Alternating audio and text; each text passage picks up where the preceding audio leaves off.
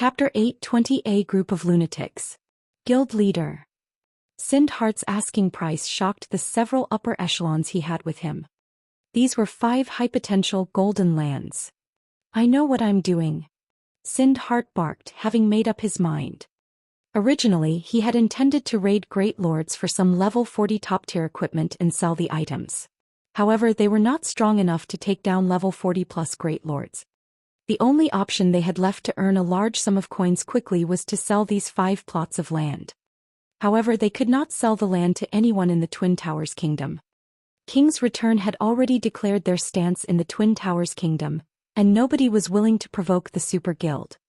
However, with Zero Wing's strength, even a super first-rate guild like the Dragon Phoenix Pavilion had been forced to back down. Hence, Zero Wing should not fear King's Return at all. Moreover, only a large guild like Zero Wing had the financial strength to spend 13,000 gold. Zero Wing occupied a treasured land like the Stone Forest town.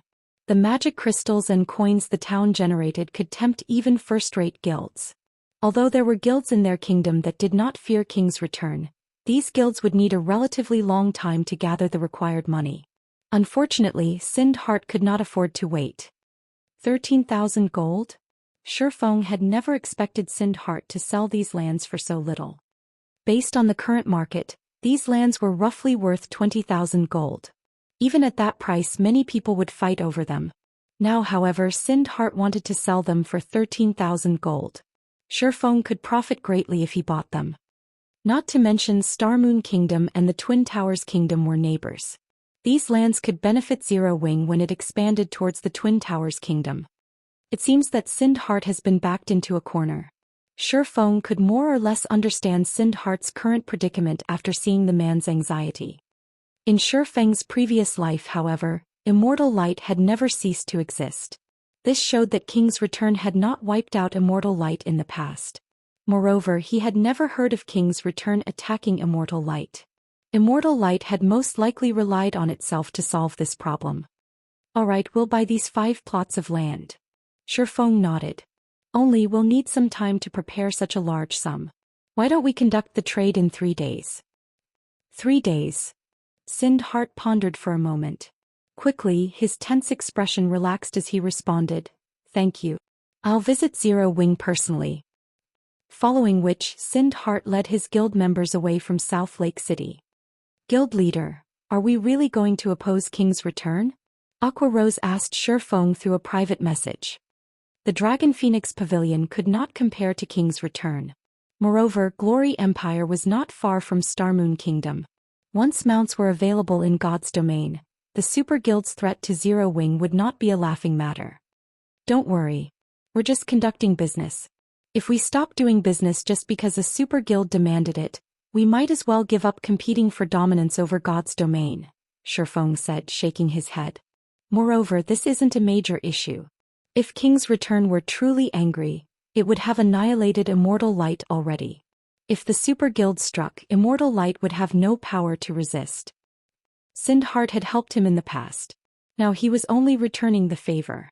Moreover, he could make a huge profit with this trade and secure Sindhart's gratitude. If Sindhart owed him a debt, he might be able to poach Sindhart into Zero Wing in the future. Why wouldn't he accept such an offer? Indeed.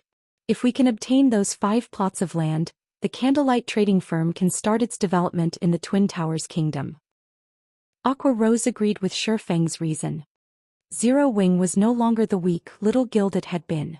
If they cowered from such a small issue, developing the guild in the future would be a problem. If King's Return truly wanted to deal with Zero Wing, it would have to consider its options carefully. The Super Guild was not powerful enough to annihilate Zero Wing in Starmoon Kingdom. Zero Wing really is amazing. They're not even afraid of King's Return? Deathwind had never imagined that Feng would agree to Sindhart's offer so decisively. For a moment he was at a loss for words.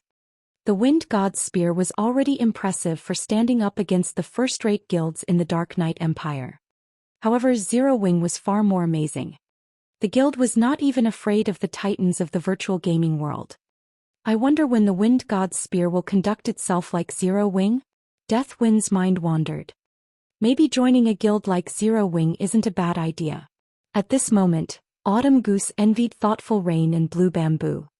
After Immortal Light departed, Feng led the team on a hunt for more Great Lords. With the coordinates Sind Heart had provided, the team quickly cleared a path towards these Great Lords. The Great Lords behind city walls were no challenge for Zero Wing's core members. The only issue they encountered was their berserk skills cooldowns. Fortunately, however, not every Great Lord required their berserk skills. For 2 days, Feng and the others spent their time either killing Great Lords or clearing a path through random monsters towards Great Lords. Time passed leisurely as they learned more about each other. Over these 2 days, their experience bars had risen rapidly due to the large mobs of monsters they killed.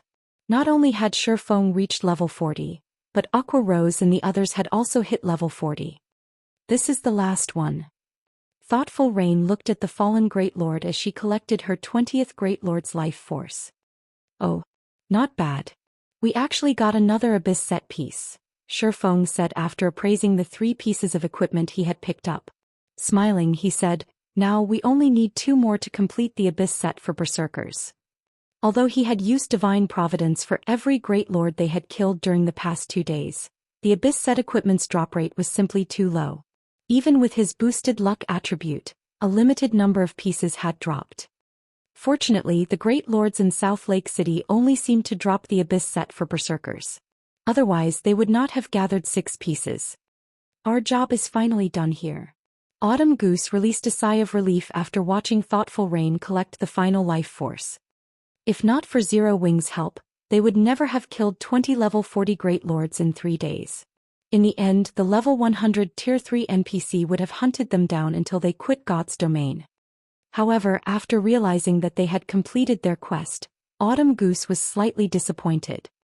While grinding monsters and raiding bosses with Feng and his team, not only had they enjoyed chatting with each other, but she had also learned several techniques from Zero Wing's core members. Now that their quest was complete, they would have to go their separate ways, and she could not help her slight reluctance. Leader, since we have completed the quest, it's time to deal with the other issue, right? Fire Dance asked as she turned to the gigantic bone dragon in the sky, a glint of excitement flashing in her eyes. The rest of the team laughed at Fire Dance's jubilance. It was definitely not their style to leave a Grand Lord alone. To avoid any unnecessary risks, they had avoided challenging the Frost Bone Dragon. Now that they had finished their main objective, however, they had to kill the Grand Lord. That's a level 45 Grand Lord you're talking about. Autumn Goose could not believe that these members from Zero Wing actually considered raiding the dragon. They were insane. How can we possibly win against that with so few people? It might have been impossible before, but it is definitely possible now, Feng said, laughing. He then retrieved a dark gold flute from his bag. Complex runes decorated the flute and it emitted a faint pressure. Chapter 821 Eudemonic Flame Tiger. Is it really possible? Autumn Goose muttered doubtfully. Chills crawled down her spine despite the Frost Bone Dragon being so far away, her instincts constantly warning her of the danger. Every time the Bone Dragon flapped its massive wings, the sounds of explosions rang through the air. Even a fool could see the difference between the Grand Lord and a mere Great Lord. The two were on entirely different levels. Feng understood this fact as well. The Frost Bone Dragon was South Lake City's final boss. Of course, it wouldn't be an easy opponent. Fortunately, however, he had 2 powerful trump cards. They still had a chance of victory. Moreover, it wouldn't be a major issue if they died. At worst, they would be teleported out of the Abyss battlefield. They would not suffer the usual death penalties. Following which, Feng played the dark gold flute, the sweet sound echoing throughout South Lake City. Roar. With a roar, a golden magic array appeared before Feng. Suddenly, a massive black tiger leaped out of the array. The massive tiger stood over 4 meters tall. Black flames covered its razor-sharp claws, exquisite black armor wrapped around its body. Just by standing there, the tiger's flames increased the surrounding temperature significantly. The ground beneath its feet melted under the scorching heat. The tiger was too hot to approach. What's that? Everyone was stunned by the sudden appearance of the black flaming beast. It's a mount, of course. Feng walked up to the giant tiger and rubbed the soft fur on its head. He was quite satisfied with his mount. Demonic Flame Tiger, Dark Gold Mount. Level 40. HP 1020 000/1 020 000. In the past, the best mount Feng had ridden was only fine gold rank. In this life, however, he had obtained a dark gold mount after killing Noya, a guardian boss in the Dark Denver. Mounts were extremely useful to players in field battles, especially a dark gold mount. Even a bronze mount already possessed certain combat capabilities, assisting players in battle. After reaching dark gold rank, the mount was the equivalent of a chieftain of the same level. Although a chieftain might not be anything to a top-tier expert, a dark gold mount's true power did not lie in its damage-dealing abilities. Such a thing was only useful to ordinary players. The true value of a dark gold mount lay in its support skills. Having a dark gold mount was the equivalent of having a player with support skills by one's side. Sure enough, a dark gold mount's skills are very powerful. Feng was slightly surprised after he examined the Demonic Flame Tiger's skill menu. A level 40 fine gold mount only had 2 support skills. One was single target skill while the other was an AoE skill. However, a level 40 dark gold mount had 3 support skills, with one being a single target skill and the other 2 being AoE skills. Synergy, passive skill. While within 100 yards of the Demonic Flame Tiger, all attributes of owner increase by 10%. Battle Roar. The Demonic Flame Tiger releases a deafening roar. All allies within 20 yards experience a 20% damage increase, movement speed increased by 20%, and attack speed increased by 30% for 10 minutes. Cooldown 30 minutes. Dark Blessing. All allies within 20 yards gain 100 points of magic resistance, 20% damage reduction, and all attributes increased by 10% for 30 minutes. Cooldown 10 hours. These 3 skills alone could raise the strength of the entire team by a huge margin. This was the value of dark gold mounts. A mount. Everyone's jaws dropped when they heard Feng's explanation. This can't be true, right? The Demonic Flame Tiger before them looked absolutely stunning. Moreover, they felt a heavy pressure from it. Based on its HP, it should be at least as powerful as a chieftain. A monster like the Demonic Flame Tiger could even serve as the boss in a party dungeon, yet such a powerful monster was actually a mount. This shattered any knowledge they had about mounts. What rank is this mount? Secret Silver. Fine Gold. Everyone nearly drooled as they stared at the Demonic Flame Tiger. With its imposing might and its majestic appearance, the Demonic Tiger would be the center of attention regardless of where it was. It's just dark gold rank, Feng said as he tapped the Demonic Flame Tiger's front paw. The Demonic Tiger obediently bent down before Feng, its dignified behavior vanishing. Feng's team members shot him a disdainful glare. It's just dark gold rank?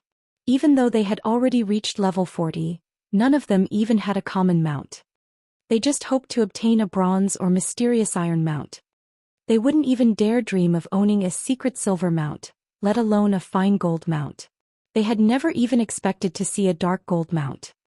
After we leave the battlefield, I must find my own dark gold mount to show off. Blackie declared as he drooled over the Demonic Flame Tiger that was the size of a small house. He could not help but fantasize about riding his own Demonic Tiger down White River City's streets. He would be the object of everyone's envy. Just the thought gave him chills. The other team members nodded in agreement. The horses one could buy in cities were garbage compared to the Demonic Flame Tiger. Only a mount like the Demonic Flame Tiger could be considered a real mount. This is not the time for this. Everyone head to your appointed locations. Aqua, cast Song of Sprites on me, Feng commanded. The epic-ranked staff Song of Beatrice he had previously given Aqua Rose had a very powerful skill, the Song of Sprites. It could amplify the effects of a specific spell.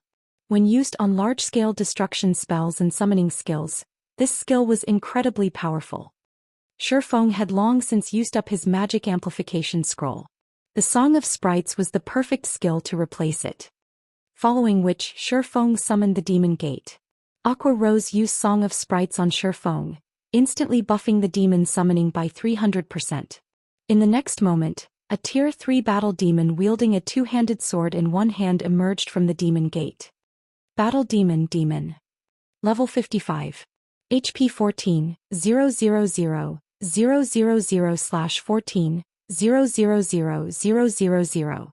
It was a success.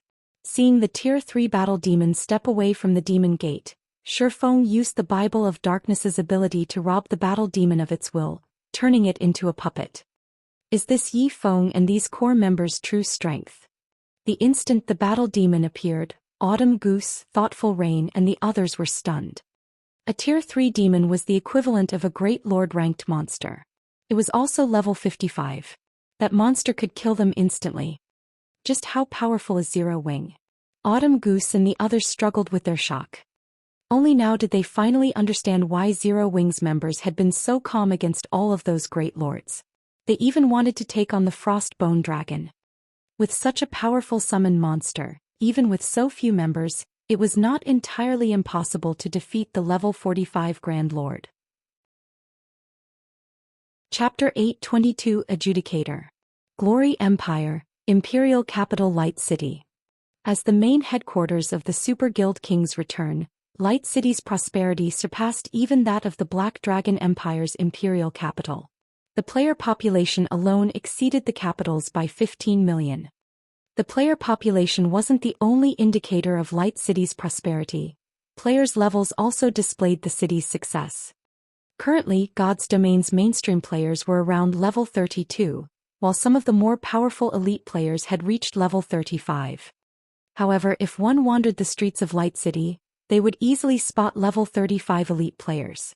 From time to time, one would also notice level 36 or level 37 independent players. The capital cities of various kingdoms and ordinary empires could not hold a candle to Light City. The reason behind the high levels of Light City's players was none other than the Super Guild King's return.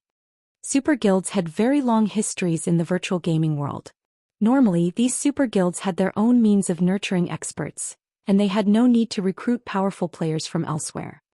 Moreover, the experts who enjoyed Super Guild's nurturing would always rank as the top rookies of the year in the virtual gaming world, instantly becoming well-known experts. Their personal value would soar by several times. Countless players held this long-cherished dream of gaining overnight fame and riches.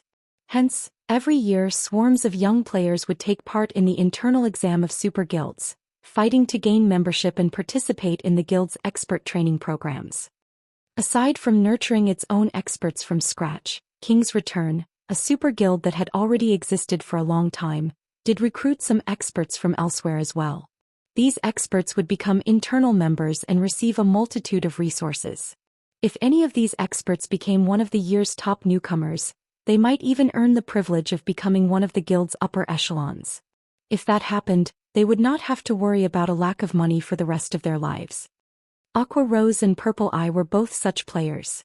However, they had chosen their own paths. Hence, after finishing their training and paying a certain price, they left their super guild. Meanwhile, King's Return was once again recruiting experts. Hence, many players throughout God's Domain had come to Light City, hoping to join King's Return. There was no lack of expert players among the crowd. Currently, many players were lined up inside King's Return's guild residence, giving the place a lively atmosphere. However, when two men entered the guild residence's main hall, the room fell silent, every gaze shifting towards these two people. Of these two, one was a middle-aged man wearing black armor. He also carried a great sword with inscribed runes, a chill radiating from the weapon. This man was a level 38 berserker. A handsome younger man stood beside the berserker with an unruly temperament. The young man carried a staff made of sapphire crystal and wore a set of gray mage robes. Faint arcs of gray electricity surrounded his body. This man was a level 38 elementalist. Even in the entire Glory Empire, these people's level could rank at the very top. Isn't that the Thunder Sword Broken City? I actually get to meet one of King's Return's upper echelons. I'm so lucky today. The person beside Broken City seems to be the newly promoted adjudicator of King's Return, Hell Fiend. I never thought that he would be so handsome. I wonder if he has a girlfriend? Immediately, the various players in the main hall fell into heated discussions among themselves, reverence filling their eyes as they gazed at the two latest arrivals. Every one of these players dreamed of joining the ranks of King's Return's upper echelons or obtaining the title of the guild's Adjudicator one day. Fiend, in particular, had obtained the position of King's Return's Adjudicator at such a young age. This had been unheard of in the Super Guild's long history. Generally, experts could become an Adjudicator only after many years of arduous training. The title should be out of the reach of a rookie like Fiend, yet the youth had managed to obtain it. Under the crowd's watchful eye, Broken City and Fiend walked into a small meeting room. A man in a black cloak had been waiting in the meeting room for quite some time. When this man noticed the two people enter the room, he immediately stood to welcome them. "Hand me the files and items. Also, give me a summary of the situation," Broken City commanded gruffly. "Understood," the cloaked man nodded. He then handed over a box and a folder before saying, "Originally, the plan had proceeded quite smoothly. However, Sind Heart encountered Zero Wing's upper echelons. Moreover, Zero Wing's people agreed to Sind Heart's offer, and they are willing to purchase the 5 plots of land. Sind Heart will be to Zero Wing to complete the trade today." "Do those people from Zero Wing not know about our warning?" Fiend asked coldly, frowning. Sind Heart had taken the initiative to reveal the situation to them. However, Zero Wing agreed to the purchase on the spot as if King's Return means nothing to them, the cloaked man reported anxiously, sweat beading on his forehead as he felt the weight of Fiend's gaze. "Ping. Zero Wing is taking us too lightly." Rage flashed in Fiend's eyes as he slammed his staff into the ground, cracking it. "There is no reason to be anxious. They have yet to conduct the trade, so we still have time to do something about it. I'll have someone send Zero Wing's guild leader a light warning. I believe Zero Wing will make the right choice," Broken City said, chuckling. "If Zero Wing truly refuses to listen, it won't be too late for us to act." "I understand, Uncle Broken," Fiend said as he suppressed the rage in his heart. To him, this matter was of utmost importance. If Zero Wing dared to interfere, he did not mind annihilating the upstart guild. Elsewhere, Feng directed his team's battle preparations. "Fire Flying Miner, lure the surrounding monsters to us.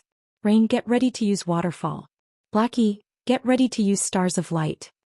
After Feng summoned the Tier 3 battle demon, he did not rush to take on the Frostbone Dragon. A level 45 Grand Lord was simply too powerful for current players. Furthermore, the slightest mistake while the team fought inside a monster next could result in a team wipe. Clearing the surrounding monsters was a must, particularly when facing a guardian boss like the Frostbone Dragon. All guardian bosses possessed a similar ability, Life Devour.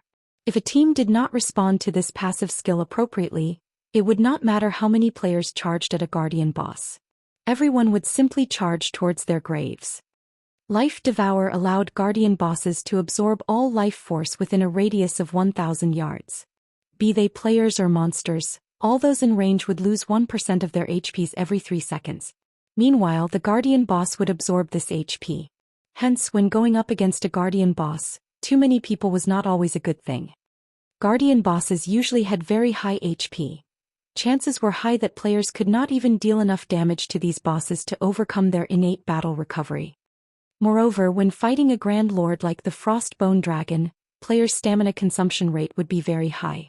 They could not afford to fight a battle of attrition against such bosses. In the end, players would die from exhaustion. Finally, after over an hour, Feng's team managed to clear all of the monsters within the Frostbone Dragon's range of activity. "Move out." Following which, Feng directed the battle demon to charge at the Frostbone Dragon. He also activated the demonic Flame Tiger's Battle Roar and Dark Blessing. Immediately, the entire team's attributes and magic resistance rose by a large margin. Chapter 823, Monster Level Battle. Groar. When the battle demon was within 200 yards of the boss, the Frostbone Dragon sensed the demon's presence. As it released a furious roar, the Grand Lord flapped its massive bone wings. The generated gust prevented the battle demon from approaching. Before the wind came to an end, the Frostbone Dragon stretched open its jaws. Suddenly, a storm broke out, covering a 200-yard radius, and a seemingly endless amount of mana gathered in the Bone Dragon's mouth. Damn it, it's using dragon breath. Realizing what he was seeing, Feng hurriedly shouted, "Everyone, get away from the bone dragon's front." Feng's command confused Aqua Rose and the others. They were currently over 300 yards away from the Grand Lord. At such a distance, the bone dragon's attack should not be a threat. However, seeing at Feng's anxious expression, the Zero Wing team did not dare to be careless as they rushed to the sides. Due to Battle Roar and Dark Blessing, everyone's attributes had received a significant boost. Their movement speeds had also increased massively. In the end, they managed to move just as the mana in the Grand Lord's mouth reached a critical level. Before the team could relax, however, they suddenly felt a chill from behind them, and they could not help their shivers. Instantly, a beam of white light devoured the buildings behind them. How is this possible? Aqua Rose could not believe her eyes. The 600-yard stretch before the frost bone dragon had transformed into a frozen tundra. Had they not dodged the breath attack in time, they would have lost their lives. How can a Grand Lord be so powerful? The crowd gasped collectively. With such a wide and long-ranged AoE attack, even an army of 10,000 players would die instantly. Alright, snap out of it. Let the battle demon pin the frost bone dragon down. Everyone else, attack from the dragon's sides.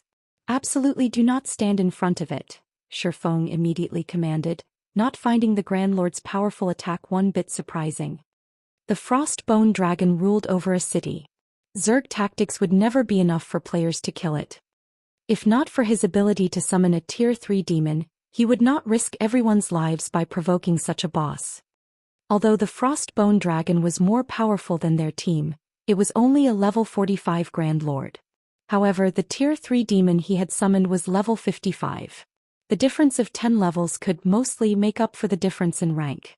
Even if he could not exert the Tier 3 demon's full strength, he could use it to pin the boss down.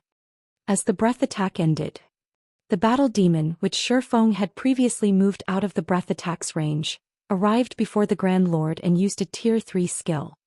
Round Flash. Countless flashes of light appeared around the bone dragon's skull until the monster's head was hidden behind a dazzling silver glow.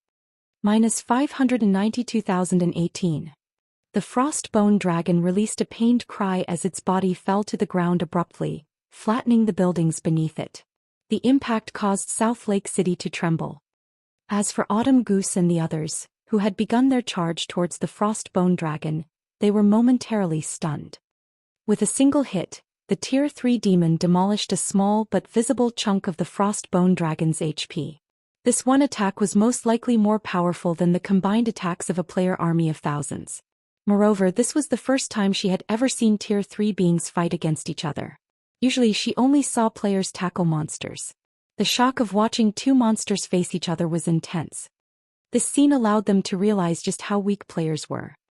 Compared to this great battle, their previous battles were practically child's play. Before the frost bone dragon, which towered over 100 meters tall, any player would seem insignificant. The mental pressure the Grand Lord exerted stole their breath. Don't stop. We've entered its frost domain. As long as we remain inside this domain, our stamina will decrease rapidly. Even if we don't move, our stamina will decrease. We need to hurry and get rid of the bone dragon before our stamina runs out. Feng reminded his team as he glanced at Autumn Goose, Thoughtful Rain, and the others who had stopped moving due to shock. Notify me immediately if any of you run out of stamina during the battle. Yes. Everyone nodded as they regained their focus. Against such a boss, Aqua Rose and the other core members of Zero Wing fared relatively well. After all, they had raided a Grand Lord before. Only the Frost Bone Dragon was significantly more powerful than that Grand Lord. However, this was the first time Autumn Goose, Death Wind, Gunfire, Thoughtful Rain, and Blue Bamboo had faced a Grand Lord. Fighting against such an oppressive pressure and bathing in such frigid killing intent, even moving became a struggle for them. It would be a miracle if they could even exert 50% or 60% of their usual strength. How can a Grand Lord be so terrifying? Autumn Goose's heart pounded as she watched the bone dragon's mountain-like body. She then looked at Fire Dance and the others, who appeared almost unfazed and were still charging towards the Grand Lord, and she smiled bitterly. Back in the Wind God's Spear, she had always pursued adventure and excitement. However, compared to the Frostbone Dragon, those adventures had been a walk in the park. This Grand Lord's might was overpowering enough that she felt incredibly powerless.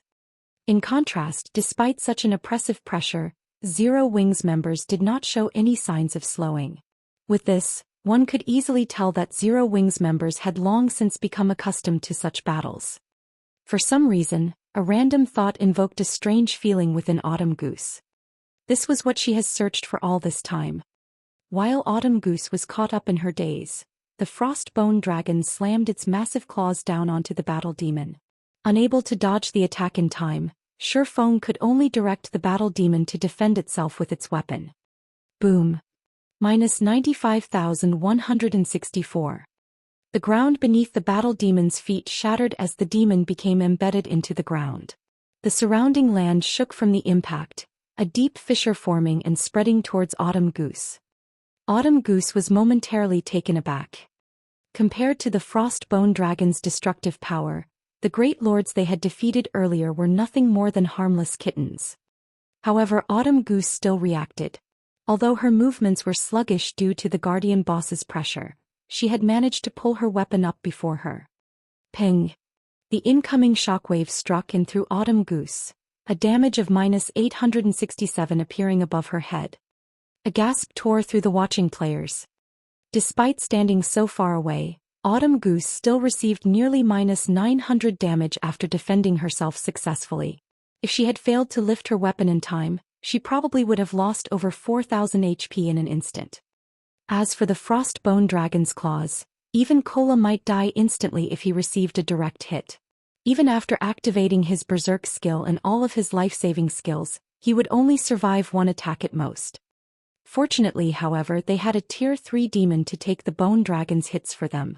Otherwise, they wouldn't have any chance of surviving against the Grand Lord. Feng simply smiled at everyone's reaction.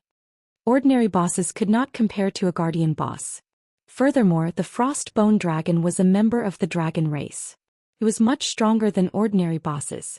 Even if Kola reached level 45, he could not tank this boss by himself. At the very least, they needed 3 MTs of equal caliber to handle the Frostbone Dragon. This should be far enough. Feng arrived beside the Bone Dragon and raised the Abyssal Blade. He swung the magic weapon down on the Grand Lord. Abyssal Curse. Chapter 824. Super Large-Scale Destruction Spell. Seal. Feng shouted low. Suddenly, a massive, black magic array appeared beneath the Frostbone Dragon's feet. Even with its gigantic body, the magic array enveloped the Grand Lord, and an endless stream of black fog penetrated the Bone Dragon's body, slowly corroding it. Roar. The Frostbone Dragon struggled, trying to break free from the array's bindings, but no matter how hard it fought, it could not expel the black fog from its body. Everyone on the team immediately used their most powerful skills against the Frostbone Dragon. Lifting his spear, Gunfire leaped into the air and used Beheaded. Ping! Although the Frostbone Dragon had received the attack without any resistance, when Gunfire's attack struck the Grand Lord's white bone, it felt as if he had just hit a solid wall. Not only did the attack fail to cause any external damage, but the resulting vibration also inflicted pain to his own hand. His attack had only caused slightly over -700 damage. What kind of defense is this? Horror filled Autumn Goose as she stared at the damage. No matter what was said or done, Gunfire was one of the top-ranking experts in the Wind God's Spear. He was very well equipped. Even against all those great lords prior to this fight, his beheaded skill always dealt around -2000 damage. Now, however, even after receiving a significant boost to his attributes, his beheaded had only caused around -700 damage. The Frostbone Dragon's defense had to be more than double that of the previous Great Lords. Meanwhile, the Frostbone Dragon had 64 million HP. With its battle recovery alone, it could regenerate 640,000 HP every second. Not to mention, since the battle had begun, the Grand Lord had been absorbing 1% of their HP every 3 seconds. With such a powerful recovery, even 100 continuously attacking Gunfires would barely scratch the Frostbone Dragon. They would be no threat to the Grand Lord at all. Fire Dance then jumped up from the Frostbone Dragon's right, landing on the Grand Lord's spine, instantly executing Absolute Strike. However, when Thousand Transformations, which was even sharper than the Sacred Sword Killing Ray, cut at the pearly white bone, the short sword only dug 3 centimeters deep into the bone before coming to a halt. -14,489. Why is there such a huge difference in defense? Fire Dance frowned. Absolute Strike was her most powerful burst skill, yet even after a critical hit, the skill only dealt over -10,000 damage. At this rate, they would die from exhaustion before they could kill the Frostbone Dragon. If this was already the case for Fire Dance, there was no need to mention how little the others could do against the Frostbone Dragon. Everyone's most powerful skills had only managed to deal around -4,000 damage to the Grand Lord. Only after including Feng's damage did the team barely deal enough to overcome the Frostbone Dragon's recovery. At this rate, they would need to fight for 5 or 6 hours to kill the Grand Lord. Unfortunately, it would be a miracle if everyone's stamina lasted for 10 minutes. As for the Battle Demon, although it was very strong, the Frostbone Dragon easily blocked the majority of its attacks. It had barely any opportunities to damage the Grand Lord. 2 seconds after Feng activated Abyssal Curse, the Frostbone Dragon's wings shuddered as it broke free from the magic array.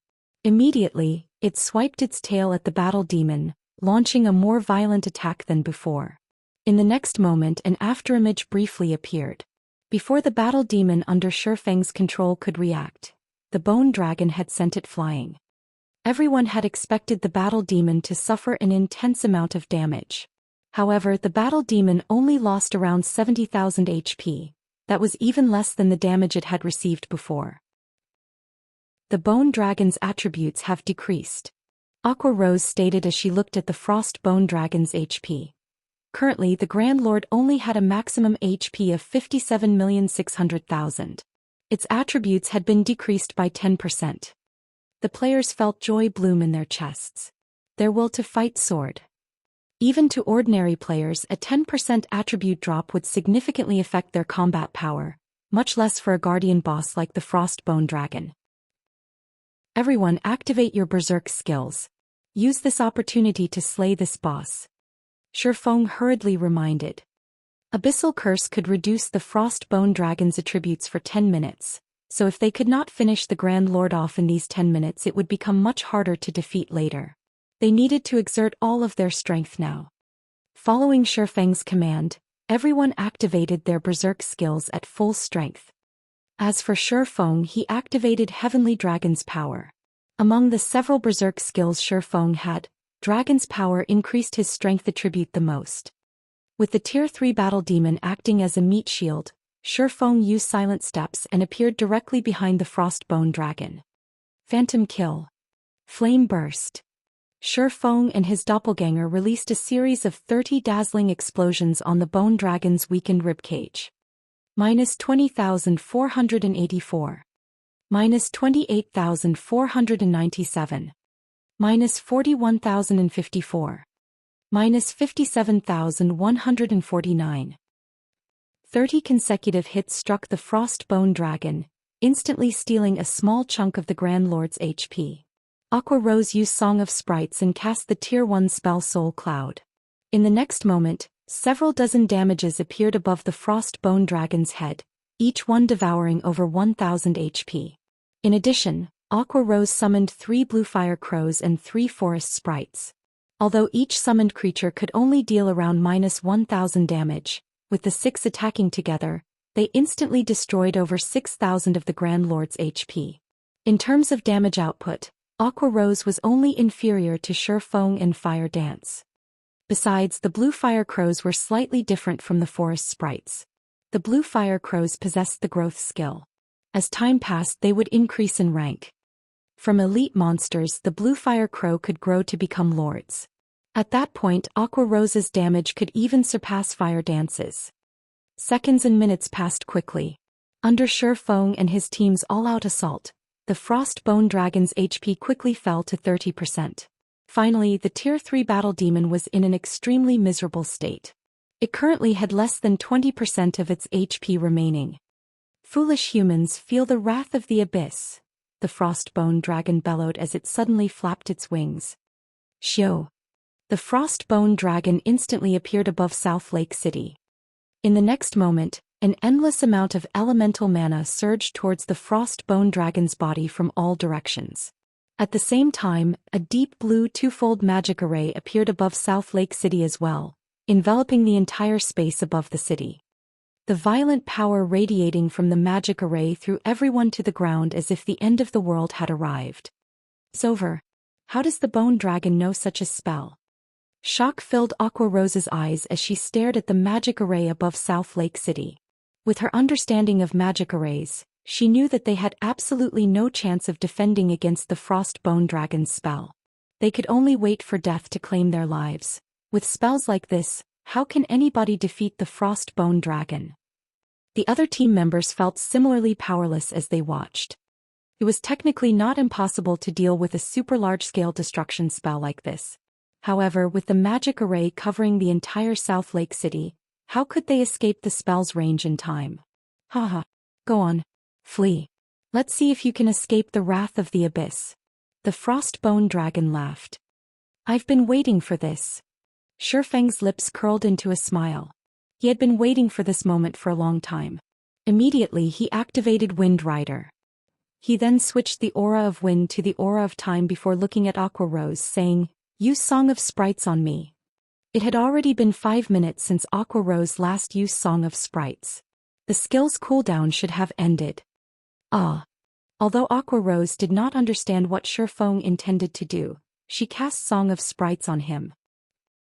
Feng then flew towards the Frostbone Dragon, which was still in the process of gathering and condensing mana. Absolute Time. This was Feng's final trump card against the Frostbone Dragon.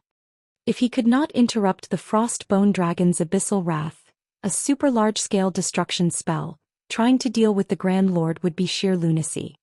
Immediately, with the Frostbone Dragon as the center, the space within a radius of 300 yards froze.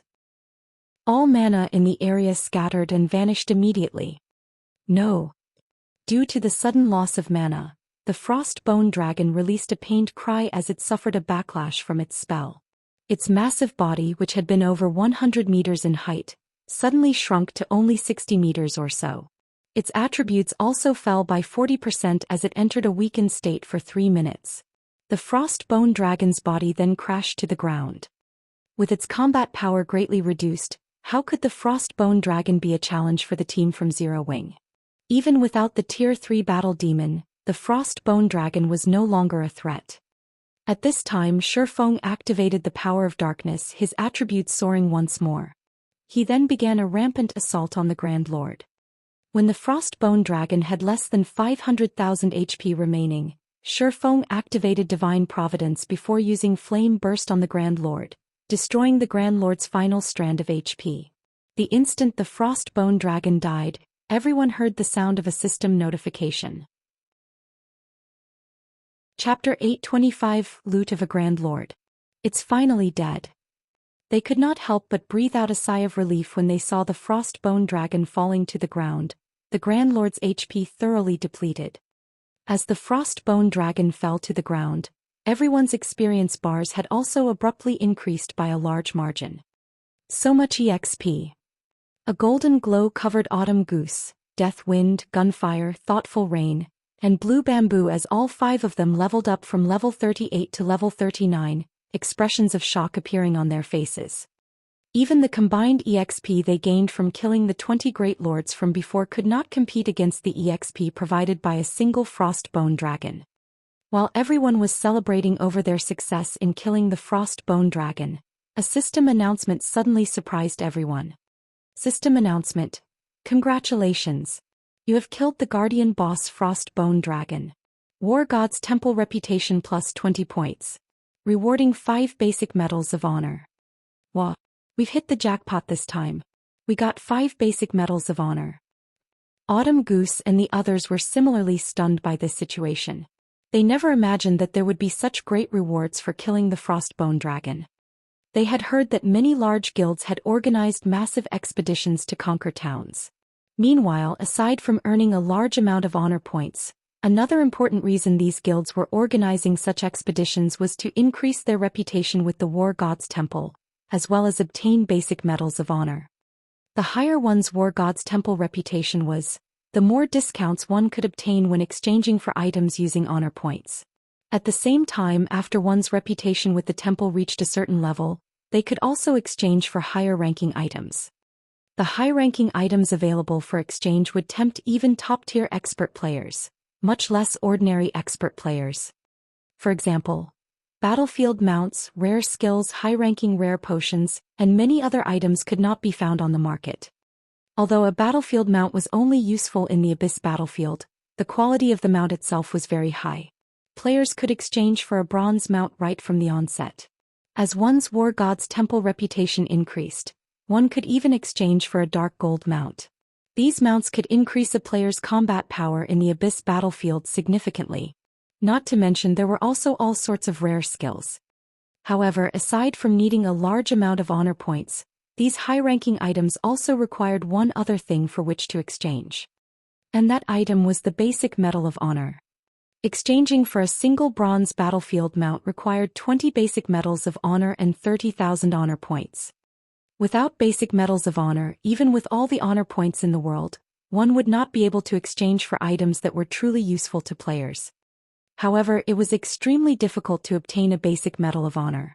From the knowledge they gained through the research done over the past few days, for players who participated in capturing a town there was only a single basic medal of honor awarded. Now each of them had obtained 5 medals. That was equivalent to capturing 5 towns. If one wanted to exchange for a bronze mount, they'd need to capture a total of 20 towns. Capturing a town was easier said than done. Unlike the outside world, once players died in the Abyss battlefield, they had to wait until the next day to enter the battlefield again. Hence, one's life was essential in the Abyss battlefield. To avoid death, players would usually act carefully and spend a long time raiding a single town. However, there were currently no bronze mounts being sold on the market at all. Only a single common mount was for sale, which cost 40 gold. Even if someone were selling a bronze mount, it would cost several hundred gold at the very least. How could ordinary players possibly afford to purchase one? Consequently, if one wanted to experience riding a bronze mount, this was the fastest method to do so. In the Abyss battlefield mounts were slightly more powerful than normal mounts. Not only were they faster, but their combat power was also higher by a single rank. Just a fine gold battlefield mount could already rival a chieftain of the same level, while dark gold battlefield mounts could rival a lord of the same level. With such a mount, players could obtain honor points in the Abyss battlefield more easily in the future. While everyone was feeling ecstatic over their unexpected harvest, Feng had appraised all the items dropped by the Frost Bone Dragon. Although the Frost Bone Dragon had only dropped 5 items, every piece was either a top-tier weapon or equipment. Big brother Feng, looking at how happy you are, just what kind of items did the boss drop? Hurry up and share them with us. Don't just keep them to yourself. Blue Bamboo became exceedingly curious when she saw the smile on Feng's face. This was the first time she had raided a Grand Lord. Moreover, there was also a rumor going around in the outside world saying that Grand Lords had a chance of dropping epic items. Nothing much. I'm just happy because we managed to complete the Abyss set. Aside from that, the boss has also dropped a level 40 dark gold ranked shield, a level 40 dark gold ranked ring, and a pair of growth type gloves, Feng said, laughing. He then shared the details of the shield and ring through the team chat. Frostbone shield, dark gold rank. Level 40, level 45. Equipment requirement. Strength 500. Defense plus 2720, level 40. Block rate 37%. Strength plus 43, endurance plus 51. Ice resistance plus 10. Evasion plus 10. Weakens damage received from the front by 20%. Every time shield is struck, 10% of damage will be converted into user's defense. Up to a maximum of 2000 defense can be converted. Maximum HP increased by 10%. Additional skill dash. Frost Body. Becomes immune to all damage coming from the front for 4 seconds. Cooldown, 5 minutes. The defense on this shield is especially high. Just the defense on this shield alone is already a match for my total defense. Aqua Rose was dumbstruck after seeing the attributes of the Frost Bone shield. The Divine Blue Fire Shield Cola was currently using only had 1,950 defense. However, the total defense the Frost Bone Shield could provide was 4,720 points. Not to mention the shield itself also had a passive damage reduction skill and an active skill that provided pseudo-invulnerability.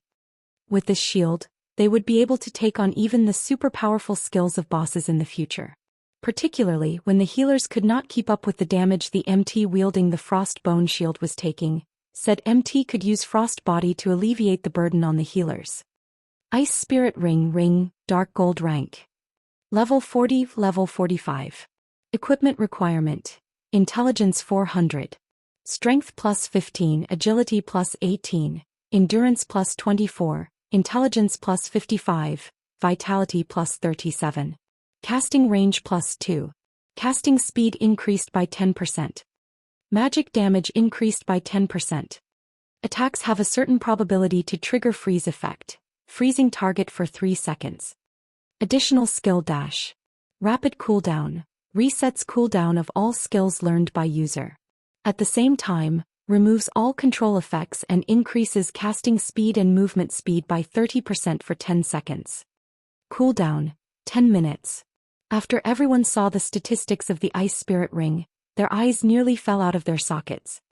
With this ring, a magical class's damage output would increase by at least 20%.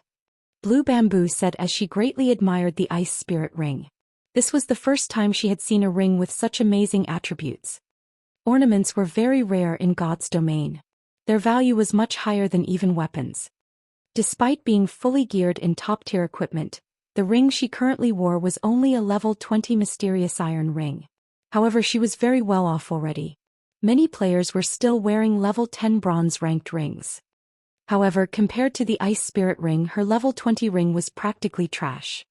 Don't get too excited. Whether it is the shield or the ring, the value of these two items most likely cannot be compared to this pair of gloves. Feng then shared the stats for the gloves with everyone. Chapter 826. Background of the Number 1 Guild. Growth Type Equipment. Everyone looked at the image that was releasing a faint white glow. There were many divine runes carved on the pair of gloves. There was also a small dark blue magic array etched on the back of the gloves, with a light blue bead embedded in the middle of the magic array. Frost Gloves, Cloth Armor, Bronze rank. Level 40, Level 90. Defense plus 348, Level 40. Intelligence plus 26. Vitality plus 22. Endurance plus 21. Additional passive skill dash. Force Chant. While casting, there is a 5% chance to cast Tier 1 or below spells instantly. Additional active skill dash. Frost Breath. Deals 500% magic damage in a cone to enemies within 30 yards and freezes all targets hit for 5 seconds, and then reduces their movement speed and attack speed by 40% for 15 seconds. Cooldown 1 hour. Gloves that had once been worn by the Frost King with frost beads embedded on the gloves, which were sealed by the Frost King, and are unable to display their full power. To lift the Frost King's 5-layered seal, a large amount of EXP is needed to be absorbed. Removing the first seal requires 300 million EXP. The upgrade requirement of this equipment sure is rough. Just the first seal requires 300 million EXP. Blackie raised his brows. This much EXP was enough to allow current ordinary players to level up once. Moreover, this was only the first seal. There would still be 4 more seals after this one. Needless to say, the following seals would surely have higher requirements. But the skills of this piece of equipment are amazing. It is capable of instant casting Tier 1 spells. Only the chances are a little too low. The AoE control skill, on the other hand, is quite good. With these two skills together, this pair of gloves would not lose out to any dark gold equipment, Aqua Rose commented. When Feng heard everyone's unbiased evaluations, he could not help but shake his head and laugh, saying, "Do you guys think that removing the seals will only improve the equipment's basic attributes? This is growth type equipment. It can be upgraded into epic rank if you remove all of the seals. Whether it is the basic attributes of the gloves or its skills, both will gradually improve along with the undoing of the seals. Dark gold equipment definitely cannot compare to something like this." This is epic equipment? Everyone was surprised. Zero Wing's core members had a profound understanding of just how powerful epic items were. Compared to epic equipment, dark gold equipment was practically garbage. The two were on entirely different levels. Even just equipping a single epic weapon or equipment could instantly increase a player's combat power by a large margin, unlike dark gold equipment, where multiple pieces were required to display their advantages. So this is epic equipment? Autumn Goose and the others were momentarily at a loss for words when they looked at the frost gloves. While they were still at the stage of being joyful over getting a piece of dark gold equipment after defeating a great lord, Zero Wing had already set its sights on epic equipment. Over time, the gap between them and Thoughtful Rain would unquestionably grow increasingly larger. Following which, Feng held an internal auction between the members of Zero Wing. This scene caused Autumn Goose, Deathwind and Gunfire to grow exceedingly envious. They never imagined that, even for such powerful equipment, Zero Wing was willing to distribute them through an internal auction. In other guilds, such equipment was usually distributed based on the team leader's designation. In the end, the Frost Bone Shield was won by Yi Wumian, while Thoughtful Rain obtained the Frost Ring. This outcome greatly surprised Thoughtful Rain. Of course, part of the reason for such a result was because the other magical class members of the team had all set their sights on the Frost Gloves. Unfortunately, the gloves were still won by Aqua Rose in the end. After completing the equipment distribution, everyone teleported out of the Abyss battlefield together.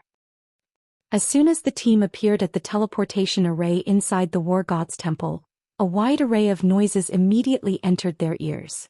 Players recruiting for team members filled the War God's Temple. After just being away for a few days, the War God's Temple had undergone tremendous changes. Currently, players crowded the main hall of the War God's Temple. The levels of the players here as well had undergone significant changes. Originally, level 30 players were considered mainstream. Now, however, the majority of the players present in the main hall were around level 32. Among them, there was no lack of level 34 or 35 independent players. Also, these players were all relatively well equipped. However, shortly after Feng and the others appeared, the entire main hall went silent. Practically everyone within the building had shifted their gazes towards Feng's group. Aren't they Zero Wing's upper echelons? Damn, they're the real deal. As expected of the top-tier experts of Star Moon Kingdom. Even though I am standing so far away from them, I still can't help but shiver at the pressure they give off. Who are those three independent players beside them? All three of them are level 39. What? Level 39.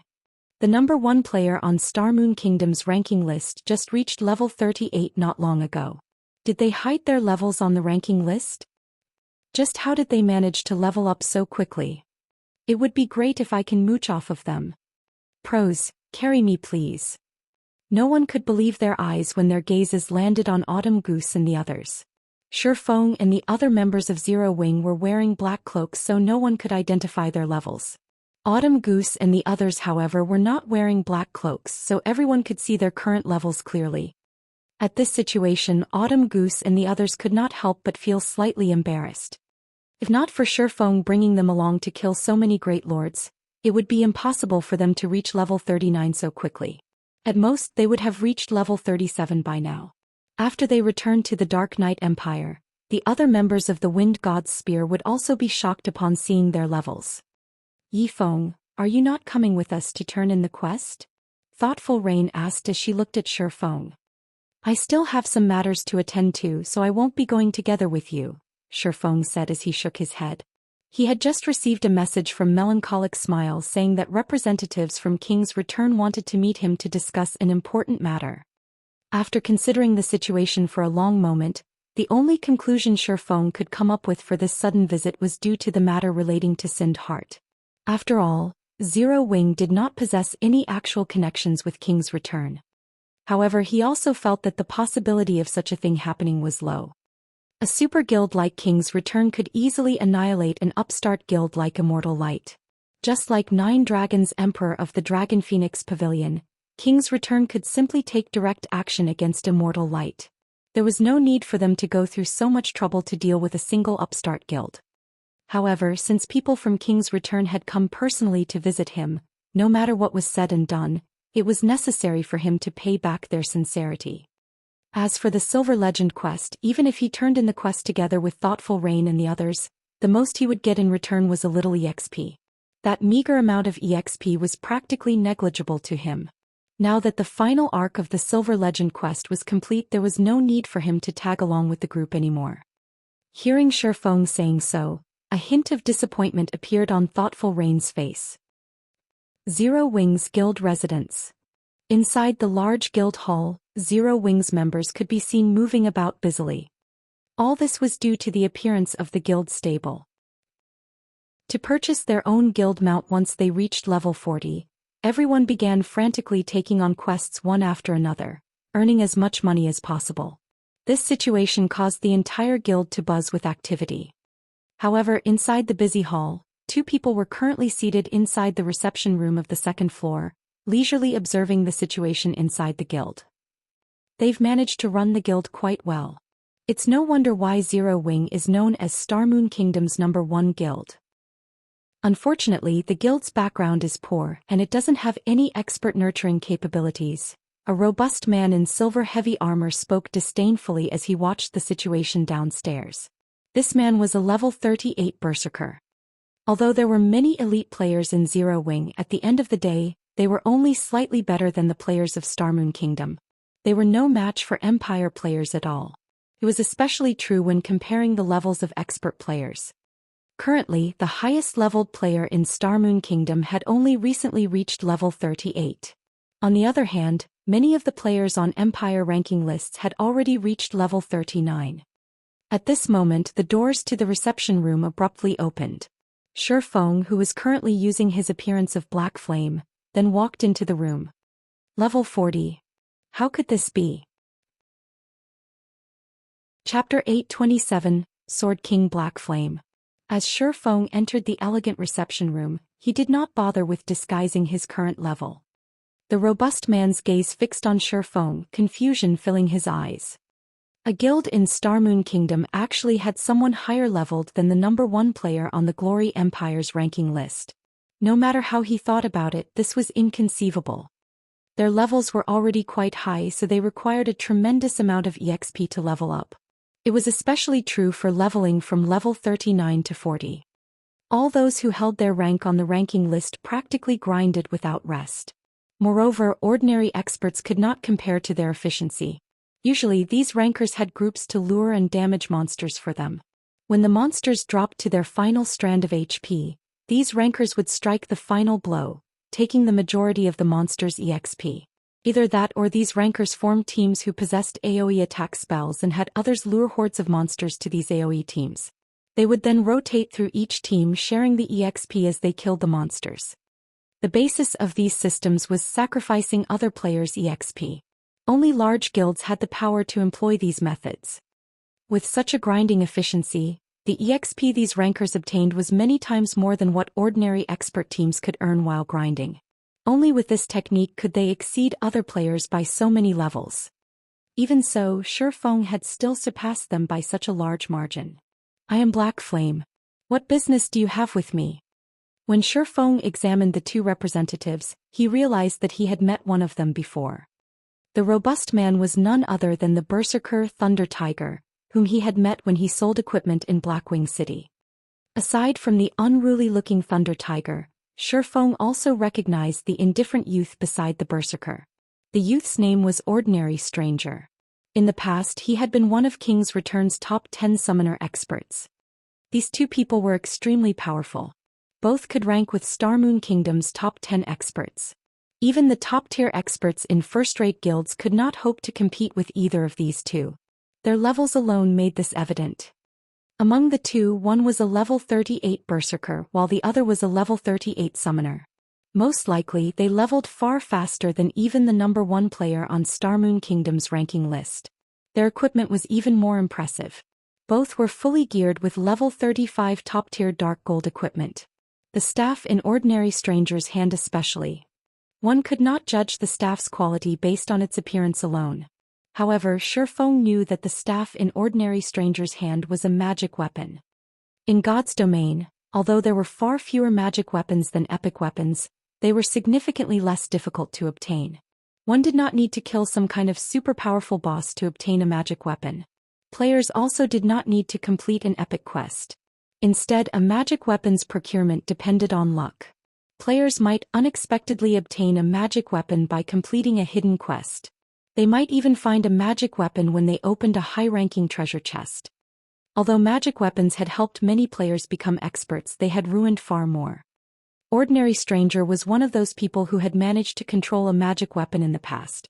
Hence, he had become one of King's Return's top-ranking experts. Otherwise, he would never have become one of the Super Guild's top 10 summoners. Hello, Guild Leader Black Flame. I am Ordinary Stranger of King's Return. My companion here is Thunder Tiger, Ordinary Stranger stated, a smile suddenly lighting his indifferent face. Although his smile contained no ill will, it looked horrifyingly forced. In truth, we have come to speak with you about a small matter. We hope that you can help us with this. Although he looked down on Zero Wing, he would show respect to a true expert. This was the 51st ranking expert on the God's Domain experts list, the Sword King Black Flame. Ordinary experts might not realize what such a rank implied, but as an expert from a super guild, Ordinary Stranger understood what it meant. The fact that Feng had earned the 51st rank told him that the man had already reached the Void Realm. He was many times stronger than either of them. If a fight broke out, even if they worked together, they would not be a match for Feng. After meeting Feng personally, Ordinary Stranger felt that the man had grown a lot stronger. He was particularly convinced when he saw the exquisite mold and intricate runes of the weapons hanging from Feng's waist. Although their special effects were hidden, he was certain that dark gold weapons could not compare to those two blades. Based on the rumors floating around, these two weapons could very well be epic weapons. Epic weapons. Even experts like themselves only obtained weapons like those in their dreams. Currently, only the guild's monster-level characters possessed epic items. As to whether or not those items were weapons, that was one of the guild's absolute secrets. Even they had no clue. Even a super guild like King's Return had gone to great lengths to obtain these epic items. Hence, it was truly hard to imagine that the guild leader of an upstart guild actually wielded two epic weapons. You're looking for my help? Interesting. King's Return is a super guild. Is there truly anything your guild can't do in God's domain? Feng said, laughing. Guild leader Black Flame, you jest, Ordinary Stranger said hurriedly. We really need your help with this situation. Alright, tell me, what business do you have with me? Feng waved his hand dismissively. Recently, we've heard that Zero Wing plans to buy some of Snowfield City's lands. We would like to dissuade you. In return, King's Return will provide Zero Wing with a plot of Light City's land, allowing the Candlelight trading firm to develop there, Ordinary Stranger explained. Although Snowfield City was the third largest city in the Twin Towers Kingdom, its player population could not compete with Light Cities. The difference between the two cities was simply too massive. Even an extremely ordinary plot of land in Light City was far more valuable than Snowfield City's golden lands. Can you tell me which plot of land you are offering? Feng was slightly surprised. He had never expected King's Return to be so generous. Only the extremely wealthy could afford land in imperial capitals. Moreover, even if one managed to purchase one or two plots, without the endorsement from the city's ruling guild, one's business would fail.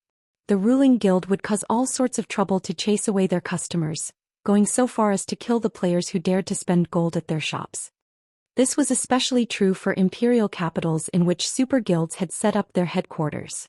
In a few years, the players within these imperial capitals would either become members of the guild, guests who had business with these super guilds, or players who supported these super guilds.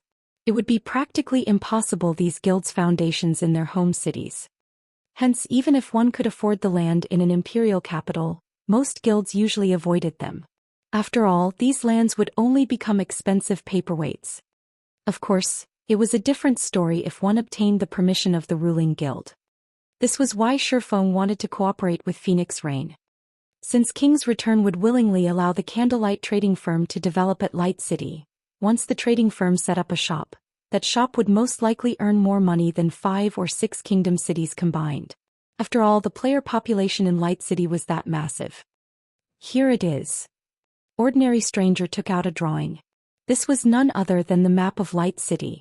A red dot had been marked on the map's top corner, representing the land for resale.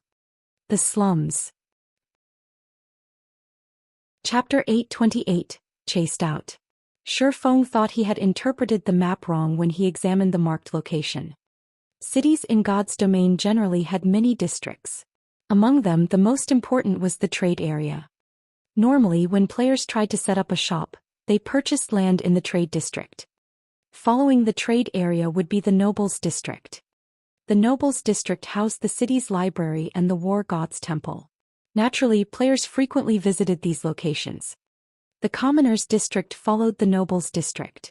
The Commoners District contained the Adventurers Association and the Underground Arena. Hence, that district enjoyed quite a bit of player traffic as well. The district with the worst traffic was the slums. There were practically no establishments in the slums that could attract players to the area. Very few players were willing to visit. Hence, in every city in God's domain, the lands in the slums there were the cheapest. Opening a shop there was no different than throwing money into the furnace.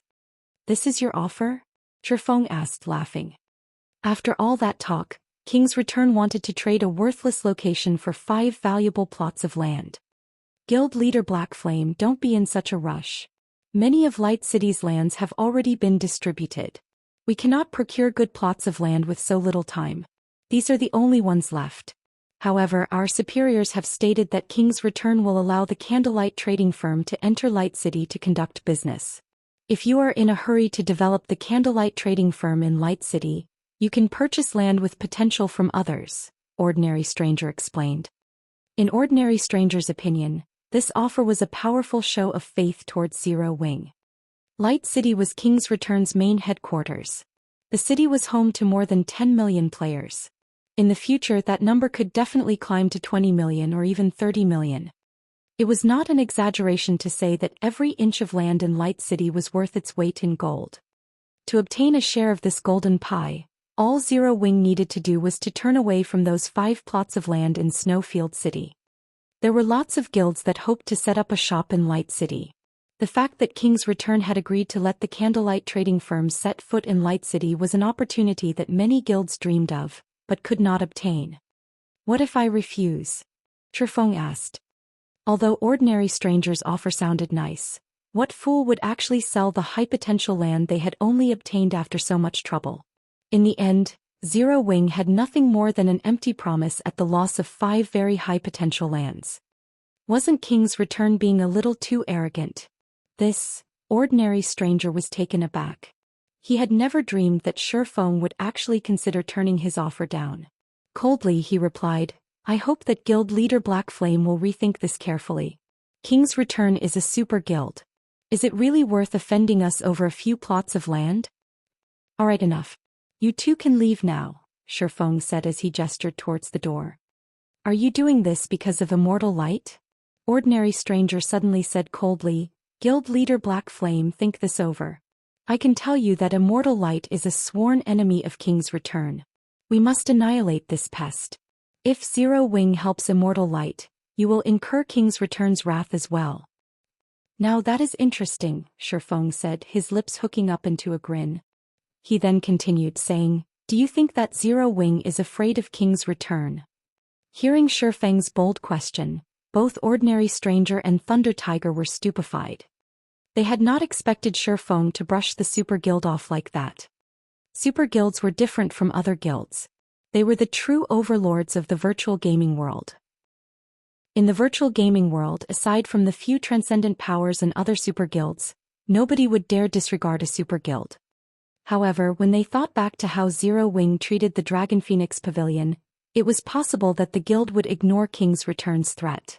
"Both of you can get lost this instant. Oh, and go back and tell your superiors this. What Zero Wing does is of no concern of King's Return. I will buy those plots of land." "You can be certain of that," Feng declared, a frosty glint flashing in his eyes. Sindheart had helped him many times in his previous life. Moreover, since he had already promised Sindheart to buy those lands, he would not go back on his word.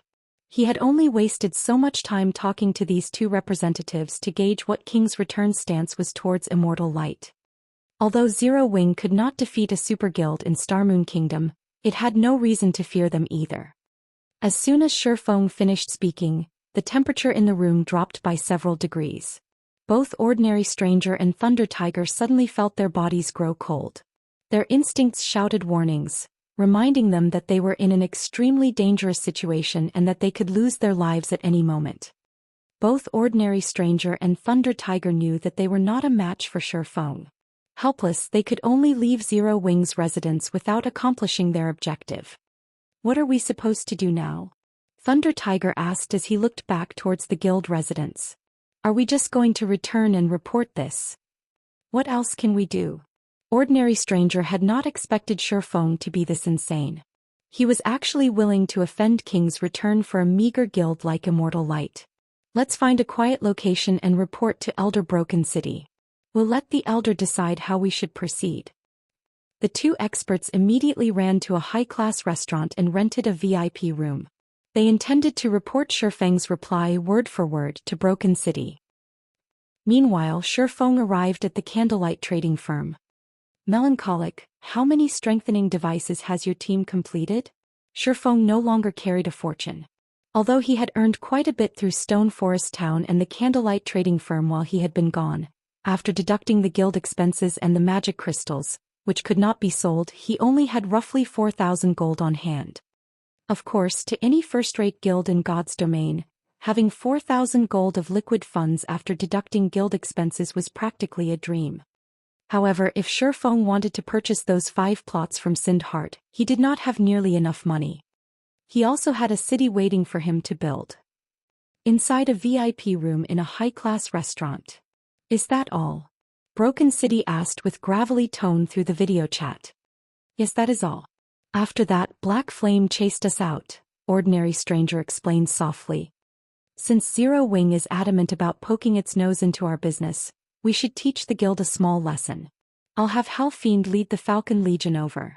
Find out where Zero Wing's core members are right now. When the time comes, we won't let any of them survive. Broken City declared before disconnecting the call. Both Ordinary Stranger and Thunder Tiger were stunned. Although they did not know why Broken City focused so heavily on a small guild like Immortal Light, sending the Falcon Legion to deal with Zero Wing was no more than making a big fuss over a small issue. The Falcon Legion was King's Return's Ace Legion.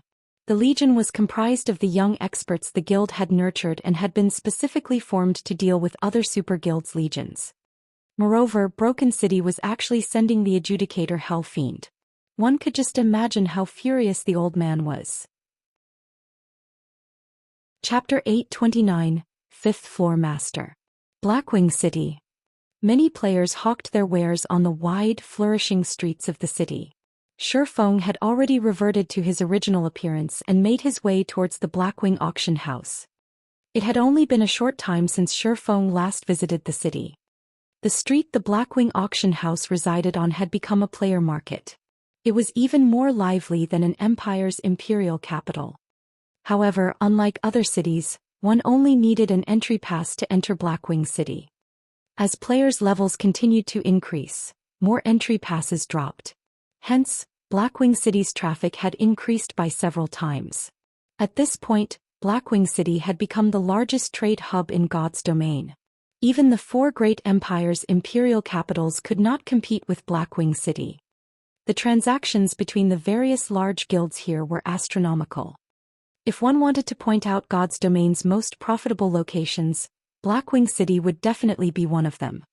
The auction house in Blackwing City was also where guilds and independent experts of various kingdoms and empires preferred to sell or purchase items. This was because those who could reach Blackwing City were either lucky individuals who had gotten their hands on an entry pass, independent experts with a certain degree of strength, or players from the various large guilds. As long as one had a valuable item, they did not need to worry about it not selling in Blackwing City. They also didn't need to worry that players could not afford their prices. Hence, many players preferred to sell their treasures at the Blackwing auction house.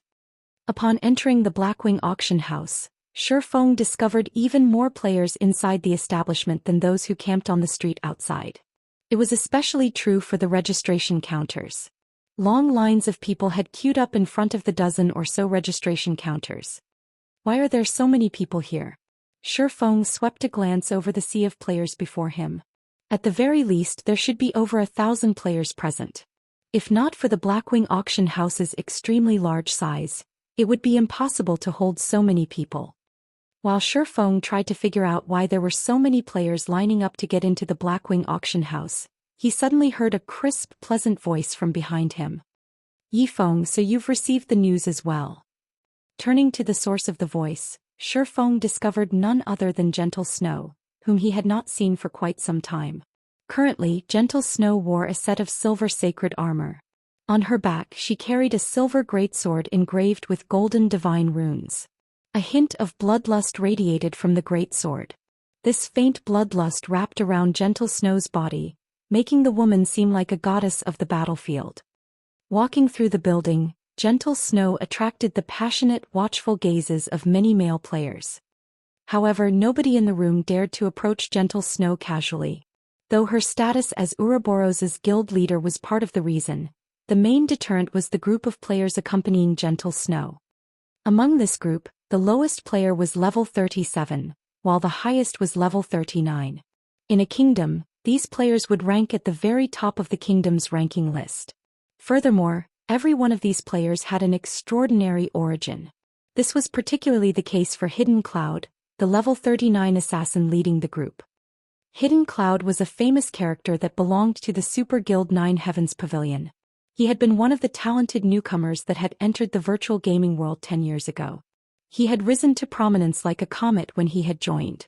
Through a relatively popular virtual reality game, he had earned numerous achievements. Afterward, the 9 Heavens Pavilion had paid an astronomical price to recruit him. Back then his appearance had shaken the virtual gaming world. Moreover, after joining the 9 Heavens Pavilion he had become the 9th floor master in just 3 years. His growth had left other super guilds speechless. There were a total of 9 floor masters in the 9 Heavens Pavilion. Each of them enjoyed an even higher status than the guild elders. They were the guild's absolute core members. The first floor master was the 9 Heavens Pavilion's guild leader. Hidden Cloud had become the spearhead of the 9 Heavens Pavilion, leading the guild through one conquest after another. By the time he joined God's Domain, he had been promoted to the rank of 5th floor master. With a super guild's high-profile individual present, who would dare try to flirt with Gentle Snow? Only those who wished to quit God's Domain or wished to start a new account would be so bold. Not only was Hidden Cloud inhumanely strong, but he was also incomparably vicious. There was once the upper echelon of a large guild who had tried to compete with a good friend of Hidden Cloud's over a woman. In the end, Hidden Cloud had wiped his guild out of existence, removing the guild from the virtual gaming world permanently. From then on, nobody ever dared to offend anyone close to Hidden Cloud. Guild leader Snow. Feng could not help his confusion as he watched the woman approach. He had not come here due to any particular news. He had only come here to earn money. Is something going on here? You don't know? Today, Blackwing City will hold its monthly auction. Incredibly rare items will be available for bidding. I have heard that there is a possibility that epic items will make an appearance, Gentle Snow informed him, somewhat surprised by Feng's reaction. The man before her was one of Zero Wing's core upper echelons. Although news of the monthly auction had only been announced today with Zero Wing's capabilities, it should have received this information. So that is what is going on. Realization dawned on Feng. The end of the month was indeed approaching. Near the end of every month, Blackwing City randomly held a large-scale auction. Not only would NPCs sell large numbers of rare items during this auction, but players could also put their items up for sale. However, the handling fees were slightly higher. If one sold ordinary rare items during this auction, they would not walk away with any profit. On the other hand, if one sold extremely rare items, they could make a fortune. Feng was ecstatic about this discovery. He never expected this coincidence. Before teleporting to Blackwing City, Feng had retrieved 5,000 strengthening devices from Melancholic Smile. These strengthening devices were the culmination of several days of Melancholic Smile and her team's hard work. The magic crystals the few of them had spent during this period would even astound a first-rate guild. The current market value for magic crystals was 24 silver each. However, that was only true if one purchased them in bulk. Purchased individually, one would have to spend at least 25 or 26 silver. Unfortunately, magic crystals were the main material needed to manufacture strengthening devices. The other materials were very cheap. Fortunately, magic crystals were not a problem for Zero Wing right now. The magic crystals Feng had won from the Glorious Lions battle team alone were enough to supply Zero Wing's needs for a relatively long time. They also had the magic crystals earned from Stone Forest Town. Snow, is this person your friend? Hidden Cloud asked, his expression darkening as he examined Feng. Let me introduce you. This is Yi Feng from Zero Wing. Gentle Snow nodded. She then looked towards Feng and introduced Hidden Cloud, saying, "This is Hidden Cloud from the Nine Heavens Pavilion. He is also a good friend of my elder brother." Before Feng could offer a greeting, he felt a very clear hint of killing intent from Hidden Cloud. Although Hidden Cloud had hidden it very well, once one reached Feng's standard, hiding killing intent was impossible unless one held absolutely no ill will. However, this killing intent vanished as suddenly as it had appeared. It was as if this killing intent had never existed. Was I mistaken? Feng could not help but turn to the smiling Hidden Cloud. Chapter 830, Beginning of Fame. So you're the rumored Yi Feng. Hidden Cloud, with his tanned skin, a robust body, and a slightly evil air about him, wore a slightly surprised expression as he looked at Feng. The majority of God's Domain's players were completely clueless about what had happened in the Dark Arena. Not to mention, matches were held in the Dark Arena every day, making it even more difficult for people to follow a single battle team. To a super guild upper echelon like Hidden Cloud, however, there was no need to pay attention to the Dark Arena's ordinary experts. He was only interested in those who could leave an impression. Someone like Feng in particular, who had defeated a famous old monster like Sirius, would catch his attention even if he wanted to avoid information on this expert. After all, his guild would remind him about such existences. Experts at Feng's standard could not be ignored. Even in super guilds, he would be a member of the top fighting force. He would be an apex expert the guild would use against its competition. They're just rumors. Feng shrugged, chuckling. Hidden Cloud was an extremely powerful expert. His history was almost considered a legend. He had debuted into the virtual gaming world at the young age of 17. He was currently 27 years old, and already he had become the Nine Heavens Pavilion's fifth-floor master. He was the target of admiration for countless young players. In the past, Hidden Cloud's achievements in God's Domain had even pushed him to his peak. After spending 5 years in God's Domain, he had gained the position of second-floor master. In the Nine Heavens Pavilion, he had been the most likely candidate to become the next first-floor master. However, Hidden Cloud's position in the Nine Heavens Pavilion had been secondary. The man himself was far more impressive. In the past, he had been one of the 10 great God-ranked assassins in God's Domain. No one throughout God's Domain had been able to stop any of his assassination attempts. Hidden Cloud's most impressive assassination had the death of a powerful upper echelon of the Flower of Seven Sins, which he had completed without any assistance. This incident had struck fear into the assassin organization and boosted the Nine Heavens Pavilion's prestige. After all, even super guilds did not dare offend a transcendental power like the Flower of Seven Sins. Many of these super guilds had suffered multiple losses at the hand of the organization. Super guilds had always suffered the Flower of Seven Sins' wrath. Never once had the organization suffered a loss of its own. The fact that Hidden Cloud had managed to defeat one of the organization's upper echelons had significantly boosted the Nine Heavens Pavilion's reputation. This incident had shocked the upper echelons of the various large guilds in God's Domain. Feng had been no exception. I had never thought that Gentle Snow knew Hidden Cloud. It seems she has a few of her own secrets. Feng glanced at the 4 people behind Hidden Cloud. These 4 were Hidden Cloud's brothers-in-arms. Every one of them was extraordinary. Even in the Dark Arena, they would be considered first-class experts. It was also thanks to these 4 people that Hidden Cloud had reached his current position so quickly. However, one thing confused Feng. If Gentle Snow was acquainted with such a powerful existence, It should have been quite easy to secure the position of Ouroboros's guild leader during the previous mutiny, so much so that if Hidden Cloud had made an appearance, Chao Qinghua and the elders backing him would have surrendered. After all, it was well known that Hidden Cloud greatly valued his relationships. He had even extinguished a large guild just to help a brother earn a woman's affections. Judging by Gentle Snow's tone and expression when she spoke to Hidden Cloud, her brother should have a very close relationship with this man. Yet, in the past, Gentle Snow had still left the virtual gaming world eventually. This was truly a mystery. While Feng pondered this riddle, Gentle Snow turned Feng and smiled, saying, "Since you've only just learned about this, you most likely haven't purchased an entry ticket, right? If you line up now, the tickets will probably sell out before you get one. Why don't you join us? You will regret it if you miss out on the auction."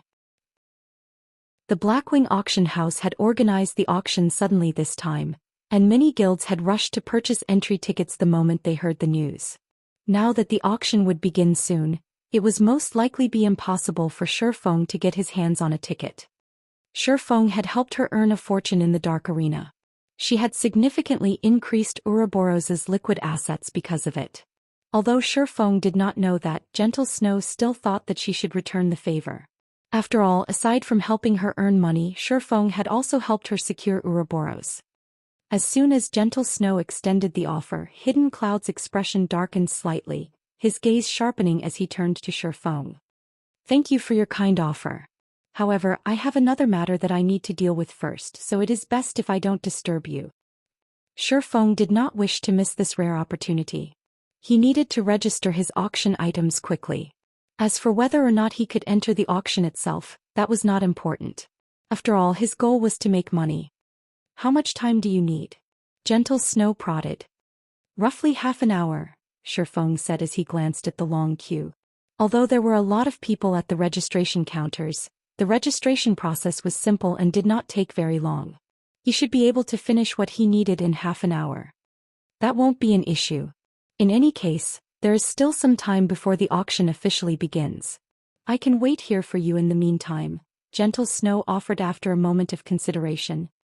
"All right, I'll try to finish as quickly as possible." Feng nodded. Since Gentle Snow was willing to accommodate him, it would be rude to continue rejecting her offer. There would certainly be many valuable items for sale at Blackwing City's monthly auction. He might be able to purchase something good if he participated. If an epic item were available, he would hit the jackpot. "It sure is difficult to invite this man," Gentle Snow sighed as she watched Feng's departing figure. This was the first time inviting someone had been so difficult. However, shortly after Feng left, Hidden Cloud secretly messaged one of his brothers, whispering, "Blaster, research that man called Yi Feng. Find out his origin. I want to know everything about him." "Boss, rest assured, I'll get it done quickly." The berserker named Blaster smiled confidently. He then began rapidly searching through the forums for all information relating to Feng. At the same time, he contacted a number of people to help him with the search. At the registration counter. After waiting for over 20 minutes, it was finally Feng's turn. "Sir, how may I be of service to you today?" the NPC female receptionist asked, smiling. "I wish to sell these items at this month's auction," Feng said as he revealed a strengthening device. "All right, please wait for a moment." The NPC receptionist received the strengthening device and began appraising it. Not all items were allowed in the auctions held in the Blackwing auction house. Items needed a certain value before being permitted. Hence, all items presented needed to undergo the system's appraisal. "I apologize for the long wait. Sir, the estimated minimum price for this item is 1 gold 40 silver. If you wish to sell this item at our auction house, we will charge you a 30% handling fee. Do you wish to put it up for auction?" The female receptionist handed the strengthening device back to Feng after she had finished. Only Blackwing City's auctions would charge a 30% handling fee. Other places charged 20% at most. Even so, Feng did not mind it. "Yes." Feng took out 2,000 strengthening devices and divided them into hundreds of auction lots, with each lot having anywhere from 1 to 100 strengthening devices. If he sold too many at once, it would only cheapen the strengthening device. The various large guilds participating in this auction should be able to stomach 2,000 devices. After dealing with the strengthening devices, Feng ran to meet Gentle Snow.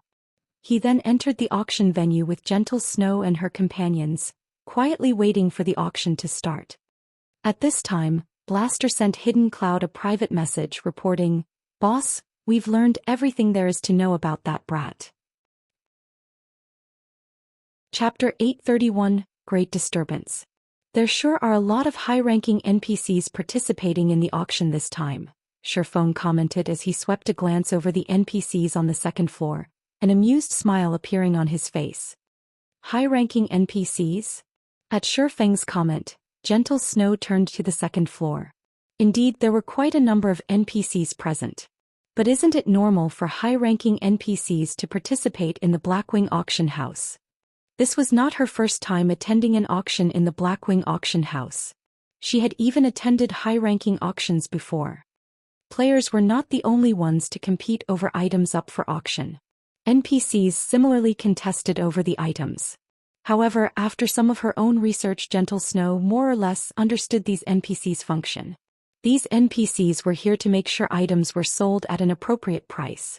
If the price players offered was too low, these NPCs would join the bidding. They would not let players take advantage of the system. At such a large auction, it was natural that more NPCs would join.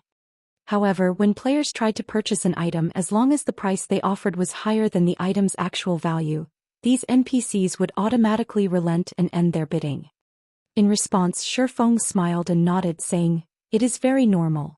Only I've never seen so many powerful NPCs attend at the same time, so I'm slightly surprised." "Tej, what about these NPCs is surprising?" Blaster commented disdainfully. The others nodded in agreement, scorn flashing in their eyes as they looked at Feng. Initially, they had thought that Feng was one of God's domain's apex experts. Now, however, it would seem that he was just a country bumpkin that had never seen the world of the great. At the end of the day, he was simply the upper echelon of an upstart guild. There was no way he could measure up to their standards. Feng simply smiled at the group's reaction, not bothering to explain. However, Gentle Snow's expression turned serious at Feng's statement as she secretly observed the NPCs on the second floor. She did not think that Feng would be surprised just because there were a lot of high-ranking NPCs present. What?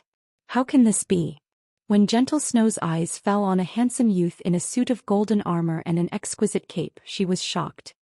Previously, she had never bothered to observe the NPCs. Now that she did, however, she discovered something astounding. When she examined the handsome youth, she could not uncover any information about him.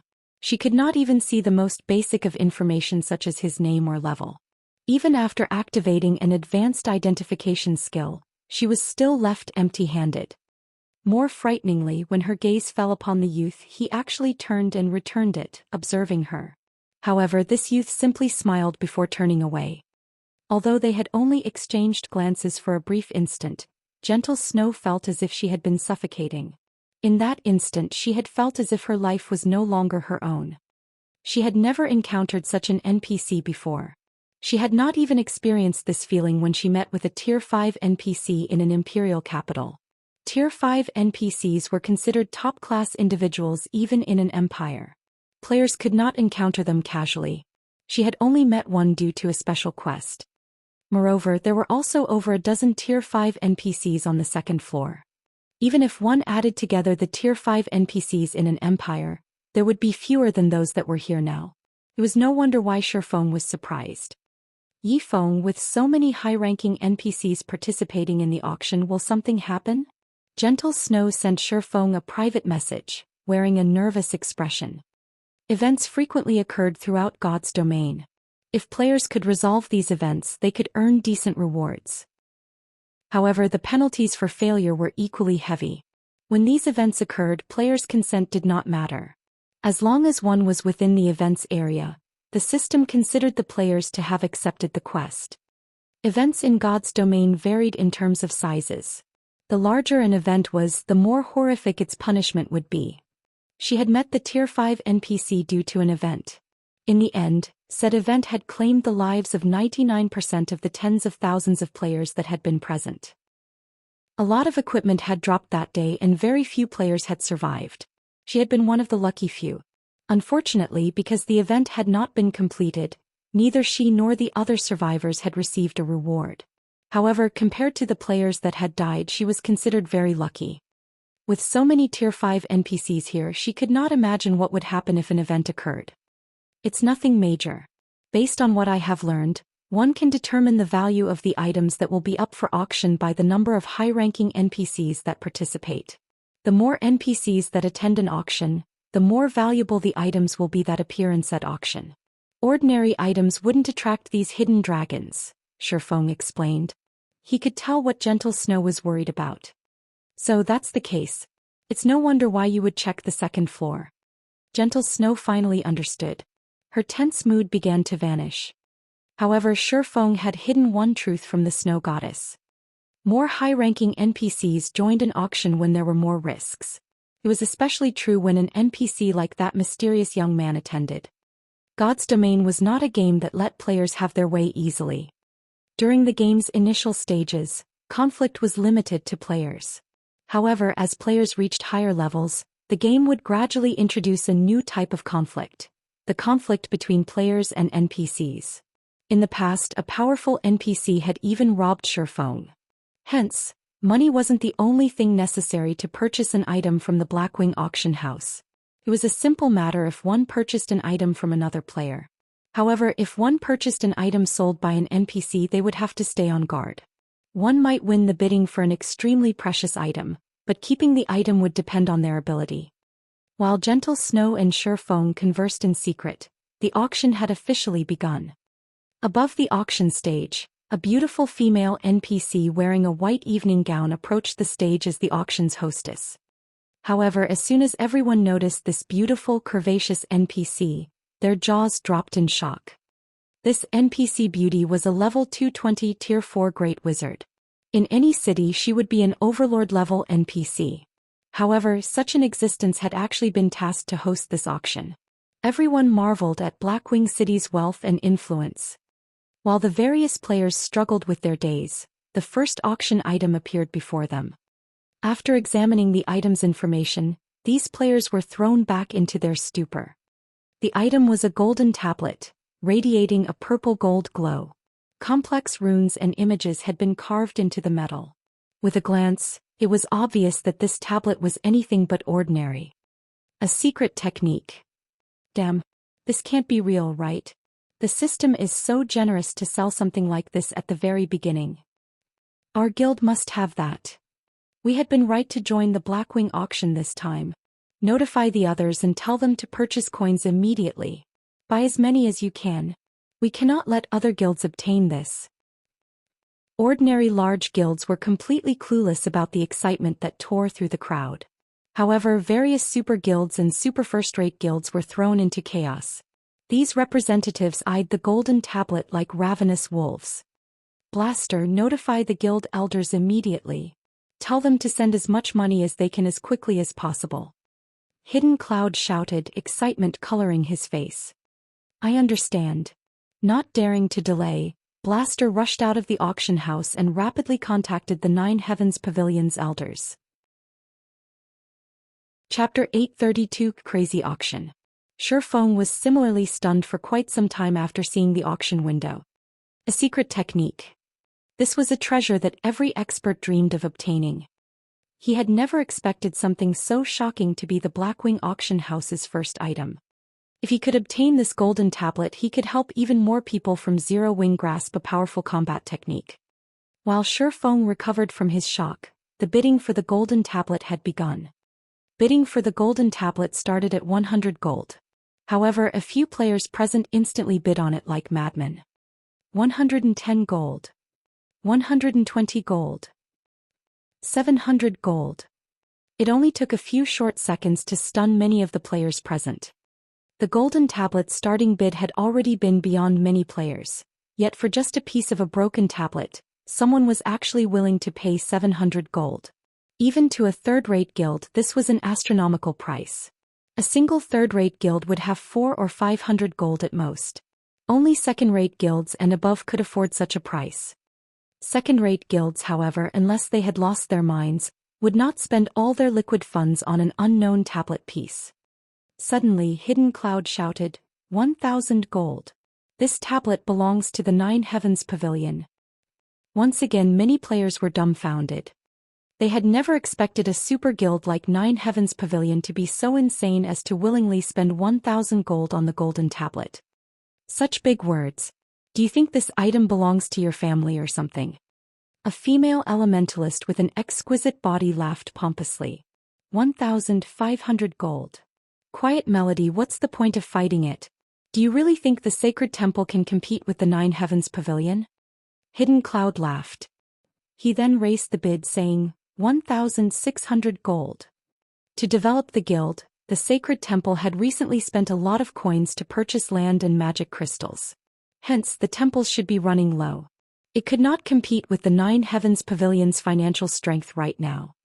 Of course, he had two goals in mind with his comment. First, he wanted Quiet Melody to retreat, while his second goal was to buy time. Hidden Cloud had not intended to pay much attention to the auction. He was mainly here to accompany Gentle Snow. Hence, he had not brought a lot of money with him. After pooling the money he and his companions had brought, they only had around 2,000 gold or so. If this were a normal auction, that would be more than enough. They could even purchase a piece of epic equipment. Now, however, it was most likely not enough to win the golden tablet. After all, that tablet was far more valuable than any single epic item. Currently, God's Domain's various super guilds searched for these tablets frantically, yet after investing so many resources and manpower, they had not found any clues leading to these items. There were no set patterns to acquiring these items.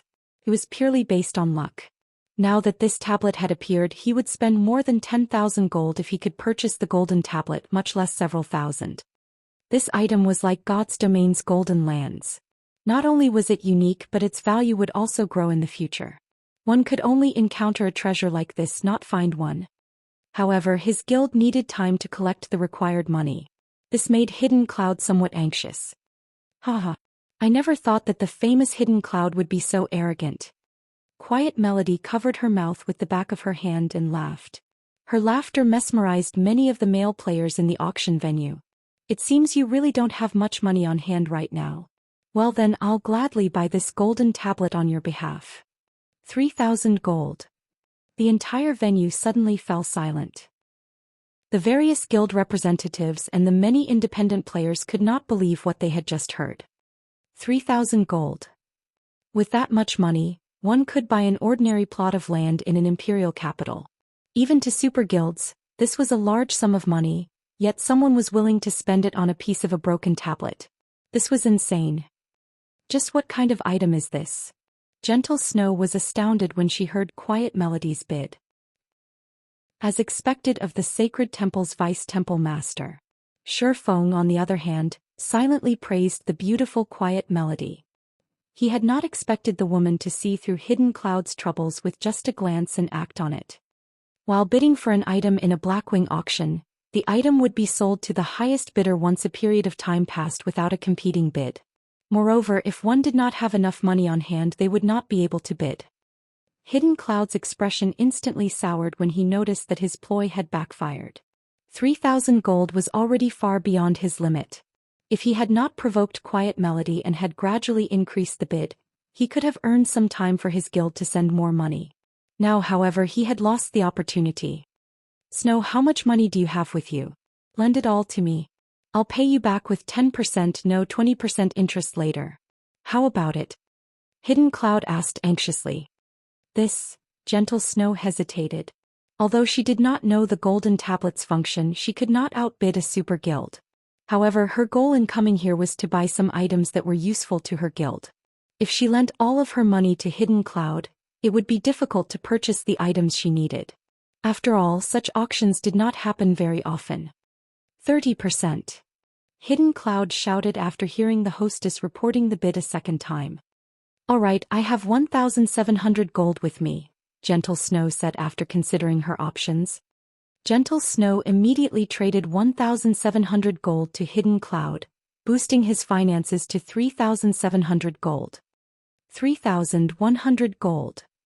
However, a few seconds after he called out this bid, Quiet Melody once more shouted, 3,200 gold.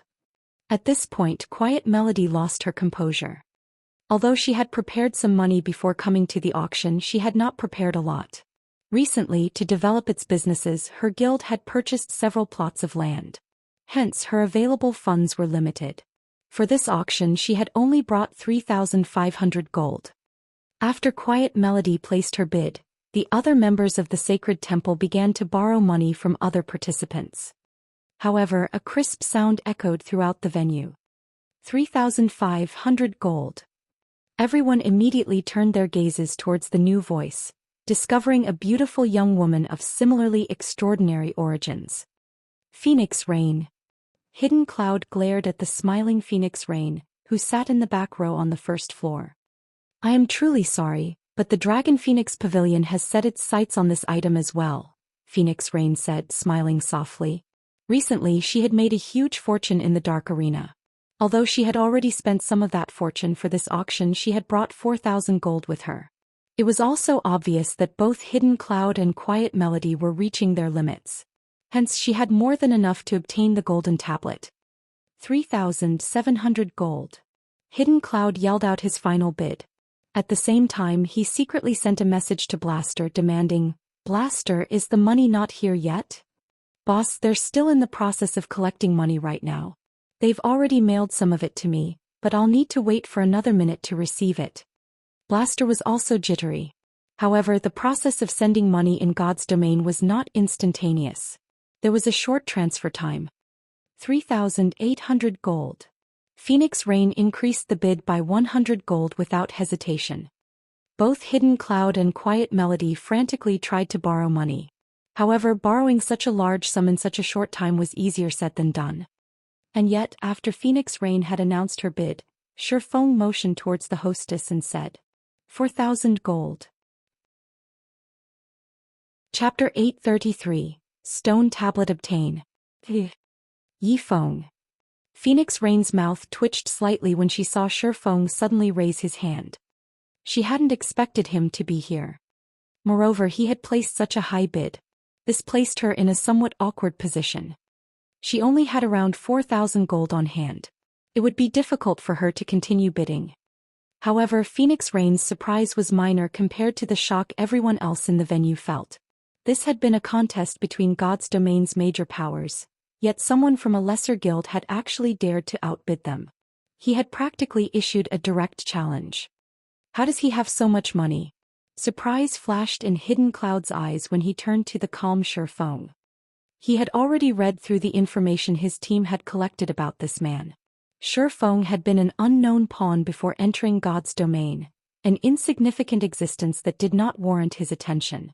However, after joining God's domain, Feng had begun to shine. During the game's early stages, he had only been well known in a town. Afterward, he had vanished from the public eye. The next time he appeared and displayed his strength was when he had helped Gentle Snow. Not only had he defeated Soaring Snake, one of Ouroboros' top experts, but he also helped Gentle Snow become the guild leader of Ouroboros. However, the match against Sirius in the Dark Arena had truly earned him fame. Nevertheless, compared to Hidden Cloud, Feng was still insignificant. Even if the swordsmen were more powerful at the end of the day, he was merely the upper echelon of a small guild. A small guild could never compete with the Nine Heavens Pavilion. The resources each guild commanded were on entirely different levels. Yet a minor character like Feng had bid 4,000 gold. Feng was even richer than he was. However, after a brief period of silence, Quiet Melody suddenly shouted, 4,500 gold. She rose the bid by 500 gold instantly. Even Feng could only smile bitterly while shaking his head. Like Phoenix Rain, he had only brought around 4,000 gold. That was a close call. Luckily, I managed to borrow some coins at the last minute. Otherwise, I really would have lost the item to Phoenix Rain. Quiet Melody revealed a relieved smile as she turned to Feng. If not for Feng raising the bid and earning her some time, she would have lost this auction. Damn it! The sacred temple is going to snatch it from us. Hidden Cloud's frustration was overwhelming as he glared at the satisfaction on Quiet Melody's face. If he obtained the golden tablet, not only would the Nine Heavens Pavilion give him the right to use the tablet first, but he would have also made a huge contribution to the guild. Moreover, with the first usage rights to the golden tablet, he could nurture a group of trustworthy experts. With those experts by his side and his contribution to the guild, he could advance his position in the pavilion. Now, however, not only did he have to hand the golden tablet over to someone else, but that person was also a longtime rival. This was far more vexing than losing the golden tablet to Phoenix Rain. Yifeng, lend me your 4,000 gold. I'll pay you back with 30% interest, Hidden Cloud asked desperately, his voice no longer carrying any hints of superiority. Feng shook his head, saying, "No, I want 50% interest." "That's going too far." Hidden Cloud growled, killing intent lacing his words. 30% is already high. If you hurry, you'll lose the 30% interest and earn yourself a powerful enemy. Emotion warmed Gentle Snow's face. She had never thought that Hidden Cloud would ever make such a threat. His desperation truly confused the Snow Goddess. Just what kind of item was this golden tablet? It had actually driven Hidden Cloud to lose his composure. At this moment, the man before her behaved nothing like the Hidden Cloud she knew. Going too far? Feng grinned.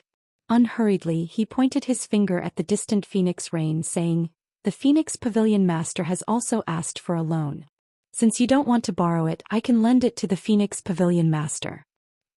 You. Furious, Hidden Cloud wanted to rage. However, when he heard the hostess smash the gavel a second time, he gritted his teeth and said, "Fine. I promise 50%. On the surface, although Hidden Cloud had agreed to Feng's conditions, he changed his view of Feng from someone who needed a warning to someone who needed to be extinguished. Once the auction was over, he would introduce Feng to despair.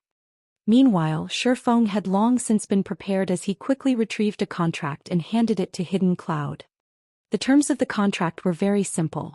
As long as Hidden Cloud signed it, he would obtain 4,000 gold. However, the assassin was required to return 6,000 gold within a day. If he violated the contract, he would have to pay Feng 3 times the amount he borrowed in credits. After Hidden Cloud examined the contract, his hatred for Feng deepened. This was the first time anyone had taken advantage of him to such a degree, yet he was powerless about it. Unfortunately, he could only swallow this humiliation and sign the contract. Immediately, an additional 4,000 gold appeared in his pockets. 7,000 gold. Hidden Cloud shouted. As these words echoed throughout the auction venue, even Quiet Melody was momentarily stunned. She couldn't believe that Hidden Cloud would be this decisive. She had only managed to gather a total of 5,100 gold. The auction would be long over by the time she gathered enough money to make a counterbid. This Feng really is hateful. Even though we are secret partners, he loaned the money to Hidden Cloud. Blue Phoenix huffed as she watched the calm Feng. I was truly blind to have thought of him as a good person. However, Phoenix Rain, who sat beside Blue Bamboo, remained silent as she seriously evaluated the distant Feng. She too had initially been angry. However, her anger quickly dissipated after she read the message Feng had sent her. The message was very simple. The golden tablet is dangerous. Although she did not know what kind of danger the golden tablet possessed, she did not think that Feng would lie to her. After all, she had a close partnership with Zero Wing. She had previously stated that after she obtained the golden tablet, she would split half of the slots to learn the secret technique with Zero Wing. This trade would benefit both sides. There was simply no reason for Feng to reject her offer. She also did not believe that Hidden Cloud would be generous enough to split any of the learning slots with anyone else. While Phoenix Rain pondered, the hostess smashed her gavel a third and final time. Congratulations to this gentleman for obtaining this tablet.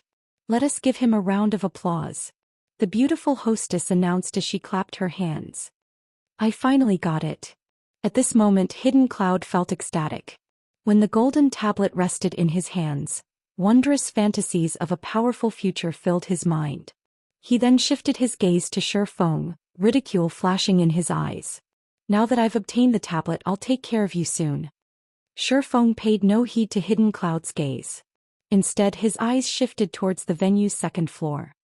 The moment Hidden Cloud obtained the golden tablet, The mysterious youth on the second floor smiled happily at the assassin. When Feng had first laid his eyes on the golden tablet, he too had wanted it for his own. However, when he shouted his bid of 4,000 gold, he had turned his attention to the second floor.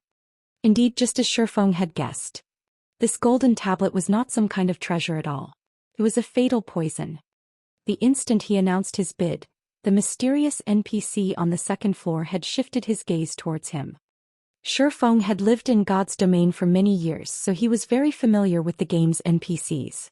He was also very familiar with the look in the youth's eyes when he turned towards him. It had not been a look of curiosity or congratulatory. He had looked at Feng as a predator looked at prey. Since the golden tablet was the youth's apparent target, Feng had dropped out of the foolish competition for it. After the first auction item sold, the venue's atmosphere grew heated. The items that appeared afterwards sold quickly one after another. However, none of these items caught Feng's attention. Ladies and gentlemen, the next auction item is a precious tool in God's domain. With this, not only can you strengthen your defense, but you can also preserve your equipment's durability. This is definitely a must-have when adventuring. The female hostess then presented the attributes of the strengthening device. When the players in the venue saw the strengthening device's attributes, they were flabbergasted and a passionate flame began to burn in their eyes. Chapter 834. Tool of Astronomical Value. There's actually such a thing in God's domain? The strengthening device was even enough to tempt gentle snow. As players reached higher levels in God's domain, battles grew increasingly intense. Against powerful monsters in particular, the burden on their equipment durability was massive. It was impossible for players to fight for extended periods in the fields. They had to return to towns frequently to repair their equipment. This limited their grinding and questing efficiency. Unfortunately, no one had found a tool in God's domain that could solve this problem. The only solution they had was to prepare several sets of equipment as temporary replacements. However, guilds simply did not have enough equipment to supply every member with multiple sets. It was especially true for top-tier equipment. Even a first-rate guild like Ouroboros had to rely on outside sources for equipment, not to mention other guilds. To make matters worse, as players faced higher-leveled monsters, equipment drop rates decreased. This had significantly slowed guilds' development. If guilds had a tool like the strengthening device, they could solve this problem. Although the strengthening device was somewhat expensive, compared to the cost of preparing one or two additional sets of top-tier equipment for a player, the strengthening device was a cheap solution. Gentle Snow wasn't the only person who had realized this. The representatives of the various large guilds also understood the value of the strengthening device. Unfortunately, only one device was up for auction right now. I wish more were up for sale, Gentle Snow sighed in disappointment. Although everyone shared her feelings, nobody held back when placing their bids. 2 gold. 2 gold 10 silver. 2 gold 30 silver. Although only one strengthening device was available, many people participated in the bidding. This was completely different from the golden tablet sale. The tablet's price would soar randomly by several hundred or thousands of gold. Small guilds simply could not afford to participate. However, they could compete for an item that only cost several gold. 5 gold. Hidden Cloud decisively raised the bid by a large margin, causing hesitation to ripple through the crowd. After all, if they call out a higher bid now, they would be challenging a super guild. They were not so desperate as to offend a super guild for a single strengthening device. Suddenly, Quiet Melody shouted, 6 gold. Melody, you think you can challenge me? Hidden Cloud sneered. He then shouted, 10 gold. Now that he had the golden tablet, the guild elders were extremely pleased with him and had marked down his contribution to the guild. Hence he was in a very good mood. Moreover, the guild had sent him the collected money. Even after paying off his debt to both Gentle Snow and Feng, he still had around 5,300 gold. He was not afraid to compete with the sacred temple in the least. When the bid reached 10 gold, everyone promptly gave up. If they bought the strengthening device for 10 gold, they would lose money rather than saving it. After a moment of thought, Gentle Snow chose to give up as well. Only a single strengthening device was up for sale. Even if she obtained it, its impact was limited. After the hostess slammed her gavel 3 times, Hidden Cloud won the strengthening device. Unfortunately, before Hidden Cloud could celebrate his victory, the hostess presented another strengthening device. Unlike before, however, she displayed a stack of 100 strengthening devices. 100 devices? Gentle Snow was momentarily stunned. Immediately, joy blossomed in her heart. 100 strengthening devices would have a far greater impact than just one. It would be of great help during large-scale team quests. 300 gold. 310 gold. 500 gold. The bids continuously increased. You want to compete with your meager wealth? Hidden Cloud laughed. If he could obtain these 100 strengthening devices, he could contribute far more to the guild. He then shouted, 700 gold. 800 gold. Phoenix Rain bid. 1,000 gold. Hidden Cloud raised the price without hesitation. 1,050 gold. Quiet Melody gnashed her teeth as she rose the bid. If she missed the opportunity to purchase these strengthening devices, who knew when she would get another? 1,200 gold. Hidden Cloud leisurely raised the price once more. Even to a super guild, 1,200 gold was not a small amount of money. In the end, both Quiet Melody and Phoenix Rain could only relent. However, nobody could have expected that, after this stack of strengthening devices sold, a stack of 10 strengthening devices would appear on the screen. Damn. Is the system playing with us? Can't they just tell us how many strengthening devices will be up for auction? Although the various large guild representatives were excited that the strengthening device had appeared again, they also felt helpless. After all, who knew if this stack of strengthening devices would be the last available? For a time, everyone participated in another bidding war for the strengthening devices. As one strengthening device after another sold, Feng's elation grew. In the end, all 2,000 strengthening devices had been purchased with an average price of 10 gold. After deducting the 30% handling fees, Feng earned a total of 14,518 gold. This was far more than he had initially expected. With this money, he would have no problem purchasing the 5 plots of land in Snowfield City. After the auction concluded, players began to filter out of the auction house. Boss, we really hit it big this time. Not only did you get the golden tablet, but you also bought plenty of strengthening devices. It won't be long before you secure the position of the 4th floor master. Blaster whispered his congratulations. It's still too soon to celebrate.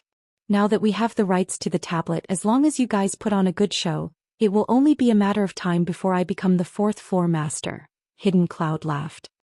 He then shifted his gaze towards Feng, who walked alongside Gentle Snow, and said quietly, but that Feng cannot stay. He swindled 2,000 gold out of me. He is looking to die. Send someone to keep an eye on him. Once I'm done dealing with the golden tablet, I'll teach him that it is not that easy to earn my money. Boss, rest assured, my men are already following him. He won't escape, Blaster reported as he patted his chest. He could only feel sorry for the swordsman. Throughout God's domain, there were very few people Hidden Cloud could not kill. He had even recently obtained an excellent dagger. The weapon was practically a nightmare for Hidden Cloud's targets. Just as Hidden Cloud and the others left the Blackwing auction house, everything on the street froze. What's going on?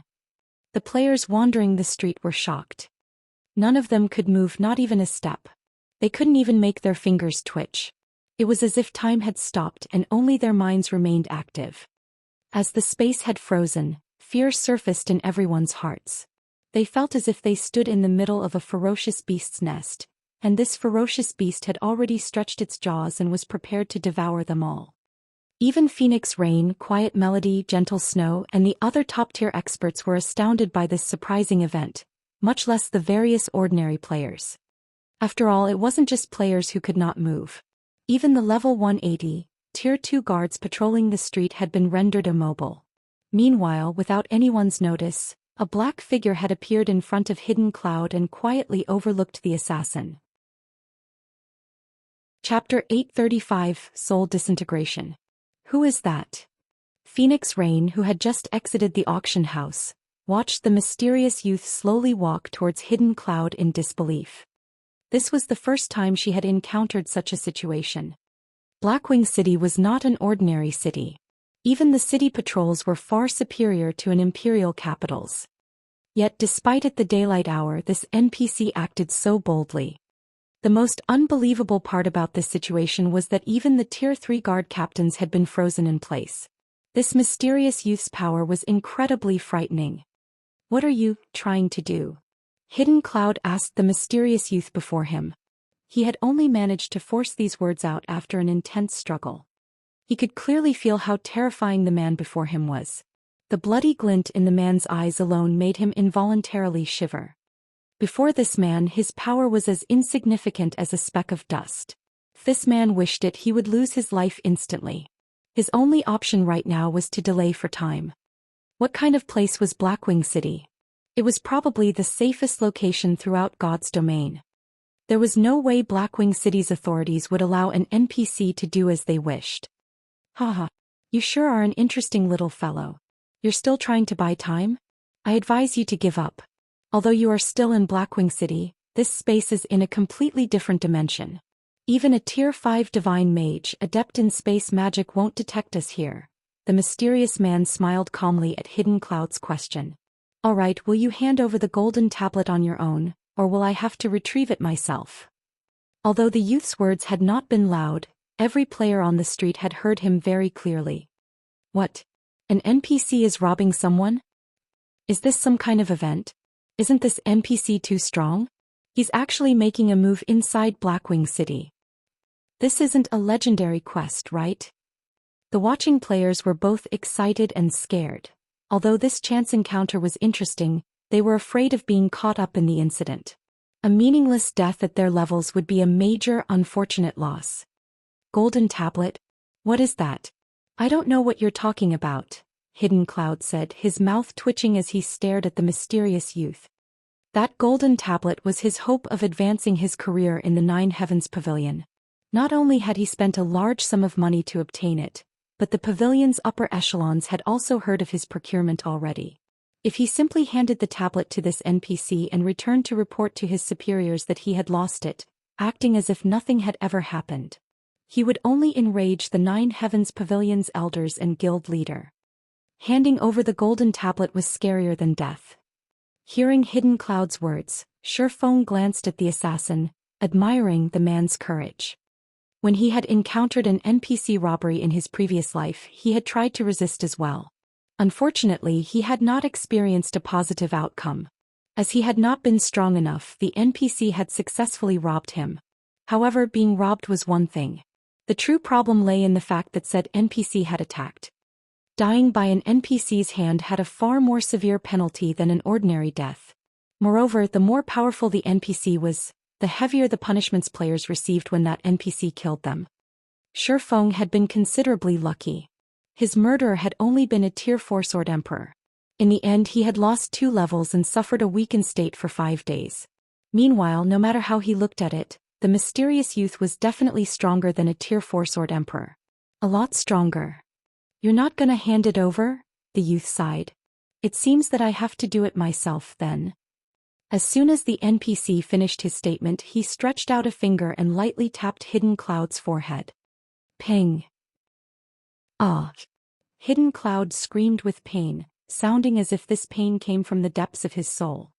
In the next moment, Hidden Cloud's physical body disintegrated, revealing a half-transparent version of himself. However, this half-transparent Hidden Cloud began to fade. The assassin's scream grew in pitch and distorted, sounding almost inhuman. Amazing. This NPC actually knows soul disintegration. Feng was slightly surprised as he watched Hidden Cloud's body vanish in the wind. At this moment, even Feng had sympathy for Hidden Cloud.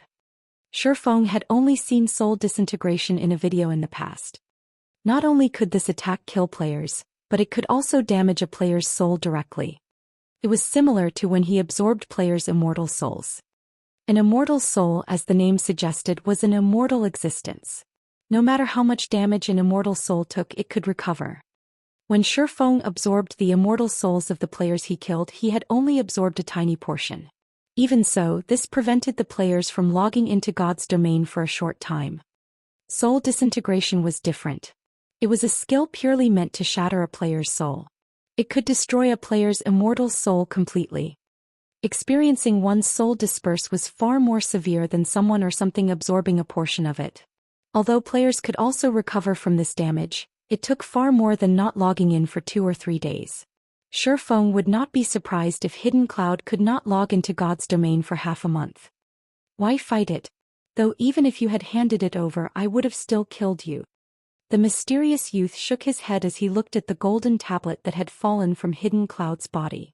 The youth then turned to the other players on the street, smiling as he stated, "Anyways, now that I've obtained the item, let's celebrate with your deaths." A chill gripped the players' hearts as they heard the young NPC's words. "It's over." Phoenix Rain frowned, her previous hint of joy vanishing. Phoenix Rain wasn't the only one to have that reaction. Everyone trembled with fear. They had all heard the assassin's painful wails. Hidden Cloud was an apex expert from the Nine Heavens Pavilion. How much pain could cause an expert like that scream as he had? Feng had been telling the truth. Phoenix Rain suddenly remembered the message Feng had sent. Feng had warned her that the golden tablet was dangerous. Now it would seem that she had also become one of this NPC's targets, and not even the heavens could save her. Damn it! This NPC is too black-hearted. He won't even spare innocent bystanders. Feng's expression darkened as he watched the mysterious youth's raised hand. He had miscalculated this time. He had never imagined that he would become entangled in the robbery as well. The NPC robberies he had encountered in the past had usually only involved the targeted players. If bystanders kept to themselves, the NPCs would leave them alone. Unfortunately, it was too late to do anything now.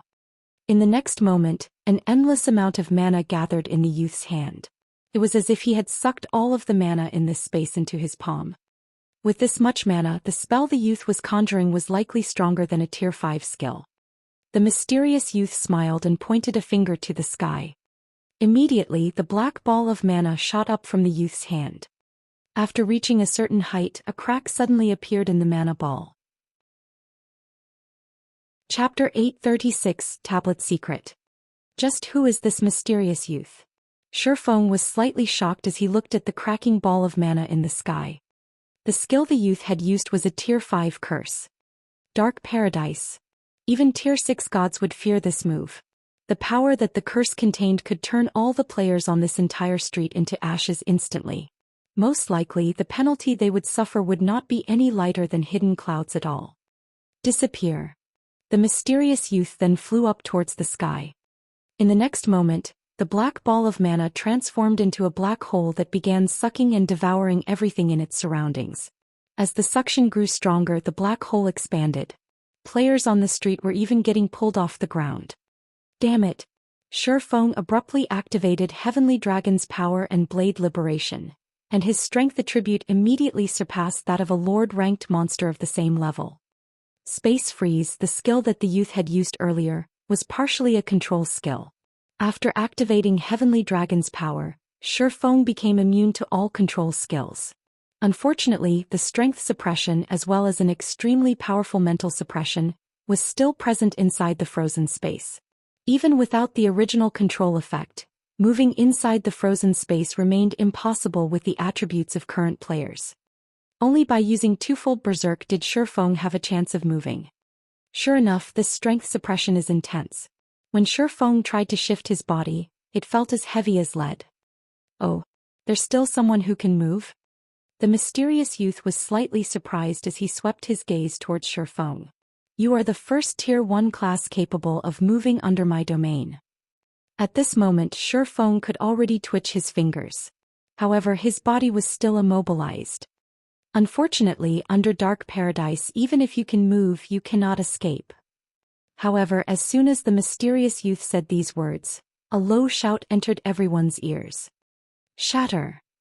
As the sound of this low shout echoed throughout the entire space, the frozen space instantly shattered. You actually dare make such a huge fuss inside Blackwing City. Your courage is truly commendable. In the next moment, a woman dressed in white sacred robes appeared in the sky, overlooking the mysterious youth. Or are you saying that you intend to make Blackwing City an enemy? Upon regaining his freedom, Feng looked at the woman in white, and he could not help but shout in surprise, "Charlene!" Feng knew full well just how powerful Charlene was. Every time he met her, the woman's strength had received a significant improvement. At the very beginning she had been playing the role of a female bandit. Afterwards she had transformed into a Tier 3 divine official. Later on she had even become a Tier 5 red official. Now she was even more powerful, actually managing to directly shatter the mysterious youth's domain. While Feng was still in shock, a red jade staff appeared in Charlene's hand. The instant this staff appeared, the mana in the surrounding space stopped moving altogether. Charlene then lightly tapped her staff and boom! The black hole abruptly disappeared from the sky of Blackwing City. "It seems I've underestimated Blackwing City's capabilities," the mysterious youth said as he looked at Charlene. "However, it is still impossible for Blackwing City's magic arrays to hold me captive." Saying so, the mysterious youth transformed into a streak of light and vanished from everyone's sight. "He sure is quick in running away." The youth's disappearance did not surprise Charlene. After sending Feng a glance, she too vanished from the sky, leaving behind only a group of dumbfounded players. What kind of situation is this? Isn't that NPC a little too amazing? He actually succeeded in killing a player inside Blackwing City and got away safely on top of that. Excited expressions appeared on the faces of the players on the street who had witnessed this scene. This was their first time experiencing the power of a high-tiered NPC. In front of these NPCs, even the current strongest player in God's domain would be no different from an ant. However, their excitement was more due to their anticipation of high-tiered classes. Meanwhile, news of this matter also spread throughout God's domain at the speed of light.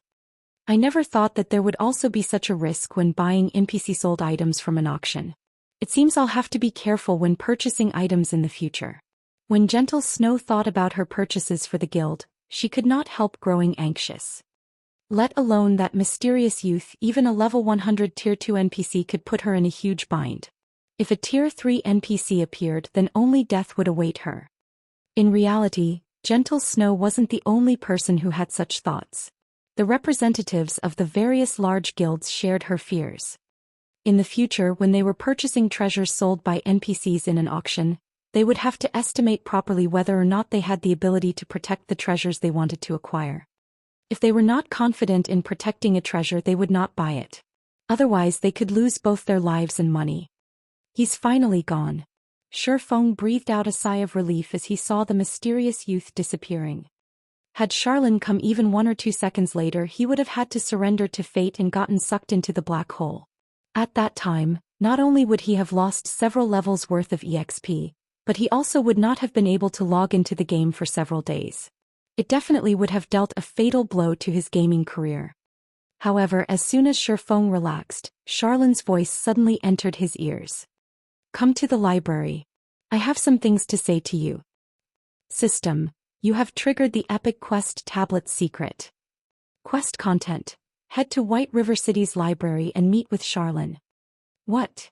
Feng was momentarily stunned when he heard the system notification. Even an NPC robbery can trigger a quest. This was Feng's first time to encounter such a situation. Generally, if one had a certain amount of strength, they would be able to repel an NPC robbery easily and protect the merchandise they bought from the auction house. One could say that having sufficient financial power was only the first threshold to purchasing a treasure from the auction house. At the end of the day, whether one would be able to obtain the treasure depended on their own abilities. Hidden Cloud had purchased the golden tablet at a high price. If the assassin were to learn that Feng had fortuitously gotten such a chance encounter due to his sacrifice, he would most likely faint from anger. At this moment, however, Hidden Cloud had long since flown into a rage. Damn it!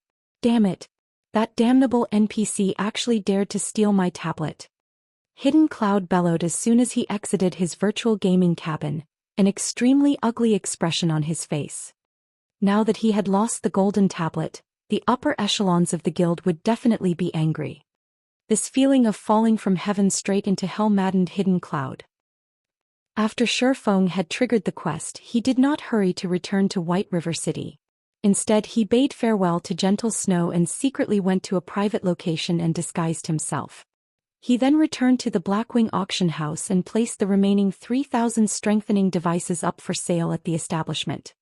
Rather than selling all 3,000 devices at once, he split them up into batches and scheduled them for different time slots. However, instead of selling them in stacks, he would sell anywhere from 10 to 20 individual pieces for each time slot. If he sold the strengthening device at the candlelight trading firm, he could indeed earn a lot more money. After all, he would not need to pay an exorbitant handling fee. He could even increase the trading firm's fame this way. However, strengthening devices were not items that ordinary players could easily afford. Only the various large guilds gathered at Blackwing City possessed the financial reserves to purchase these items. When Feng's first batch of 10 strengthening devices went up for sale at the Blackwing auction house, it immediately triggered another commotion in Blackwing City. Isn't this the strengthening device that appeared in the monthly auction? Chapter 837, Lake Heart City. Inside the Blackwing auction house. The moment the strengthening devices appeared once more, various members of large guilds, who had been idling around in the main hall of the auction house, began frantically contacting the upper echelons of their respective guilds. The strengthening device from the monthly auction held just before had already become famous. It had even caused a commotion on God's Domain's official forums. Currently, the monsters in God's Domain were growing more powerful. It would be a miracle if an ordinary player's equipment could last them over 10 hours of grinding out in the fields. If these players frequently fought elite or stronger monsters, their equipment's durability would decline even faster, generally lasting 8 hours at most. Guild elite members might be able to hold out for a little longer. However, the current mainstream grinding spots were becoming farther and farther away from cities. Just making a round trip would cost players a lot of time, so much so that their travel time might be even longer than the time they spent grinding monsters. To the elite members and upper echelons of guilds, time was money. It was especially true for the time of guild experts. To develop their guilds, not only were these experts required to maintain a strong lead in levels, but they were also required to raid field bosses and dungeons to procure equipment for the guild. Naturally, these experts could not afford to waste all their time on travel. The obvious solution to this problem was to prepare extra sets of top-tier equipment. However, this method was simply too extravagant even for guilds. While the monthly auction was still ongoing, the various large guilds had immediately experimented on the strengthening devices they acquired. As a result, they had already gained a relatively precise understanding of the item's effects. Previously, they could only make a rough guess based on the introduction of the item. Hence, upon conducting their tests, these large guilds were shocked. Although the strengthening device could only extend a player's grinding time by 3 to 4 times, the better the equipment the strengthening device was used on, the greater the effects. In addition, while battling, the bonus durability provided by the strengthening device would be the first to diminish instead of the equipment's own durability. In other words, as long as players still had strengthening devices on hand, they could devote their time to grinding. They would not have to prepare any additional equipment, neither would they need to return to a city to get their equipment repaired. If allocated to ordinary or elite players, the 10 gold strengthening device would indeed be very extravagant. However, when assigned to an expert player, it would not be one bit extravagant. On the contrary, it would be a profit instead. Unfortunately, the strengthening devices were sold only in the monthly auction. This situation caused many large guilds that had not participated in the auction great frustration. Now that the strengthening device had appeared in the auction house as a player-sold item, how could the members of the various large guilds not grow frantic? Just a few minutes after the strengthening device's appearance, the price for a single unit broke past the 9 gold threshold. Moreover, the price was still increasing rapidly. Even Feng had not expected the strengthening device to be this popular. When he exited the auction house, he saw group after group of players rushing into the building. Why is Phoenix Rain suddenly contacting me? Just as Feng was preparing to leave Blackwing City, he suddenly received a call from Phoenix Rain. However, the person she was contacting was not Feng but Black Flame. Guild leader Black Flame, have you heard? There is a player selling strengthening devices at the Blackwing auction house right now, Phoenix Rain said through the video chat, smiling. Yes, I've also just heard about it. Feng nodded, having already changed to his black flame guise. But why is Phoenix Pavilion Master contacting me? I want to purchase a large number of strengthening devices, so I wish to borrow some money from you. Of course, I won't borrow it for nothing. 3 days later, I'll return it to you with 30% interest, or you can buy a high potential land in one of the Black Dragon Empire's major cities from me. Phoenix Rain smiled as she extended a tempting proposition. Originally, she had not wished to borrow money from Feng. However, with the appearance of the strengthening device, and based on her newfound knowledge regarding the item, she had a great opportunity for the Phoenix Pavilion to surpass the Heavenly Dragon Pavilion. Level 40 was an important turning point in God's domain. With the strengthening device, she could rapidly raise a group of experts to level 40. At level 40, even using only common mounts would still bring about explosive improvements to their leveling speeds. They would be able to develop new maps earlier than other guilds. However, she had already spent a large part of her funds to purchase other items during the monthly auction. She did not have enough to contest for the strengthening devices, not to mention needing money to buy mounts. Hence she gave Feng such a lucrative offer. Of course, the reason why she had looked for Feng to borrow money from and not someone else was mainly because Zero Wing was simply too wealthy. Zero Wing had relatively few members. The guild's various departments were also incomplete. The guild's expenses were not particularly high either.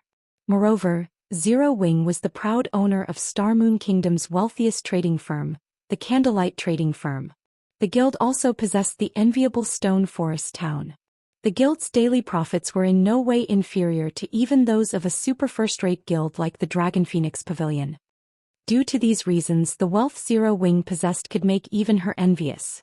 Just from the bid Yi Feng had placed earlier on the golden tablet, one could tell how rich Zero Wing was. Alright, but I want to purchase land at the Black Dragon Empire's Lake Heart City. Feng inwardly cheered upon hearing Phoenix Rain's words. He had never imagined that the woman would be so desperate. However, I'll say this first. I still have other uses for my coins. I won't buy it if your price is too high. Although he had previously purchased some potential land in the Black Dragon Empire and subsequently established the Candlelight Trading Firm at these locations, there was a limit to his funds. Currently, large guilds within the Empire had long since bought up the majority of the potential land in the Empire's major cities. Even if Zero Wing could afford to purchase them now, nobody would be willing to sell any of their lands. Now that Phoenix Rain was willing to sell potential land, he naturally had to take advantage of the opportunity. In the future, the value of these plots would increase manifold. It was especially true for the land in Lake Heart City. Lake Heart City was a small island city located within the Black Dragon Empire. The island itself was situated in the middle of Mist Lake, the Black Dragon Empire's largest lake. Lake Heart City was also a producer of one particular item. And that item was the Ice Jade. On its own, the Ice Jade was an item that could raise a player's ice resistance temporarily. It could also be processed into ice resistance gemstones, which could be inlaid into equipment, similar to regular gemstones, and greatly increase a player's ice resistance. During the initial stages of the game, this item was not particularly valuable. After players reached level 50, however, the value of ice jades would multiply. At that time, the demand for the item would exceed its supply. Likewise, the value of the lands of Lake Heart City would also increase markedly. Previously, there had been too many lands that Zero Wing had to purchase. However, the guild's funds were extremely constrained. Hence, it had to limit its purchases to a few cities. Although it had earned enough money later on, by then the potential lands of Lake Heart City had long since been bought clean. As for the golden lands of the city, Zero Wing had neither the money nor reputation required to purchase them. In the end, the guild had no choice but to settle for an ordinary plot of land. Lake Heart City? Phoenix Rain checked and discovered that there were indeed 2 plots of high potential land under her name in Lake Heart City. Moreover, although Lake Heart City was one of the major cities in the Black Dragon Empire, the player population there was not particularly high, as the city was mainly a tourist spot for casual players. She had never imagined that Feng would actually be interested in such a location. Alright. I have land that is close to the auction house there. I'll sell it to you at market price, which is 6,200 gold. However, I also want to borrow an additional 4,000 gold. I'll return the 4,000 gold 3 days later. How about it? Deal. Feng immediately grew ecstatic when he saw the location of the land in the map Phoenix Rain had sent him. With this plot of land, he would gain another income source for his city-building funds. Chapter 838, Raging Market. Lake Heart City was currently a prime tourist spot for players, as the city itself was like heaven on earth. Many casual players or players who wished to get away from the front lines would often visit this city. However, those who preferred adventuring and battling rarely visited the city. Most of the leveling maps around Lake Heart City were either located underwater or shrouded in mist. Both environments affected a player's combat power considerably. Hence, very few players wishing to level up and go on adventures would reside in Lake Heart City.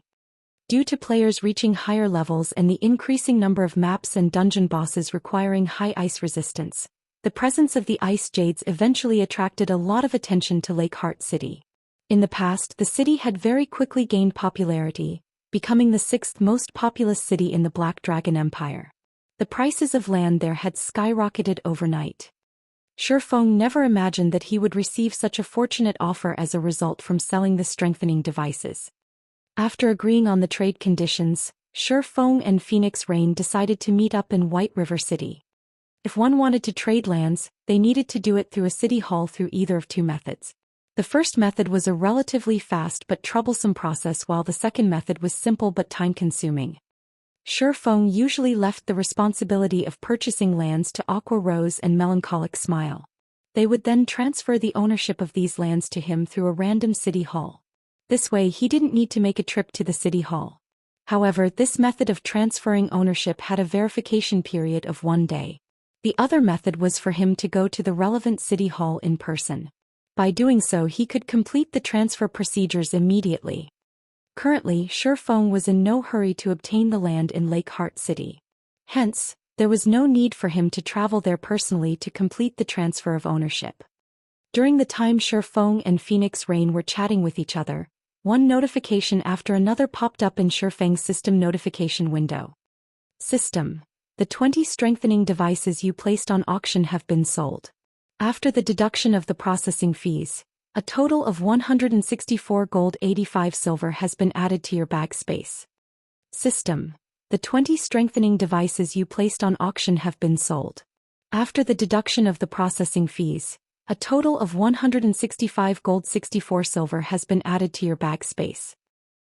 During the short time since Feng left the auction house, the amount of money in his bag had increased by over 1,000 gold. The rate at which he was earning money was just staggering. This handling fee is simply usurious. Feng felt a pang in his heart when he looked at the actual amount of money he had obtained from the sales. Although the current handling fee was not as high as that of the monthly auction, it was still 20%. He could have purchased many good plots of land with all the handling fees he had paid. Feng could not help but admit that the auction house was extremely profitable. Unfortunately, current players were still incapable of establishing their own auction houses. The precondition for doing so was having a city of their own. Following which, Feng teleported back to White River City and prepared to head to the library.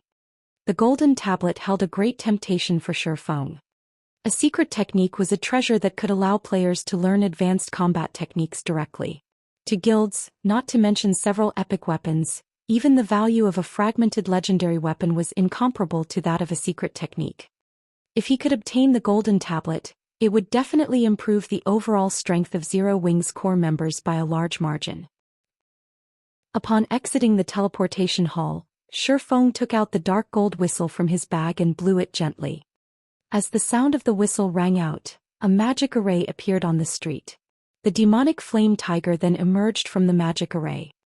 The body of the demonic tiger was roughly the size of a small house. The black flames that surrounded its sharp claws sent the ambient temperature rising by several degrees. The instant the demonic flame tiger appeared, the players on the street were immediately stupefied. Why did a monster suddenly appear here? Could monsters be attacking the city? That's not right. Why aren't any of the guards on patrol reacting? The onlookers grew flustered as they stared at the demonic flame tiger. Not only did it possess an intimidating appearance, but the aura leaking out of its body also made their hearts shiver in fear. Even the elite players sensed a massive threat from the demonic flame tiger. Feng could not help but smirk as he swept a glance at the immobilized players. He then walked up to the demonic flame tiger. This was a dark gold mount. Its strength was equivalent to a level 40 chieftain.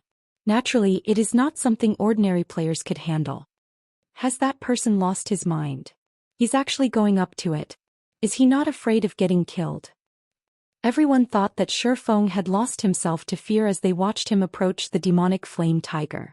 However, when they saw the demonic flame tiger obediently lie down before Feng and enjoy Feng's caress agreeably, their mouths fell wide open.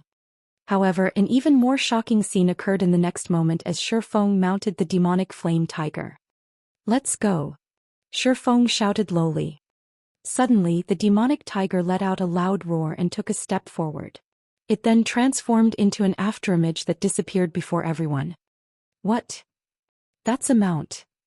I'm not seeing things right. Who is that person? That giant tiger mount looks so cool. No one dared believe what they just saw. Riding a mount was still a faraway dream for them. Even if they managed to reach level 40 eventually, amassing a fortune of 40 gold was not that easy. It would be even more impossible for them to ride a bronze or mysterious iron mount. While Feng was rapidly making his way towards the library, the players present on the street outside the teleportation hall went into a frenzy. Every one of them was madly posting on the official forums. A hero riding a giant tiger has appeared in White River City. Many people initially did not believe the words written in this post. After all, the number 1 players on the various Empire ranking lists were only at level 39. These players were still a long way off from reaching level 40. How could there possibly be someone capable of riding a high-ranking mount right now? After watching the recorded video, everyone was shocked. There were some who felt admiration, some who felt jealousy, and some who felt pride. There were also many people trying to guess at Feng's identity. Just who was actually capable of riding such a mount? Unfortunately, as Feng had hidden his face using the black cloak, nobody could discern his identity. A dark gold mount sure is fast. Even an advanced horse carriage is far inferior to it. This was also Feng's first time riding a dark gold mount. The speed of the mount was simply incomparable to fine gold mounts. The demonic flame tiger's speed was at least 20% or 30% faster than an advanced horse carriage. Just as Feng was quickly approaching the library, he suddenly received a call from Autumn Goose. When Feng accepted the call, the image of an anxious autumn goose appeared before him. What happened? Feng could not help but ask after seeing her apprehensive expression. Feng, Gunfire contacted me just now, saying that a group of players that had suddenly appeared is hunting Rain and Blue. These players are very powerful and are capable of doubling the death penalty of the players they killed. Moreover, they also have a means of jamming a player's communications. However, I'm currently not in Starmoon Kingdom. Can you please go save them? Autumn Goose asked worriedly. After reaching their level, even a single death was a painful loss. If their death penalties were doubled, the cost of dying once would be devastating. However, she could not come up with a good method to save Thoughtful Rain and the others at the moment. The only person she could think of right now who might be of help in this situation was Feng. Where are they now?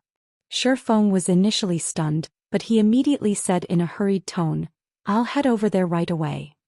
Feng had never imagined that there would actually be people who would still dare to take action against Zero Wings members within the boundaries of Starmoon Kingdom at this point.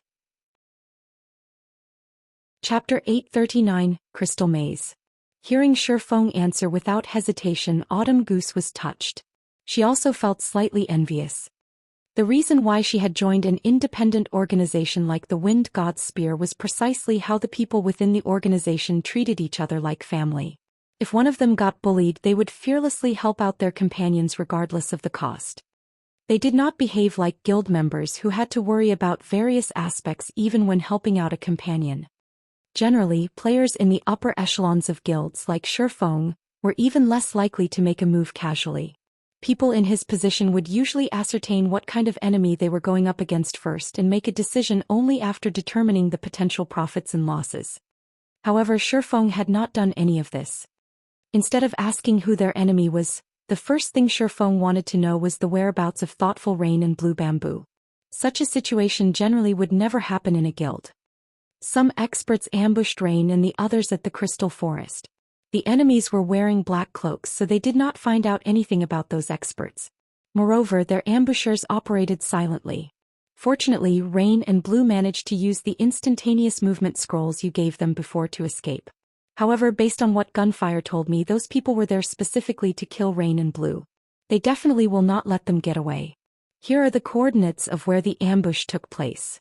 You have to be careful, Autumn Goose said as she sent the map coordinates to Feng. I understand. I'll hurry there immediately. After seeing the coordinates of the Crystal Forest, Feng silently committed it to memory. He quickly turned the demonic flame tiger around and headed straight for the teleportation hall. Despite the low odds for Thoughtful Rain and Blue Bamboo's rescue, when Autumn Goose heard Feng's calm and steady tone, for some reason she felt relieved.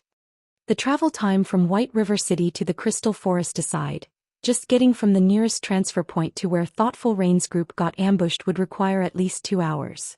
Although Thoughtful Rain and Blue Bamboo had escaped using the instantaneous movement scrolls, current players had many more skills than before, which made tracking other players much easier. Moreover, the enemies chasing after Thoughtful Rain and Blue Bamboo had somehow managed to keep them in a combat state, preventing them from using return scrolls. Even logging out of the game normally was not possible, as the system would directly mete out the death penalty if they went offline while in a combat state. Please let Rain and the others make it. At this moment, the only other thing Autumn Goose could do was pray. She was currently in the faraway Dark Knight Empire. She would need even more time than Feng to reach the Crystal Forest. The core area of the Crystal Forest was rife with trees made out of crystals. Currently, over a dozen players covered in black cloaks were searching there. Damn it! Quirrell, have you not found their tracks yet? Boss Fiend has already given the word that we must kill those core members of Zero Wing, Ordinary Stranger asked in a low tone as he looked at a distant assassin. They had already gathered information regarding the whereabouts of many of Zero Wing's core members. However, the majority of those members were currently grinding in the Stoneclaw Mountains. It would take Ordinary Stranger's team over a dozen hours of travel just to get there. As for the remaining core members, they were raiding team dungeons. They were unlikely to leave the dungeons anytime soon. The only ones nearby were Thoughtful Rain and Blue Bamboo, who had been seen grinding with Zero Wing's upper echelon before. However, he had never imagined that even those 2 women would succeed in escaping his ambush. In the end, his team had only managed to kill 2 unrelated independent players. If this matter were to reach the Adjudicator's ears, his team's days in King's Return would no doubt be numbered. Do you think it is that easy to track players here? The assassin named Quirrell rolled his eyes at Ordinary Stranger. He then swept a glance at the surrounding crystal shrubbery, gnashing his teeth as he said, "Those 2 beauties sure know how to run. They actually reached this crystal maze. If not for this natural maze, I would have long since found them by now. However, rest assured, although the terrain here is complex, this place has only one exit. The 2 of them cannot use return scrolls right now. They also cannot log off normally. It is only a matter of time before we find them." Good then. Thunder and I will guard the exit. You guys head inside and search for those 2. We need to kill them as quickly as possible. Don't forget, we don't have much time left. We still need to deal with the other members of Zero Wing, Ordinary Stranger instructed. I understand. Quirrell also began hastening his search. Aside from Quirrell, the other members of the team paired off and began searching the crystal maze. Rain, what are we going to do? Those people are still chasing after us. If we head in any further, we will arrive at the lair of the crystal wolves. Blue Bamboo's heart began palpitating as she looked at the patrolling pack of crystal wolves some distance away. These crystal wolves were incomparably powerful. In order to complete a crystal collection quest, they had also personally experienced the strength of these monsters. Previously, when Feng had led them to kill the crystal wolf packs, they had not felt these monsters to be much of a threat. However, after returning to this place again by themselves, they found out just how difficult and exhausting dealing with these monsters was. Alone, a single wolf pack was not particularly scary. However, if they did not kill these crystal wolves quickly enough, these monsters would summon more companions in the vicinity, instantly bolstering their numbers by several times. Sometimes the crystal wolves would also draw special elites, or even chieftain-ranked monsters. Fortunately, when the chieftain appeared, they had Deathwind to tank it. Otherwise, they would have died without a doubt. Only they had never imagined that, rather than dying to the level 45 chieftain, Deathwind would die at the hands of cloaked players that had suddenly appeared instead. If not for Deathwind and gunfire delaying those people, they would not have had a chance to use the instantaneous movement scrolls that Feng had given to them for emergencies. Currently, there were crystal wolves all around them. If they moved deeper into the maze, the possibility of discovery by a wolf pack would increase as well. In which case, by the time those cloaked players caught up to them, these crystal wolves would have long since killed them already. We can only give it a shot. We'll use an invisibility potion and continue forward. Hopefully these wolf packs can buy us enough time. Thoughtful Rain gritted her teeth as she looked at her own status window. She then took out 2 invisibility potions and gave one of the bottles to Blue Bamboo. Both of them were currently afflicted with the soul lock debuff. As long as they were out in the fields, they would not be able to contact anybody for 5 hours. Their attackers had also forced them into a constant combat state, which prevented them from using their return scrolls. Arbitrarily logging out of the game would result in them suffering the death penalty immediately. While Thoughtful Rain and Blue Bamboo snuck deeper into the crystal maze, Feng had already arrived at the crystal forest. I finally caught up. Feng tapped on the demonic flame tiger, storing it away as he looked at the crystal forest before him. He then opened the map for the crystal forest. Even now, Autumn Goose had yet to contact him again. This silence meant that Thoughtful Rain and Blue Bamboo were still alive. The enemy is extraordinary. The fact that Rain and Blue have remained at large suggests that they entered the crystal forest's core area, the crystal maze. Hopefully I can make it in time. After taking a glance at the map, Feng used space movement, the activatable skill of the aura of space. Space movement allowed him to cross up to 600,000 yards instantly. He could easily traverse the entire crystal forest or move to any location within the map. If not for this skill, he would not have made it to the crystal forest so quickly either. Now that the skill's cooldown was over, he could use it once again. In the blink of an eye, Feng appeared at a location close to the crystal maze's entrance. Guarding the entrance as well? Seems you guys really are targeting Zero Wing. The instant Feng appeared in the area, he immediately noticed the cloaked ordinary stranger and Thunder Tiger keeping watch at the entrance of the crystal maze, their eyes radiating cold, killing intent. Chapter 840 Magic Staff. Just when Feng noticed Ordinary Stranger and Thunder Tiger, the two of them caught sight of Feng. Brat, I don't know how you suddenly appeared here, but since you've come to this place, you can only consider yourself unlucky, Thunder Tiger, who had hidden his identity and appearance, said when he suddenly saw the similarly anonymous Feng. Taking the initiative, he walked towards Feng. All this waiting around has made me annoyed. Old stranger, you better not make a move. I'm gonna use this brat here to relieve some of my stress. Sure, but the equipment he drops will belong to me, Ordinary Stranger laughed. Ordinary Stranger had discovered Feng's presence the instant Feng had appeared. Initially, he had thought that a powerful enemy had shown up. However, after some close observation, he did not sense any threat coming from beneath the black cloak. On the contrary, he had noticed many holes in Feng's defense. If not for Thunder Tiger declaring his claim, Ordinary Stranger would have long since taken action to remove this ant. However, even if the opponent were an expert, it would not matter. Thunder Tiger was a top-tier expert of King's Return. Currently, he was already level 38. Placed in Starmoon Kingdom, his level would rank within the top 10. Not to mention he was fully geared in level 35 Dark Gold equipment. His maximum HP was as high as 14,600. His combat standard was also at the refinement realm already. Dealing with 2 or 3 ordinary experts simultaneously would be child's play for him.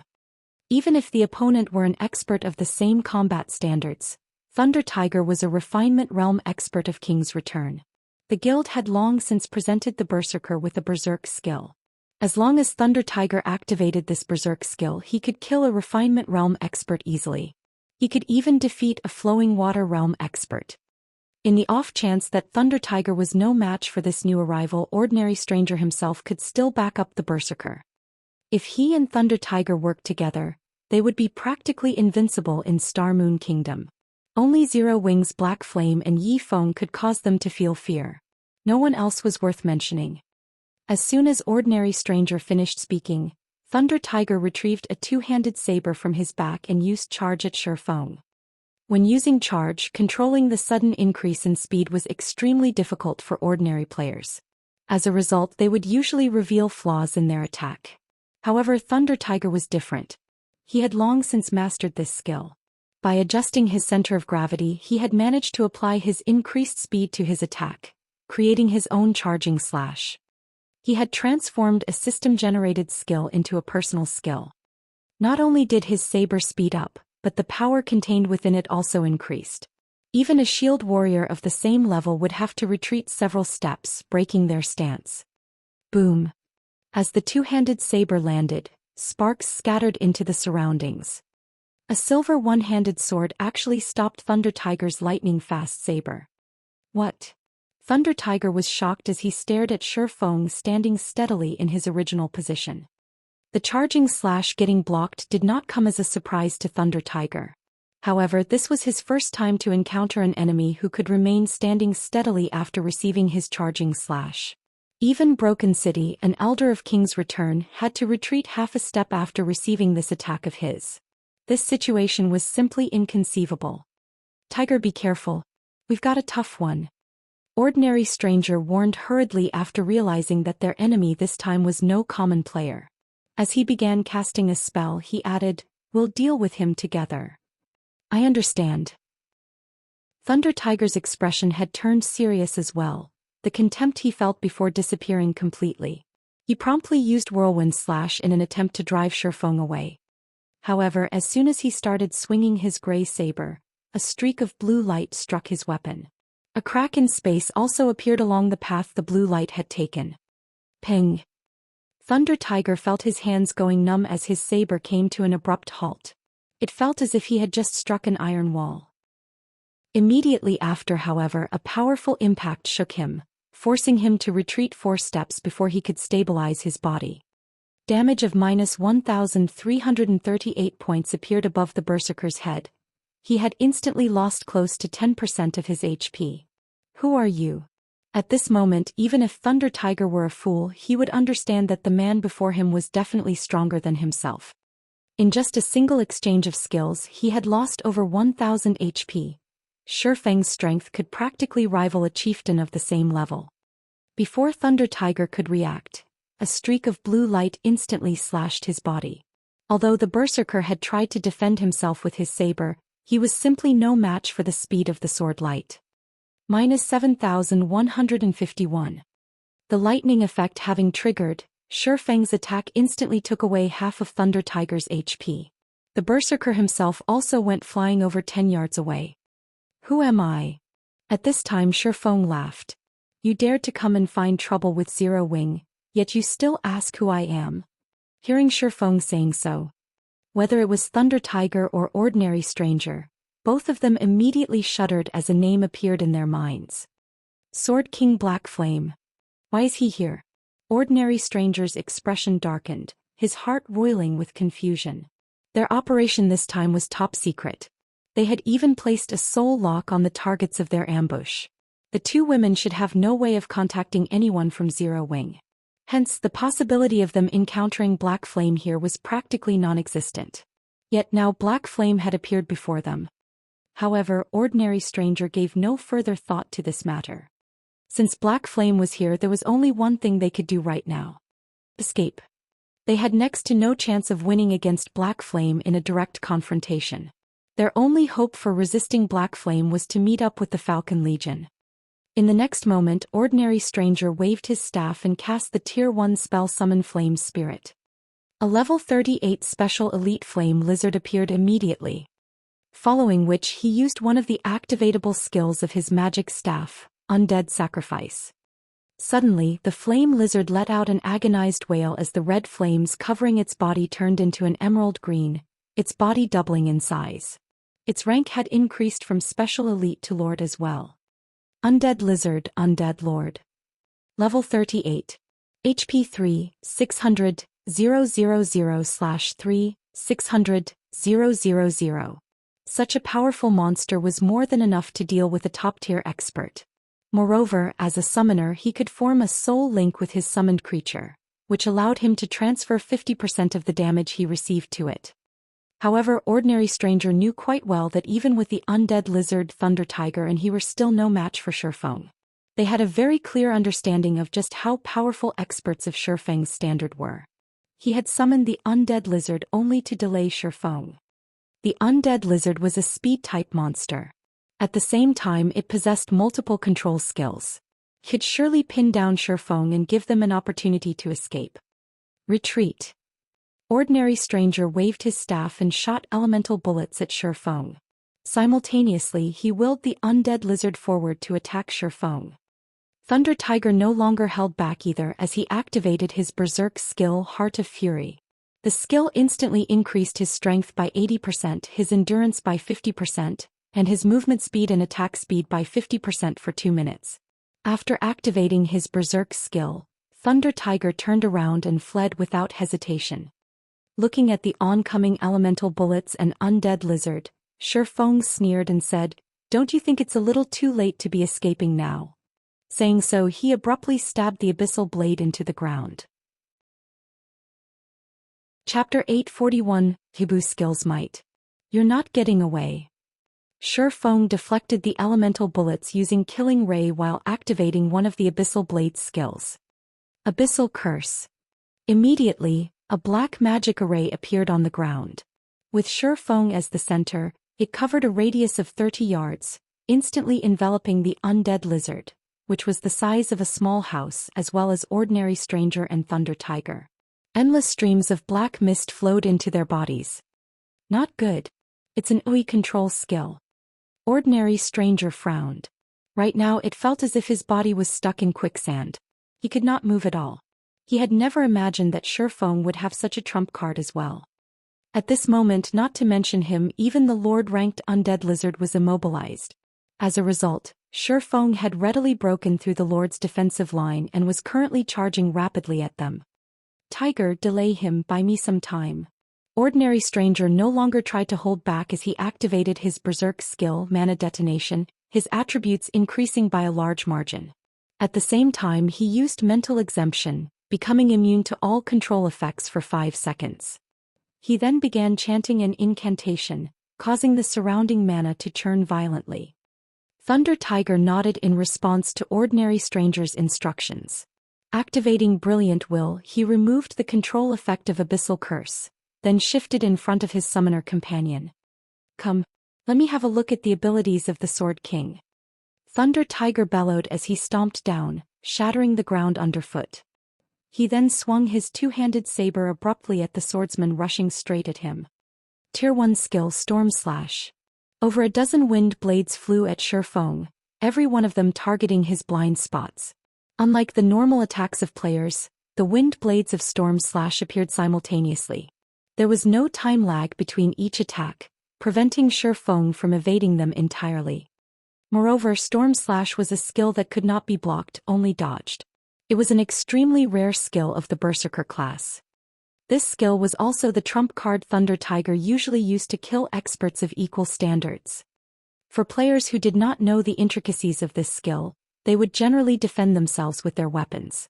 The outcome of doing so would be these players receiving the strikes of the dozen or so wind blades. Currently, Thunder Tiger had his Berserk skill activated.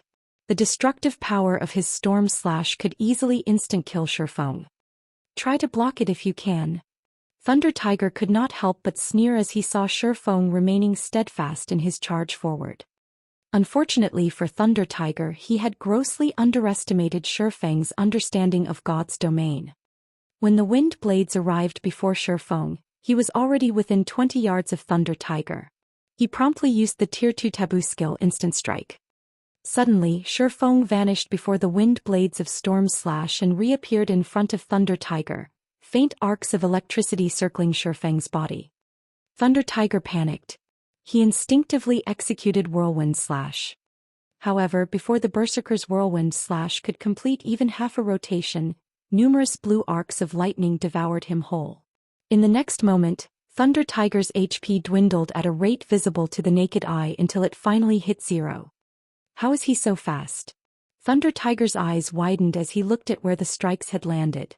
He simply could not bring himself to believe that what he was seeing was real. He had activated his Berserk skill. He should have received significant improvements in speed, yet he still failed to keep up with Feng's swords. Not to mention his body. Before his eyes could even react, the swordsman's swords had cut through him multiple times. This was definitely his first time witnessing such speed.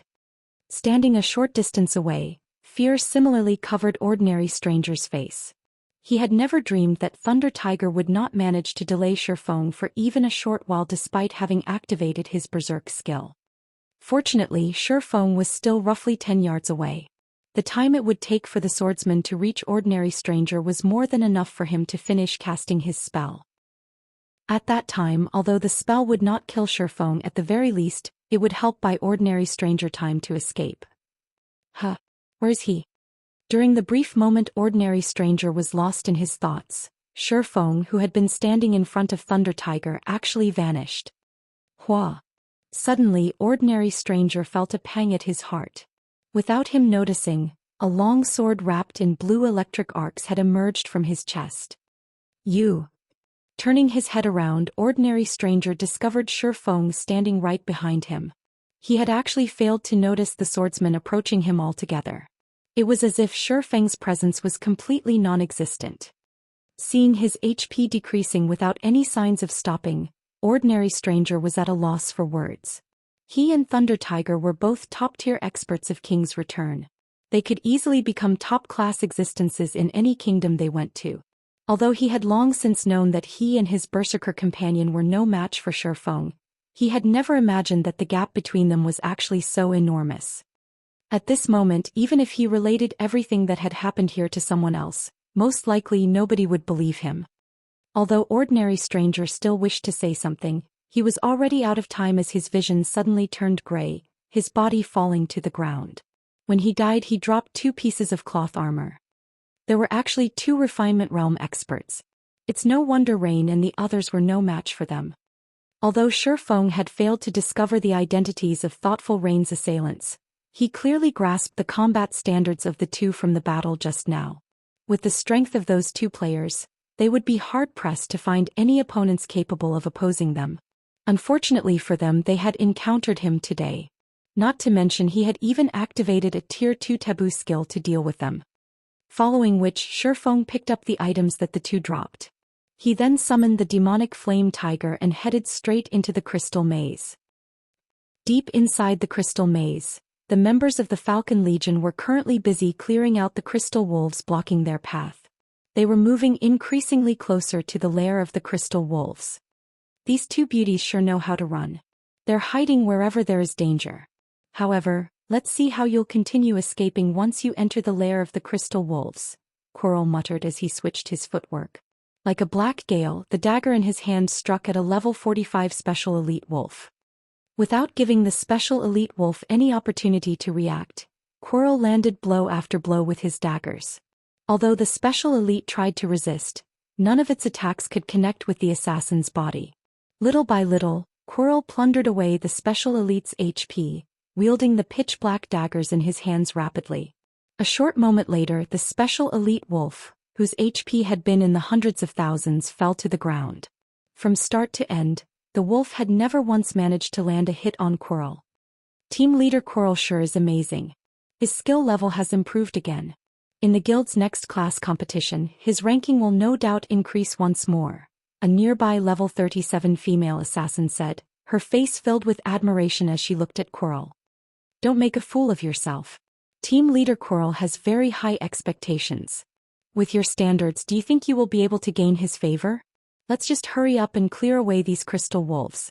Otherwise, they're going to call for more reinforcements. If we make team leader Quirrell angry, we'll definitely suffer miserably, a level 37 male ranger criticized. The female assassin, who possessed an above-average appearance and figure, remained unperturbed by the ranger's comment. Instead she retorted, "Hee hee, so what if I'm trying to gain his favor? If you were as capable as team leader Coral, I would try to gain your favor too." In the opinion of outsiders, once one became an inner member of a super guild, a wonderful future awaited them. In reality, however, this was a big misconception. Super guilds were far crueler than other guilds. The competition among its inner members was extremely intense. All those who managed to become a part of the middle management of the guild were indeed experts among experts, dragons among men. They were experts who could easily wipe the floor with the so-called top 10 newcomers of the virtual gaming world. This strength was also the reason why the various super guilds paid no particular attention to the super newcomers of each year. Meanwhile, as long as Coral improved just a little bit more, he could enter the middle management of King's Return. At that time he would become a celebrity-level character, enjoying endless fame and glory. Team leader Coral, something happened. Ordinary Stranger and Thunder Tiger are dead. Chapter 842. Yi Feng arrives. They died. When Coral heard the report, he quickly called out the system team window. Sure enough, among the list of team members, both the names of Ordinary Stranger and Thunder Tiger had turned gray, which meant that the two of them were no longer alive at this time. When the other members of the team heard this, they promptly checked their team windows as well. They simply could not bring themselves to believe what they were seeing was true. Ordinary Stranger and Thunder Tiger were both top-tier experts in their guild. Their strength was equal to Coral's. If the two of them worked together, even a team of ordinary experts would be helpless against them. It was truly hard to imagine that these two experts had died. "Leader, should we head back and take a look?" an assassin asked. "We can't just let someone kill the members of King's Return and do nothing about it. If we don't deal with this matter properly, the other super guilds will surely make fun of us." "No. Just traveling back to the entrance will take us more than half an hour. By that time the enemy would have long since disappeared," Coral said, shaking his head. "Moreover, we don't have a clear understanding of the situation over there. First find those two women. We'll talk about what to do next after we've gotten rid of those two. If the enemy is capable of killing both Stranger and Tiger, we cannot underestimate their strength. It is highly likely that the enemy is a powerful team that came here to grind. It won't be too late for us to deal with them after we complete our mission." In Coral's opinion, even a great lord-ranked monster would not be able to kill Ordinary Stranger and Thunder Tiger. No doubt the two of them had died at the hands of other players. Moreover, the enemy had to have very large numbers. They should also have many top-tier experts among them. Otherwise, with the two's strength, at least one of them should have survived. As the number of opponents was high, resolving this matter would definitely be time-consuming. Their primary mission was to kill Zero Wing's core members. They would risk letting their targets get away if they chose to deal with this new enemy first. The losses greatly outweighed the gains. Now that they were close to completing this mission, they naturally could not give up halfway. Following which, Coral and the other members of the Falcon Legion continued to move deeper into the lair of the Crystal Wolves, defeating one pack of Crystal Wolves after another. "Leader, I found the two women's footprints up ahead. Judging from the tracks, they should have moved through here only recently," an assassin who had detection activated said as he looked at the light blue footprints on the ground. These light blue footprints showed that players had passed through this place before. However, these footprints were visible only to players using the detection skill. One could make rough judgments based on the size and brightness of these footprints. The brighter the footprint, the more recently it was left behind. "Good. We can finally put an end to this game of hide-and-seek." Coral revealed a cold smile as he looked at his map. As Coral said so, the members of the Falcon Legion began slowly walking in the direction indicated by the assassin. "Rain, what should we do now?" Blue Bamboo, who was hiding in a crack in a rock wall, asked nervously as she looked at the slowly approaching Falcon Legion, her hands tightly clenched around her staff. They were currently level 39. If they died now, it would take several days of hard work to make up for the loss. "There's nowhere else to hide. When the time comes, we can only make a last stand." Thoughtful Rain was also out of ideas. Previously, they had used up their instantaneous movement scrolls to escape from the sudden ambush. Afterwards, to shake off the pursuit of their ambushers, they had no choice but to hide inside the crystal maze. Now, however, it seemed that all their efforts were still in vain.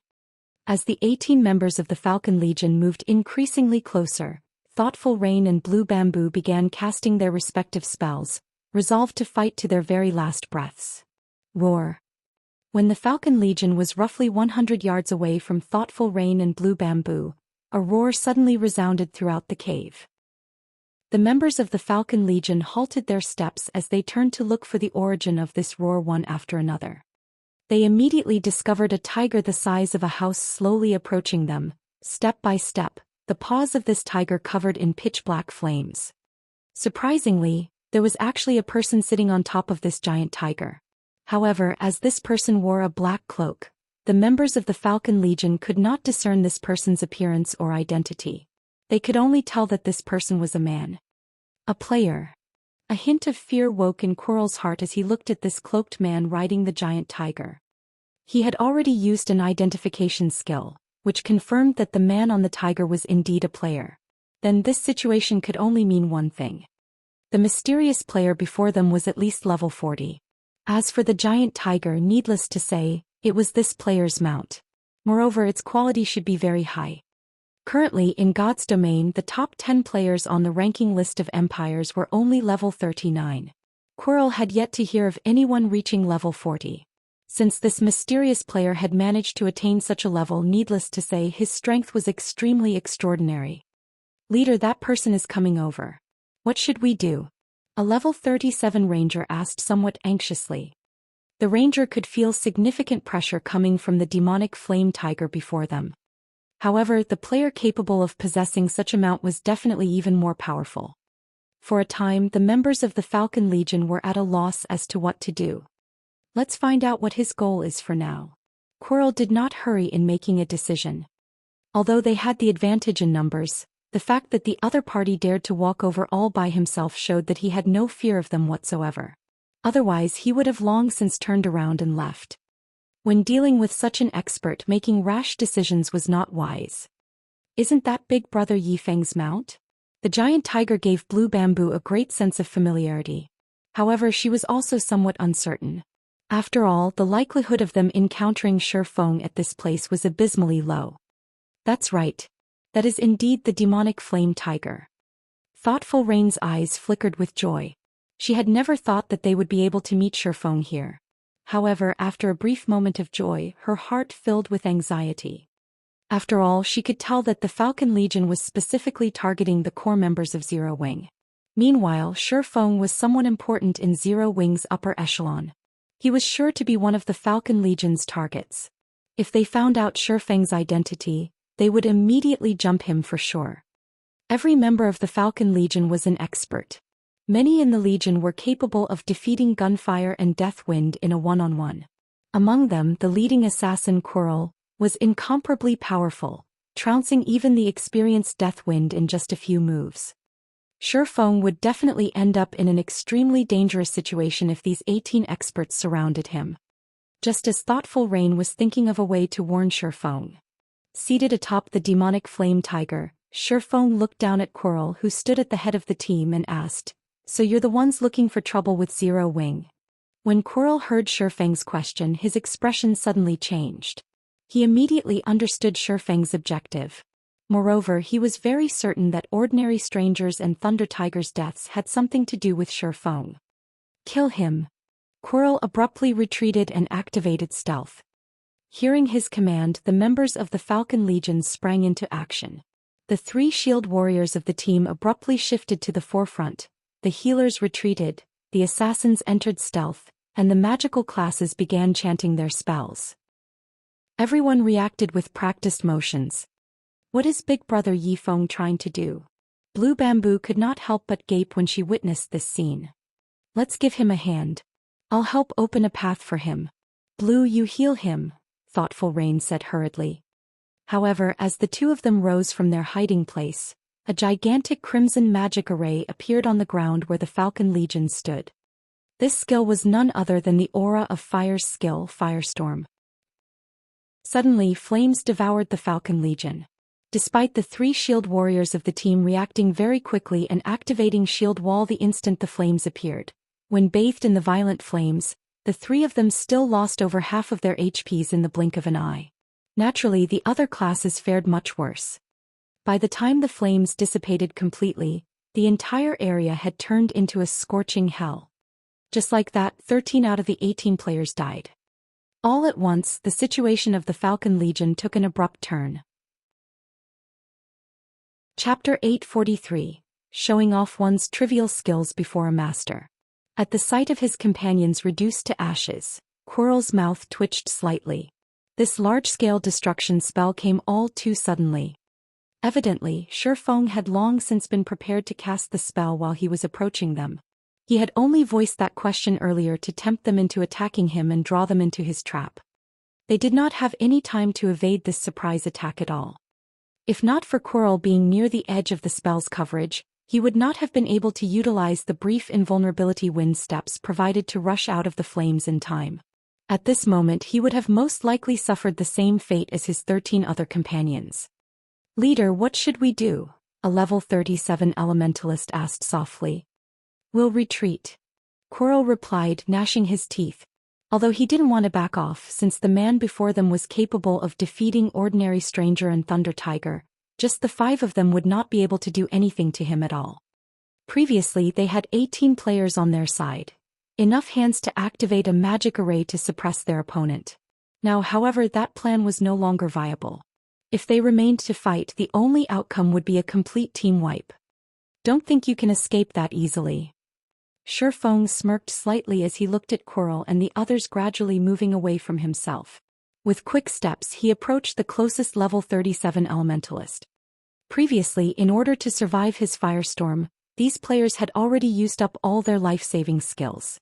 It would be near impossible for them to escape him now. "Don't hold back when going up against him. I'll pin him down. Ranged classes support me." When Quirrell saw Feng approaching them like a gale, he hurriedly activated his berserk skill, and his attributes increased by a large margin. He then used shadow steps to appear directly behind Feng and stabbed his Feng-like dagger at Feng's heart. Absolute Strike. This was the fastest and most powerful skill of the assassin class. In addition to Quirrell's flawless movements, there was practically no time lag between the activation of shadow steps and Absolute Strike. It was simply impossible for ordinary players to guard against his attack. Moreover, after Quirrell activated his berserk skill, the power and speed of his attack were both boosted to inhuman levels.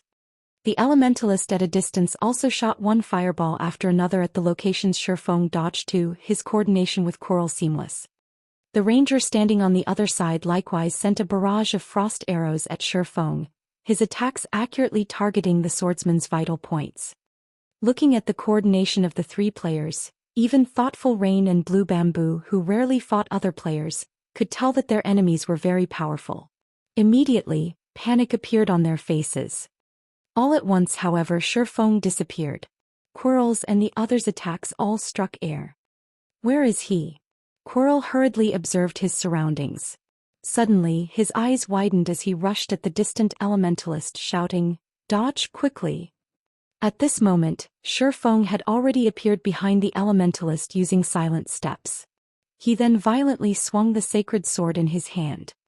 A streak of blue light flashed. Dang! Although the blue light was fast, when it landed on the elementalist's body, it moved no further, as if it had struck an impenetrable wall. Ice barrier? Feng was slightly surprised when he looked at the elementalist, who was currently covered in a layer of ice. The elementalist looked just like an ice sculpture right now. Ice barrier was the strongest life-saving skill of the elementalist class, providing the user with invulnerability for 8 seconds. However, after activating the skill, the user would not be able to do anything else. This skill was extremely rare. Generally, finding 1 or 2 people who had learned the skill, out of 100 expert elementalists, was unlikely. Helpless against this skill, Feng could only shift his sights to someone else. However, just as he started searching for a new target, a blue magic array appeared above his head. In the next moment, the rumble of thunder echoed in the cave. Quirrell, who stood at a distance, also revealed a cold sneer on his face. This magic array was the result of him using a Tier 2 magic scroll, Thunder Hell. Not only would the spell deal a frightening amount of damage to a certain area, but it could also prevent players within the affected area from wielding any of their skills. It was a magic scroll that was meant to counter experts in particular. Die! Quirrell shouted as he guided arcs of lightning to descend from the sky. Boom. Arc after arc of lightning descended from overhead, turning a radius of 20 yards into a world of thunder and lightning. Any player caught within the region of Thunder Hell would not survive. Only the Elementalist who had activated Ice Barrier beforehand would remain unharmed by the spell. Haha. Team leader is still the best. The ranger laughed proudly as he looked at the flurry of lightning bolts crashing before him. Players were fated to remain as only players. Even if they had extremely high attributes and combat standards, actual field battles did not rely on just these two things. External tools still had great influence on the outcome of a battle. Even if Feng possessed attributes rivaling those of a chieftain of the same level, if he could not use any of his skills, he would definitely succumb to the destructive power of a Tier 2 spell with the pitiful amount of HP he possessed. Seeing the lightning storm devouring Feng, Quirrell breathed out a sigh of relief as well. Although Feng's silent steps had surprised him somewhat, the latter must not have expected him to possess a magic scroll that was meant to counter expert players. Only this magic scroll had a relatively long activation time. However, the Elementalist just happened to earn him quite a lot of time. Alright, you guys are next. Quirrell then shifted his gaze towards the distant thoughtful rain. Ah! At this moment, the previously celebrating ranger suddenly screamed as numerous streaks of blue light bloomed on his body. The ranger's body then collapsed to the ground, a piece of equipment dropping off his body. How did you manage to escape? Quirrell's eyes nearly fell out of their sockets at the sight of Feng standing behind the dead ranger. Moreover, the swordsman was entirely unharmed. Do you think you're the only one who has a magic scroll? Feng smirked as he picked up the dropped equipment. The appearance of Thunder Hell had indeed shocked him. Fortunately, he always carried around plenty of magic scrolls when he went out, especially the life-saving instantaneous movement scroll. Although the magic scroll had a cooldown of 10 minutes, the scroll boasted instantaneous activation. It was an item specifically meant to counter control skills. Just who are you? Why are you targeting us? Quirrell asked, his complexion deathly pale. However, while Quirrell was posing his question, he was also making subtle gestures, signaling the two other assassins in stealth to circle around and ambush Feng. The two stealthed assassins nodded silently. They then began approaching Feng with light steps. Both of them were experts capable of melding their actions with their environment. Even a top-tier expert would find it difficult to discover them while they were in stealth. Trying to divert my attention? Feng laughed as he shook his head. He then turned around without any warning and used Thundering Flash. Several arcs of lightning streaked across space. Immediately, two figures emerged in the path the lightning arcs traversed. They were none other than the two stealthed assassins whom Quirrell had signaled to before. At this moment, both their bodies fell to the ground abruptly, both their HPs having already hit rock bottom. Feng had activated Omniscient Eyes as soon as the battle began. Hence, he could see the two stealthed assassins approaching him as clear as day. He had only pretended not to notice them. However, now that they were taking the initiative to present their lives to him, how could he possibly refuse their offer? You? Quirrell's complexion darkened significantly when he saw this scene. Alright, now you're the only one left, Feng said in a low tone. Only me. Quirrell was inwardly confused. There was clearly an elementalist still present. Why would Feng say that he was the only one left? In the next moment, a crimson dart appeared in Feng's hand. He then threw the dart at the elementalist stuck inside the ice. Flame God's Fury. The instant the duration of Ice Barrier ended, before the elementalist could even react, Blazing Meteor had already appeared before him. Feng's grasp on time had reached perfection. Right after, flames devoured the elementalist completely, reducing his body to a pile of smoldering ash. Just who are you? Quirrell asked, fear painted across his face. After he had set up so many traps, even the apex experts in his guild would have succumbed to death by now. Yet, as if he had been playing in Feng's palm all this time, none of his traps had worked on Feng. Just thinking up to this point made his heart shudder in fear, a sense of powerlessness spreading throughout his entire being. Do you have any last words? Feng asked softly, not bothering to answer Quirrell's question. Instead he slowly walked towards the assassin step by step. For each step Feng took, Quirrell unconsciously retreated by a step as well. Despite his berserk skill being active right now, Quirrell was not the slightest bit confident he could win against Feng. Meanwhile, Thoughtful Rain and Blue Bamboo, who were watching this scene, were both stupefied. I am part of King's Return's Falcon Legion. Are you trying to make an enemy out of King's Return? Quirrell demanded, gnashing his teeth. He did not wish to die. The guild's class competition was rapidly approaching. If he died now, the loss in level, equipment, and skill proficiency would have a significant effect on his performance in the competition. Now his only choice was to reveal his identity. Previously, the reason they had concealed their identities was to avoid letting Zero Wing take preventive measures against them. With their identities unknown, their subsequent operations would flow much more smoothly. Now that everyone except for himself had died, there was naturally no need to continue hiding this fact. Moreover, the stronger an expert was, the more knowledgeable they were about how powerful super guilds were.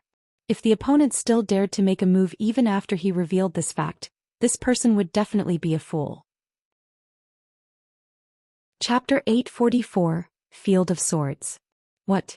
Don't believe me?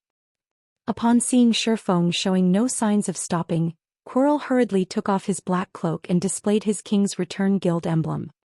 This sight momentarily stunned Thoughtful Rain and Blue Bamboo. Why is someone from a super guild targeting us? Thoughtful Rain was confused as she looked at the King's Return's emblem.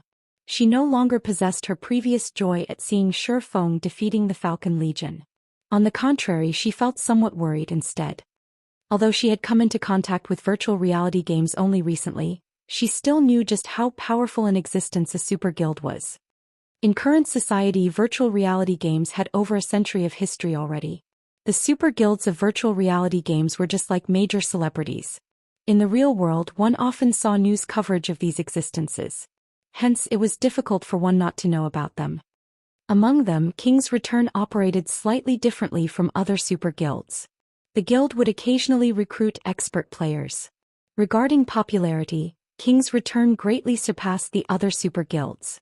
One could frequently hear news of certain powerful experts joining King's Return. Hence, Thoughtful Rain had a certain degree of understanding of the guild, and she knew just how wide the gap between Zero Wing and King's Return was. Whether it was in terms of member count or number of experts, the two guilds were on entirely different levels. If a war were to break out between their two guilds, it would be a disaster for Zero Wing. No wonder you guys dared to take action against Zero Wing's members in Starmoon Kingdom. So you're a member of King's Return. Feng finally understood what was going on. Because he had rejected King's Return's previous offer, the guild was now targeting Zero Wing's core members. However, he immediately smiled at Quirrell and asked, "But don't you know who I am?" Saying so, Feng stored away his black cloak and revealed his original appearance. Feng. Quirrell's mouth slackened when he saw Feng's appearance. He simply could not bring himself to believe this was true. Feng was not as famous as Zero Wing's Black Flame and was in existence known only among the major powers of God's domain. But when speaking of strength, Feng was someone who had defeated Sirius, one of the Wolf Kings of the Battle Wolves Guild. After the fight at the Dark Arena, King's Return had even created a database specifically for information on Feng. Quirrell himself had watched the battle video between Feng and Sirius, learning from it. Hence Quirrell recognized Feng right off the bat. However, although he had indeed recognized who his opponent was, his complexion turned even uglier than before. Damn it! Why is my luck so horrible? To think I would actually encounter him here. At this moment, Quirrell was regretting the fact that he had revealed his own identity. If he had not exposed himself, he might still have a chance of surviving. Now, however, nothing he said would get him out of this situation alive. Although he still had his vanish skill, even if he was stupider, he could tell that invisibility skills were useless against Feng. Otherwise, Feng would not have struck at the stealthed assassins behind him without even the slightest bit of hesitation. If even stealth was ineffective, then wanting to escape in front of such an expert was nothing more than a pipe dream. King's Return had done detailed research on that battle at the Dark Arena and made a rough estimation of the attributes of the two fighters already. In terms of basic attributes, he was considerably inferior to Yi Feng. Not to mention, speed was also one of Yi Feng's strong points. Quirrell's face darkened at the sight of Shi Feng rushing over. Damn it! To think that I would have to use that opportunity now. I definitely won't forgive you, Yi Feng. I will definitely massacre every core member of Zero Wing. Quirrell bellowed. He then took out a purple crystal ball from his bag while continuously spewing venomous curses. Just you wait. I, Quirrell, will definitely make you regret this day. In reality, the real reason he did not wish to die was the crystal ball in his hand. This item was something he had obtained unexpectedly after completing one part of a chain quest. It was a one-time use item. Moreover, it could only be stored in his bag and would drop upon death. This item could directly transfer its user to a special space. Based on his research, that special space should be a sacred training ground capable of allowing players to improve their combat techniques and standards. Its effects should be even better than those of a secret technique tablet his guild possessed. This item was something he had kept to himself. Originally, he had intended to wait until he had grown stronger and had hit a bottleneck before going to that special space, because based on the information he obtained, that space was extremely dangerous. If he went there too soon, he would only be wasting this opportunity. Hence, he had always done things with great care, avoiding dangerous situations as much as possible. He had never expected that he would actually be forced to enter that special space due to the mission this time. This crystal ball was his greatest opportunity to join the guild's upper echelon. Now, however, Shi Feng ruined all of his plans. How could Quirrell not be angry? Suddenly, an endless amount of mana rapidly flowed into his body. A crack then appeared in the space behind him. Like a black hole, the spatial crack sucked the assassin towards it. You think you can get away? Shi Feng smiled with disdain. He switched the aura of fire to the aura of time and then activated absolute time. Suddenly, the mana within a radius of 100 yards stilled. The mana surrounding Quirrell's body also dissipated abruptly. Following which, the crack in space started mending itself. No. Quirrell was momentarily dumbfounded. In the next moment, his eyes turned bloodshot as he abruptly executed unique footwork and transformed into 3 identical copies of himself. These 3 copies then charged at Shi Feng maniacally. The 3 indistinguishable copies of Quirrell continuously circled Shi Feng. Die! All 3 Quirrells bellowed as they held their daggers in a reverse grip and stabbed them at Shi Feng. Like a black whirlwind, the pitch-black daggers struck at Shi Feng from all directions. Thoughtful Rain and Blue Bamboo, who were watching this scene from afar, were stupefied. They understood clearly that the phenomenon of the black whirlwinds they were seeing right now was not a result of a system-generated skill. Instead, it was the result of a combat technique used by the player himself. This was the first time they had seen such a situation. They were utterly clueless as to how the assassin had achieved such a feat. Compared to Quirrell, the experts they had encountered before were simply weaklings. It was no wonder death wind and gunfire fell at Quirrell's hands in just a few moves. He was practically a monster in human skin. So he's finally using his specialty Whirlwind Strike. This sudden development did not surprise Shi Feng. After all, Quirrell was no stranger to him. In the past, Quirrell had been titled the Whirlwind Assassin. Although he had not been particularly famous during the early stages of God's Domain, upon his promotion to King's Return's middle management, he began improving rapidly. In the end, he had even managed to become an adjudicator of King's Return. His strength back then had been extremely overbearing. Not daring to be careless, Shi Feng chose to activate Thunder God's Descent, which increased his movement speed and attack speed by 150% and damage dealt by 50%, as well as decreased all damage received by 50%. Facing the storm-like dagger attacks, Shi Feng madly brandished his 2 swords. Immediately, sparks scattered as the clangor of metal clashing against metal echoed throughout the surroundings multiple times. Shi Feng had already reached the Void Realm. He had long since exerted his 5 senses to their limits. He read his surroundings like an open book. Even if it was an attack that was invisible to the naked eye, Shi Feng could still clearly perceive it and execute a timely response. In the next moment, numerous streaks of blue and silver lights bloomed around Shi Feng's body, forming an inviolable field. As long as the black daggers entered this field, they would immediately get repelled. Since Quirrell had his berserk skill activated, the assassin was superior to Feng in strength. Hence, Feng would lose around 200 HP following each clash of their weapons. Fortunately, with Thunder God's descent, Feng still had a clear speed advantage, so none of Quirrell's attacks managed to penetrate his defense. Aside from blocking all of Quirrell's attacks, Feng would also occasionally strike back at the assassin, reaping a large chunk of the latter's HP. In reality, Feng could have ended the battle instantly. However, he wanted to improve his own techniques by fighting the assassin. Hence, he had not bothered using any of his berserk skills to increase his attributes. How can this be? Why can't I hit him? The more Quirrell fought, the more fearful he became. Despite having already activated his berserk skill, his basic attributes surpassing Feng, he could not break through Feng's defense no matter what. On the other hand, Feng managed to strike at his vital points time after time, whittling his HP chunk after chunk until it finally zeroed out. As Quirrell fell reluctantly to the ground, he also dropped several items. Chapter 845, 5 Great Legacies. When Quirrell died, Thoughtful Rain and Blue Bamboo, who had watched quietly from afar, were astonished. When they looked at Feng again, shock filled their eyes. They felt as if the man before them was a stranger.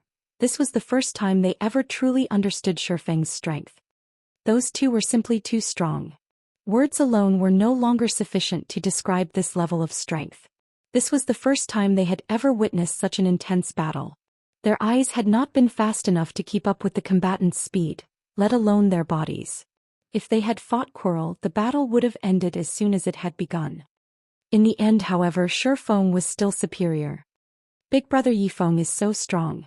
If I had even half of his skill, I could defeat Autumn Goose. Excitement filled Blue Bamboo's eyes as she stared at Feng. Thoughtful Rain could not help herself from laughing when she heard her friend's words. When they were usually out in the fields adventuring and questing, Blue Bamboo was always lazy. She was never particularly interested in fighting and would generally stay in the back to heal the members of their party. Although they had advised her many times to brush up on her combat techniques, she never bothered to do so. Instead, she usually replied by saying that it would be fine so long as she had good equipment and that she didn't need good combat techniques. Thoughtful Rain had never thought that the girl would be mesmerized by this one battle's combat techniques. Alright, enough daydreaming. Let's head over there. It's too dangerous to stay here, Thoughtful Rain said, laughing. Feng began to collect his loot. Naturally, an elite squadron from King's Return, led by an expert like Quirrell, possessed excellent equipment. Every piece of equipment they dropped was level 35 dark gold quality. Each item was worth dozens of gold. In total, he had gained several hundred golds worth of equipment. What's this? While Feng looked over the loot he had placed in his bag, he discovered a glowing purple crystal ball. Among the many weapons and equipment that dropped, it was eye-catching. Moreover, Feng felt a faint hint of pressure from this crystal ball, a very familiar pressure. Divine Might. It was a special power that only gods could wield. This is interesting. Feng took out the crystal ball and observed it carefully. Spatial Transfer Orb Consumable. Able to send one player to a mysterious otherworld. This item can only be stored in the bag. Drops upon death. There were very few items in God's domain capable of sending players to an otherworld. Based on Feng's understanding, every item that could transfer players to an otherworld was considered an absolute treasure. Even an epic item was not as valuable. In God's domain, an otherworld was the equivalent of a dungeon. Only this dungeon was a lot larger than generic dungeons. Otherworlds also offered far more bountiful rewards. The lowest reward one could obtain in an otherworld was an epic item. Some people had even obtained fragmented legendary items in the past, while others earned super skills and such. To put it simply, all of the rewards one could gain in an otherworld could significantly improve a player's strength. It's no wonder why he had tried so hard to live. He obtained a chance to head to an otherworld. I wonder what rank this otherworld is. When Feng recalled the Quirrell's deranged expression as the assassin fought, he could not help but chuckle. He would have fought desperately to live too. Quirrell hadn't been particularly famous in King's Return during the early stages of the game either. However, after joining the guild's middle management, his progress had suddenly skyrocketed. It was as if he had become an entirely different person. His progress might very well be related to this thing. There were many other worlds in God's domain. Based on the main God system's categorization, other worlds fell into common, epic, and legendary rank, with each one being larger than the previous. Each rank also offered players greater benefits. A common otherworld alone could massively impact a player's growth. By visiting a common otherworld, an ordinary player could instantly become an expert. There was no need to mention epic or legendary otherworlds. However, the majority of the otherworlds in God's domain were common rank. Even so, many desperately wished to encounter one, but alas, many failed. In the past, when players had discovered otherworlds, the various large guilds had frantically searched for clues relating to them in the hopes of nurturing a large batch of their own experts. After all, there were innumerable guilds in the virtual gaming world. Not every one of them could nurture their own experts. With such a golden opportunity available, the various large guilds could not let it slip through their fingers. In the past, a top-tier expert had sold an opportunity to go to an otherworld at an auction. Although the otherworld in question had only been common rank, the various large guilds fought over it like a pack of wolves. In the end, Summer's Emerald, a first-rate guild, had won the transfer tool for 15,000 gold. Everyone who had participated in that auction had been stunned. After all, during that time, a single epic item had only sold for around 2,000 or 3,000 gold. With that much money, one could easily purchase 5 or 6 epic items. One could also use 15,000 gold to purchase a good plot of land. Yet Summer's Emerald had used that money to purchase a common otherworld, which was the equivalent of a single epic item. Wasting so much money was the epitome of foolishness. Yet nobody could have ever imagined that, in the end, Summer's Emerald would profit from the exchange. The guild had only obtained a single epic weapon, which was worth roughly 6,000 gold from the common otherworld. That had been far less than the money it had spent. However, thanks to the adventures in the otherworld, Summer's Emerald had also gained a Void Realm expert. The outcome had made many guilds regret not fighting harder during the auction. From then on, transfer tools to otherworlds became extraordinarily precious. Even Feng, who had been the guild leader of a second-rate guild, had invested a long amount of time before he had gotten his hands on a common otherworld transfer tool. Although he had not experienced breakthrough during his visit, his combat techniques had improved significantly. What a strange transfer tool. It doesn't have a rank displayed. Even after observing with omniscient eyes, Feng had not discerned the purple crystal ball's rank.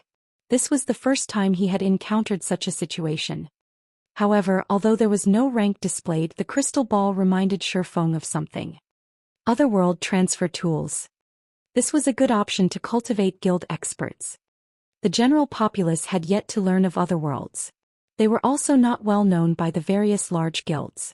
Hence, none of the guilds were bothering to look for clues regarding otherworlds.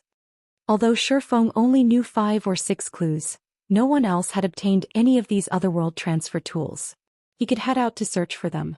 Once he obtained these otherworld transfer tools, he might be able to increase the number of Zero Wings Refinement Realm experts. As Blue Bamboo walked over, her eyes practically shone as she looked at Feng. Patting her ample chest, she said, "Big brother Yi Feng, it is truly a blessing to meet you here. If not for you, Rain and I would have suffered. From today on, I've decided to work hard to improve myself. Big brother Yi Feng, can you teach me how to fight, please?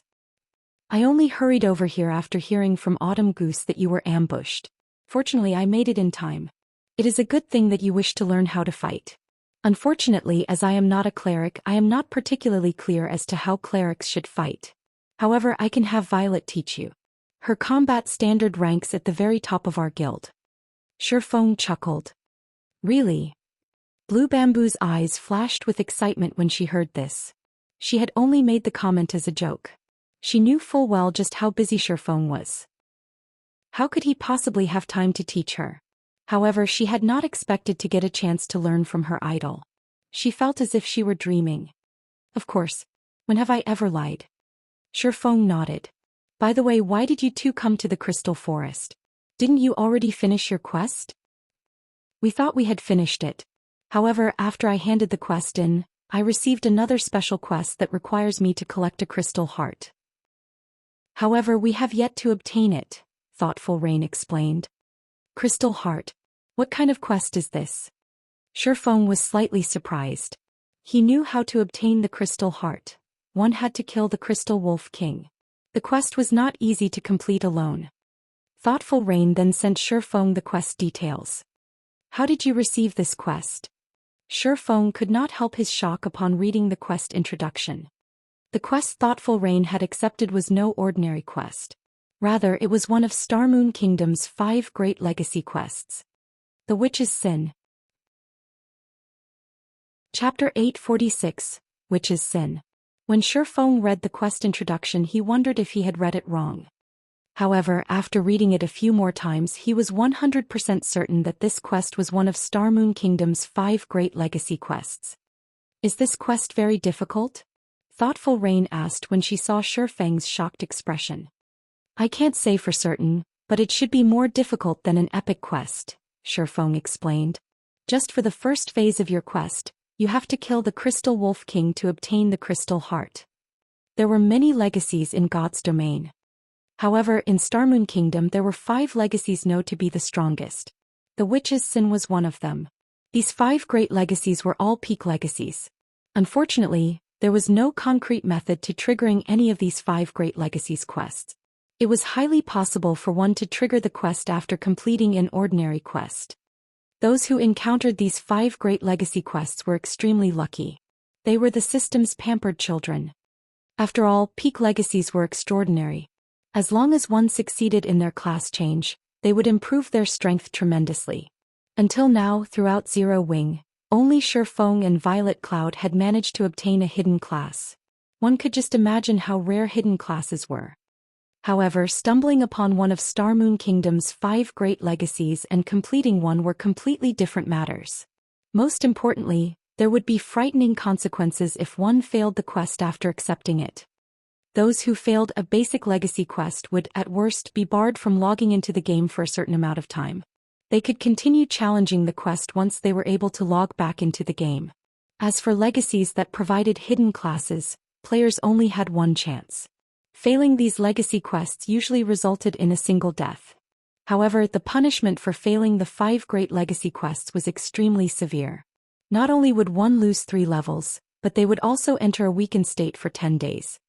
However, this was only the tip of the iceberg. The worst part about failing one of the 5 great legacy quests was that one would permanently lose some of their luck attribute. The luck attribute was a hidden attribute. Normally, it was difficult to increase the attribute by 1 or 2 points. If a player permanently lost some of their luck as a result of failing the legacy quest, it would massively impact their performance in various aspects such as their drop rate when opening treasure chests and grinding monsters. Due to this, the 5 great legacies of Starmoon Kingdom had been extremely famous in the past. There was only a thin line separating heaven and hell. On the surface, they were known as the 5 great legacies. Secretly, however, players knew them as the 5 great curses. In the past, many players had obtained the 5 great legacy quests of Starmoon Kingdom. However, based on Feng's knowledge, Gentle Snow was the only one who had completed one of the quests. He had never heard of anyone else. One could just imagine how difficult the quests were. Correspondingly, however, when Gentle Snow had obtained one of the 5 great legacies, she had risen to fame in God's domain instantly. In field and guild battles she had killed plenty of top-tier experts and had even killed apex experts. Unfortunately, she had suddenly disappeared from the game, and the incident became one of God's domain's unresolved mysteries. If Gentle Snow had not left God's domain, many people speculated that she would have become a Tier 6 God-ranked expert in Starmoon Kingdom. Many players could not help but sigh at how unfortunate the situation was. Hence, when Feng saw that Thoughtful Rain had accepted the legacy quest for the Witch's Sin, he was both excited and worried. More difficult than an epic quest? Thoughtful Rain's eyes widened when she heard this, and inwardly she smiled bitterly. Up until now she had completed many quests in God's domain, so she understood one thing very well. The more difficult a quest was, the more difficult its punishment for failure would be. There was nothing good in accepting a quest that was beyond her abilities. A player would suffer if they failed an epic quest. If she failed a quest that was even more difficult than an epic quest, she did not dare to imagine the consequences awaiting her. There is no need to get too hung up about it. The quest has a time limit of 3 months. You still have 3 months to grow stronger and complete this quest. During this period, how do you feel about training with the guild's main force? Feng asked. Even Feng didn't know the finer details of the 5 great legacy quests. However, since it was a legacy quest, Feng was sure of one thing. Players had to rely on their own strength to pass the quest's final phase. If one were strong enough, it would not be too difficult to complete the legacy quest. Based on what Feng remembered, Gentle Snow had completed her legacy quest when she had reached the Flowing Water Realm. As long as Thoughtful Rain could also reach the Flowing Water Realm, she should have no problems completing the final test. At that time, Zero Wing would have another player with a hidden class. I can join in the training? Thoughtful Rain could not help her surprise when she heard Feng's offer. The treatment Zero Wing's main force enjoyed was far from ordinary. The magic crystals they received each day alone even made experts like Autumn Goose drool. One could use magic crystals to challenge the trial tower inside the Divine Colosseum and improve their combat standards. The magic crystal was an absolute hard currency. However, its supply was low, and it was difficult to obtain even if one had the money. Large guilds would generally supply their main force members with around 3 to 5 magic crystals each day. However, Zero Wing gave its main force members 15 crystals per day.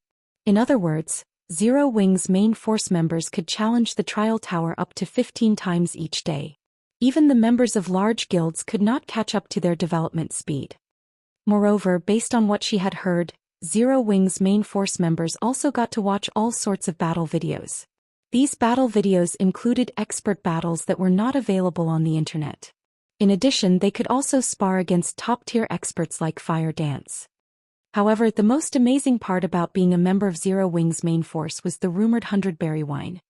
Although she did not know the purpose of the 100-berry wine, she knew that even the main force members fought over this item like crazy. Some were even willing to trade a large amount of guild contribution points and magic crystals for it. However, those who obtained the 100-berry wine would never trade them. Instead, they consumed the beverage secretly. One could just imagine how valuable the item was. Big Brother Feng, can I train with the main force as well? Blue Bamboo asked sweetly as she batted her eyelashes. Sure, but let me say this first. You two are only reserve members. If you fail the exam 3 times, you'll be kicked out of the team, Feng strictly informed the women. Thank you, Big Brother Feng.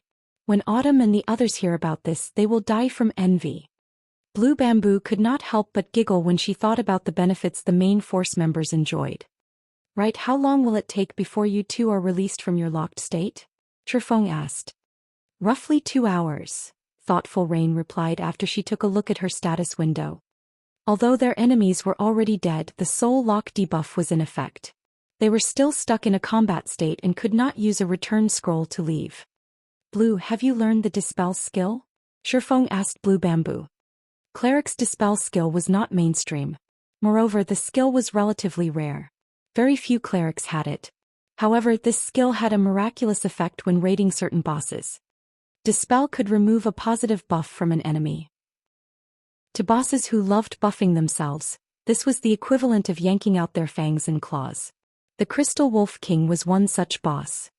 I bought one from the auction house and learned it already, Blue Bamboo said and nodded strangely. Good. Has it reached tier 1 yet? Feng had dealt with the Crystal Wolf King many times before. If one used a tier 0 dispel, at most they could remove a few tier 2 buffs. Only a tier 1 dispel could remove buffs from tier 3 skills. Not yet. I don't use this skill very often, Blue Bamboo answered awkwardly. Take these magic scrolls. When the time comes, use them before you use dispel, Feng said. He then took out 5 golden tier 1 magic scrolls from his bag and handed them to Blue Bamboo. These 5 magic scrolls were spell amplification scrolls. Each one could upgrade a spell up to tier 1. Big Brother Feng, what am I supposed to do with these? Blue Bamboo was even more confused now. We're getting ready to kill the Crystal Wolf King, of course, Feng responded casually. Kill the Crystal Wolf King? Blue Bamboo was stunned. Thoughtful Rain was also at a loss for words. They had already seen the Crystal Wolf King. It was a level 50 Great Lord. With just the three of them, challenging it would be tantamount to suicide. However, ignoring the two women's shock, Feng retrieved 2 contracts from his bag and began to chant an incantation. Emerge. Immediately, 2 teleportation magic arrays appeared on the ground. Following a flash of silver light, 2 figures, a man and a woman, emerged from the 2 magic arrays. These 2 were none other than Kite and Anna, Feng's personal guards. Chapter 847. Strength that Surpasses Tears. NPCs. Thoughtful Rain and Blue Bamboo were surprised when Kite and Anna suddenly appeared. Both Kite and Anna radiated an intense aura. They felt suffocated as they stood so close to these 2 NPCs. After not seeing them for some time, they sure have grown a lot. Feng was quite satisfied when he looked at the handsome Kite and charming Anna.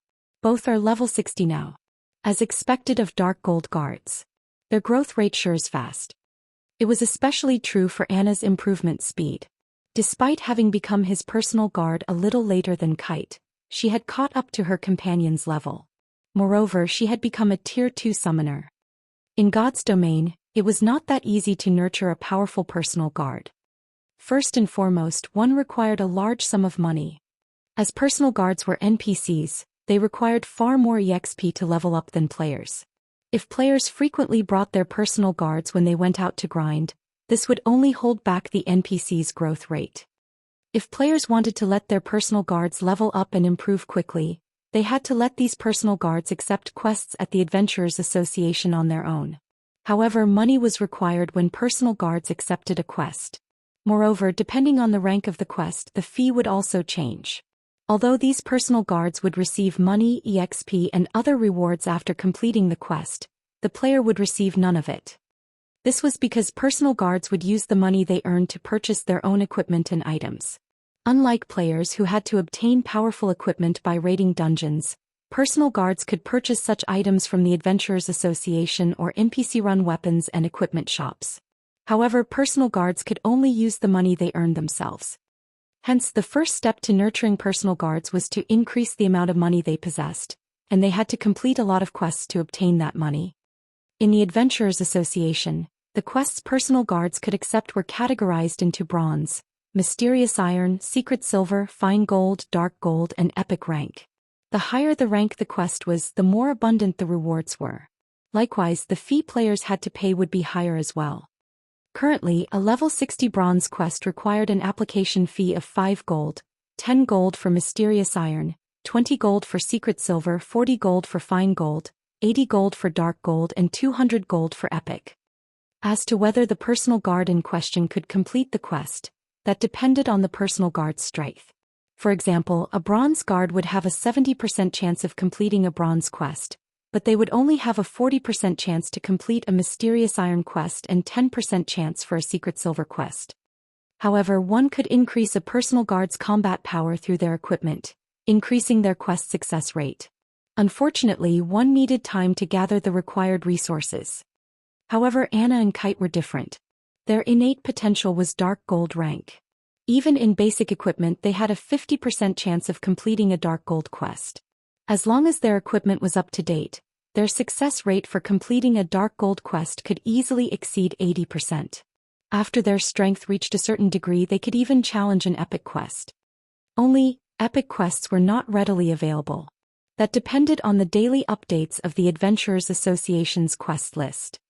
As Feng's personal guards could accept much higher ranked quests than other players' personal guards, their leveling speed was much faster.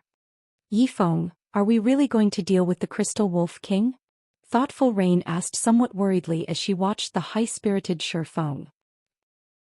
Although the 2 level 60 tier 2 NPCs were very powerful, the Crystal Wolf King was a great lord, an existence equivalent to a tier 3 class. Relax. I've already investigated the Crystal Wolf King. The boss's skills are buff-oriented. As long as blue casts Dispel on it, our forces will be enough to take it down, Feng explained, chuckling. This was not the first time he had dealt with the Crystal Wolf King. The Wolf King was powerful because of its speed. Even a top-tier MT of the same level would find it difficult to respond to the Wolf King's attacks. In addition, the boss had a stackable gain skill that allowed it to grow stronger the longer it fought. If they did not deal with this gain buff appropriately, they would be annihilated. However, if they dealt with the boss's gain buff properly with the strength of 2 dark gold guards, they should have no problems taking down the Crystal Wolf King. Following which Feng led Thoughtful Rain and Blue Bamboo to a cave. A strong gale accosted the small team at the cave's entrance. As they stepped into the cave, they heard the howling of a wolf. The howl echoed throughout the cave, causing the cave walls and floor to tremble. In the next moment, a towering figure emerged from the depths of the dark, spacious cave. The figure stood over 10 meters tall. Bearing its snow-white fangs, a hint of bloodlust flashed in the figure's crimson eyes as it overlooked Feng's group. The figure's body was made entirely of crystals, and a green glow flashed where its heart should have been. Crystal Wolf King, Elemental Being, Great Lord. Level 50. HP 21,000/21,000,000.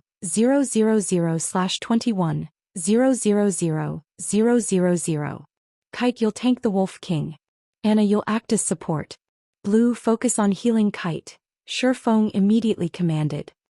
As Feng gave his orders, the tall and robust Kite transformed into a gale as he dashed towards the Crystal Wolf King. Kite only had 750,000 HP. Compared to the Great Lord, that was practically nothing. The Crystal Wolf King swung its razor-sharp claws, sending numerous streaks of silver light flying at the Sword Master. The silver lights were so fast that no ordinary player would have time to react. However, rather than dodging, Kite unsheathed his 2 swords and brandished his weapons. Ping! The guard shattered the flying silver lights. Kite released a low growl and the 2 swords in his hands released a dazzling blue glow. He then swung the weapons forward violently. Tier 2 skill Wind Feng. The 2 massive blue fangs transformed into 2 streaks of light, instantly piercing the Crystal Wolf King's body. Oh! The Crystal Wolf King screamed in pain and retreated by 2 steps, 2 damages of over -100,000 points appearing its head. However, Kite was not done with his attacks. Immediately he appeared before the Great Lord. The Crystal Wolf King was furious. Bearing its fangs, it swung its massive paw at Kite so fast that one could only see black shadows move towards the Sword Master. Boom! The earth shook. However, the Wolf King's paw never made contact with Kite's body. Instead, Kite blocked the attack with one hand. Kite then countered with a slash towards the giant paw's joint. A streak of blue light struck the Wolf King's paw, causing the boss to lose over 20,000 HP. Big brother Yifeng, your personal guard is so strong. Blue Bamboo's eyes widened with surprise as she watched the fight. She had seen many powerful personal guards before. However, all of the Tier 2 personal guards she had seen had even struggled to deal with a lord, not to mention a Great Lord. They also required players' assistance. Yet Kite could block this Great Lord's attack with a single hand. Feng was similarly shocked. He had never thought that Kite would be this powerful. The NPC had already grown to be capable of withstanding a Tier 3 monster's attack. He even had slightly higher strength than the Crystal Wolf King. Only now did Feng understand why those super guilds in the past had been so desperate to obtain a dark gold guard. If Kite was this strong right now, how powerful would he be when he reached Tier 5? While Feng watched, astonished, Anna, who stood a short distance away from the Crystal Wolf King, also began to attack. When her chanting came to an end, suddenly, a brilliant light filled the dark cave. A massive, golden magic array had enveloped over half of the cave. Anna's aura also grew by multiple times. Even Feng, who stood far away from the summoner, had trouble breathing in the dense aura. Chapter 848, Frightening Dark Gold Guard. What is this spell? Feng could feel the aura around Anna strengthening. Right now it felt as if a Tier 3 NPC was standing before him. This was the first time Feng had seen such a spell. Tier 3 NPCs were generally tasked to defend a city. Even in a major city like White River City, they would be considered top-class individuals. Players would find it difficult to meet one. Feng immediately called out Anna's skill menu. What? She's grasped a Tier 2 curse already. Feng was extremely shocked when he saw the list displayed on the skill menu. Anna's growth potential was incredible. Previously, Feng had checked Kite's skill menu. Although the Sword Master had learned quite a number of Tier 2 skills, he had picked up just one Tier 2 Taboo skill. Moreover, he had obtained this Taboo skill only after completing many quests. In contrast, Anna actually already possessed two Tier 2 curses right now. Moreover, one of them was even a curse Feng had never heard before. Song of Summoning. Not only would the curse forcefully upgrade the caster to Tier 3 temporarily, but it would also summon a golden giant, a Tier 3 creature. In the next moment, an endless amount of mana began gathering at the center of the golden magic array.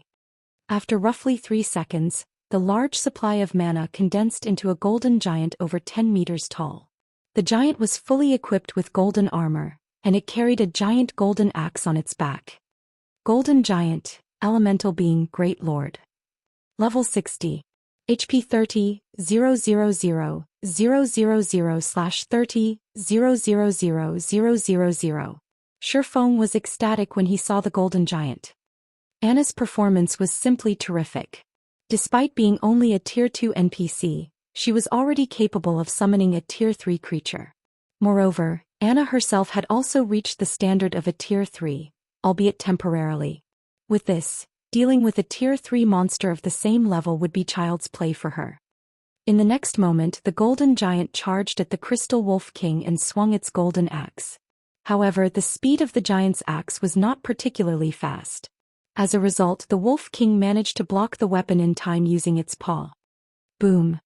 The impact of the collision sent the Wolf King flying, and then its body slammed heavily into the ground. The paw it defended itself with trembled uncontrollably as well. At this moment, when the Wolf King looked at the golden giant, its eyes were filled with fear. Not only had the Crystal Wolf King gone flying from this frontal clash, but it had also suffered over -5,000 damage from the resulting impact.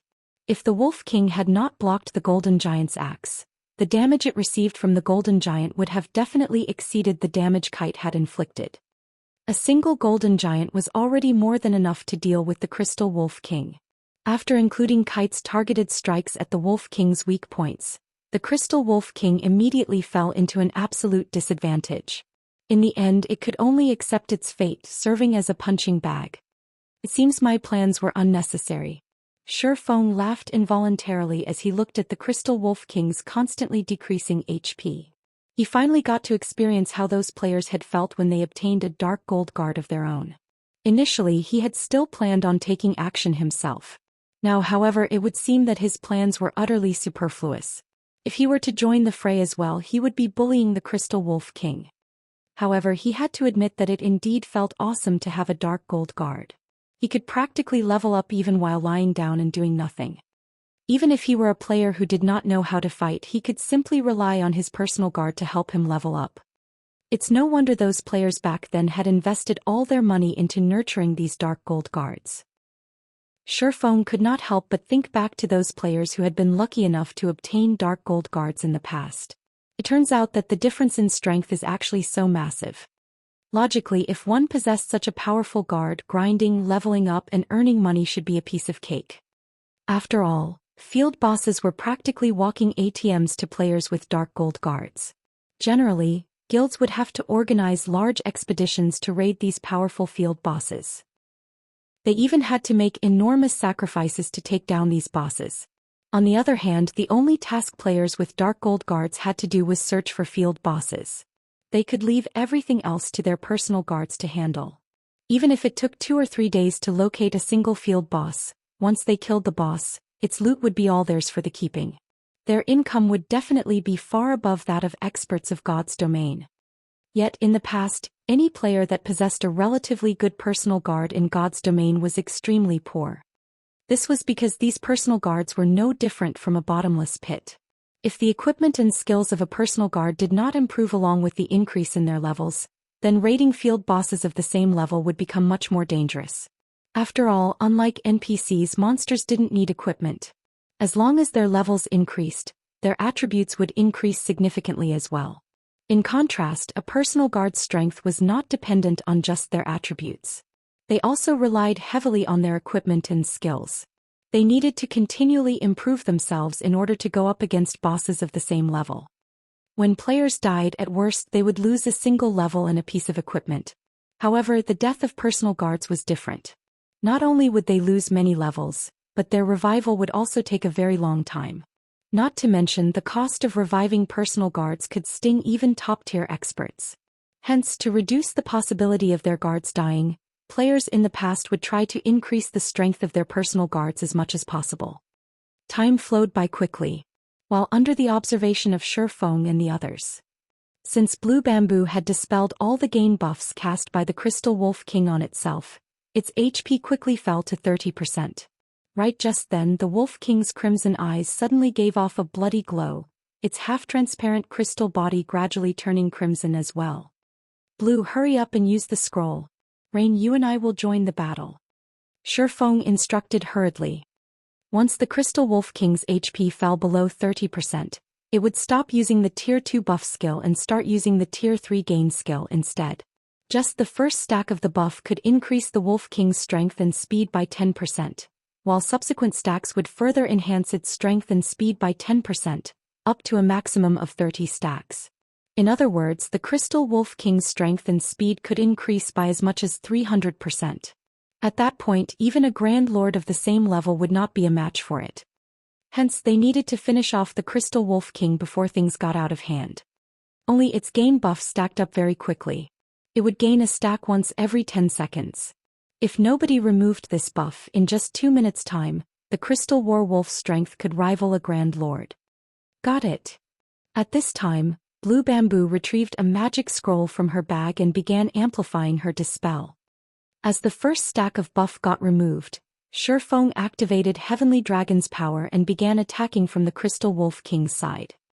Thundering Flash. Chop. Earth Splitter. Thunder Flame Explosion. One skill after another landed on the Crystal Wolf King, each one dealing around -10,000 to -20,000 damage to the Great Lord.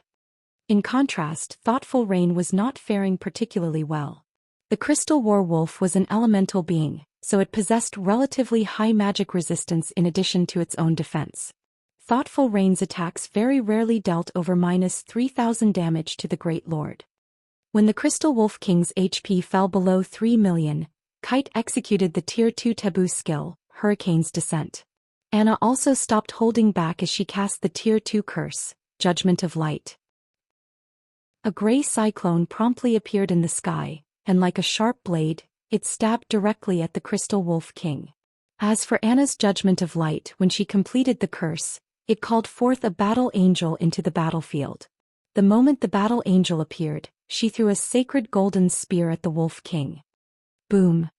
-1,045,137. -1,274,646. Instantly, 2 massive damages appeared above the Crystal Wolf King's head, forcing an agonized howl out of the Great Lord. The Wolf King then fell to the ground, its body paralyzed. It had obviously suffered massive injuries from the 2 attacks and entered a weakened state for a short period. The tremendous amounts of damages thoroughly stunned Thoughtful Rain and Blue Bamboo. Naturally, Feng would not let this golden opportunity pass. He immediately activated Divine Providence followed by Flame Burst. When he finished executing his 15 consecutive attacks, the Crystal Wolf King collapsed to the ground, its body completely motionless. Chapter 849, Alchemy Equipment. With the Crystal Wolf King's death, everyone's experience bars rose by a large margin. Feng reached 41% of level 40, while Thoughtful Rain and Blue Bamboo were now only 20% away from level 40. They would have to grind for just one more day at most to bridge this final gap. However, compared to the EXP they obtained, Feng paid much more attention towards the Wolf King's loot. The Crystal Wolf King was the guardian monster of this map. Moreover, this was the first time it had been killed. Its loot would naturally be much more bountiful than usual. Sure enough, among the 10 items dropped, 5 were rare materials. As for the remaining 5, 3 were level 50 fine gold equipment and 1 was the crystal heart that Thoughtful Rain required. With this crystal heart she would be able to proceed to the next phase of her quest. The Witch's Sin was a chain legacy quest with a total of 5 phases. Unlike other legacy quests where one simply had to obtain a legacy tool and activate it, The Witch's Sin allowed one to enter its legacy grounds and undertake the final trial only after the completion of a series of quests. It was much more troublesome than the legacy quests of other hidden classes. However, it was also one of the easiest legacies to encounter. Sure enough, the loot this time is good. Feng smiled as he held up a deep blue crystal bottle. This crystal bottle was neither a weapon nor equipment that combat players sought. Instead, it was an item that was in demand among lifestyle players, particularly alchemists, because this crystal bottle was alchemy equipment. Azure Ocean Crystal Bottle, Alchemy Equipment, Secret Silver Rank. Increases the alchemy success rate by 5%. Although the crystal bottle only increased the success rate of alchemy procedures by 5%, for comparison, a complete set of mysterious iron alchemy equipment provided a total increase of only 8%. Meanwhile, the complete Azure Ocean set could increase the alchemy success rate by 12%. It was a set that was highly desirable even to master alchemists. Although Feng currently had only a single bottle, this item would suffice to help an intermediate alchemist get promoted to advanced alchemist quickly. After reaching the advanced alchemist standard, an alchemist could begin producing all sorts of rare intermediate potions such as the intermediate fire resistance potion and intermediate ice resistance potion. The value of these potions would skyrocket once the eclipse gate opened. Unfortunately, the candlelight trading firms simply had too few advanced alchemists at the moment. Now that Feng had obtained a piece of the Azure Ocean set, it would help a lot in addressing this problem. After killing the Crystal Wolf King, Feng did not remain idle. Instead, he led Thoughtful Rain and Blue Bamboo around the Crystal Forest, killing chieftains and lords, using this opportunity to gather the other set pieces of the Azure Ocean set. Finally, around the time when the soul lock on Thoughtful Rain and Blue Bamboo disappeared, he obtained an Azure Ocean test tube, which increased the alchemy success rate by 3%, after killing a Lord-ranked boss. Feng lacked just 2 more to complete the set. However, seeing as it was getting late, he had to bring Thoughtful Rain and Blue Bamboo back to the city first. As for the remaining 2 set pieces, he could only put off collecting them for the future. White River City, at an open-air restaurant close to the candlelight trading firm. Players and horse carriages constantly traveled down the street outside the restaurant, every one of these players in a hurry to raise themselves to level 40. All of this was due to the sudden appearance of a mount in White River City. This incident had whetted the appetites of White River City's players for mounts. At the same time, the number of players trying to join Zero Wing had further increased. Previously, everyone had considered mounts to be just another mode of transportation. However, after seeing the demonic flame tiger, everyone came to understand one thing. Mounts could also assist players in battle. This was especially true for a mount like the demonic flame tiger. Its mere presence was enough to make one shudder. One could just imagine how much more help it could provide in combat. That tiger mount sure is cool. It would be great if I could have one as well. Stop dreaming. Someone on the forums is offering to buy the mount for 8 million credits right now. Even so, many people are still ridiculing that person. Ridicule? Why? That's 8 million credits we're talking about. If I had that much money, I wouldn't have to work for the rest of my life. If I were the owner of the tiger mount, I would definitely sell it. Do you think that mount is worth only 8 million? Although some guilds have managed to get their hands on mounts as well, those mounts are just bronze rank, with very few being mysterious iron rank. Currently, rumor has it that the tiger mount might be a dark gold mount. If that's true, it's the highest ranked mount currently known in God's domain. Instead of it being just a mount, it is a symbol of one's identity. Most likely, 8 million credits isn't even worth 10% of that mount. These people are just insane. I'm having a headache just trying to earn 40 gold. Who knows when I'll be able to save up that much money. It would be great if the mounts were cheaper. Of course, there is a cheaper alternative. A guild mount costs only 25 gold. However, you'll need to join a guild with a stable first. Currently, Zero Wing is the only guild in God's domain that has a stable. The number of players trying to join Zero Wing every day has nearly filled up Zero Wing's residence to the point of bursting. If I had known something like this would happen, I would have tried to join Zero Wing sooner. Zero Wing really is amazing. Right now, even super guilds have yet to construct their own stables, but Zero Wing has done so already. In a few years' time, Zero Wing might even become a new super guild. While the players on the street were busy chatting, a handsome young man wrapped in a black cloak wore a gloomy expression on his face as he sat in the open-air restaurant. Zero Wing sure is something. It's no wonder they dared to oppose King's return, the tall and beautiful woman seated beside the handsome youth said, a faint smile on her face. It's been too long since our guild has made a move. It seems that people have started to forget how frightening we actually are. In the minds of ordinary players, super guilds were merely guilds with long histories and plenty of experts. They did not understand the truly formidable aspect of super guilds. The reason why super guilds were powerful was not because of their large number of experts and vast resources, but more due to the quality of their experts. The Falcon Legion sent to kill the core members of Zero Wing was the best proof. The Falcon Legion was a legion of experts King's return had secretly nurtured. Every member of the Falcon Legion could rank among the top experts of a first-rate guild. The more powerful members were even in the refinement realm already. Going up against multiple top-tier experts of first-rate guilds at the same time would be a piece of cake for these refinement realm experts. Now, not only had King's return sent a 20-man team after Zero Wing's core members, but the guild had also assigned Quirrell, one of the team leaders of the Falcon Legion, to lead it. In addition, Ordinary Stranger and Thunder Tiger even accompanied the team. Both these men were refinement realm experts. With such a force, annihilating Zero Wing's core members would be child's play.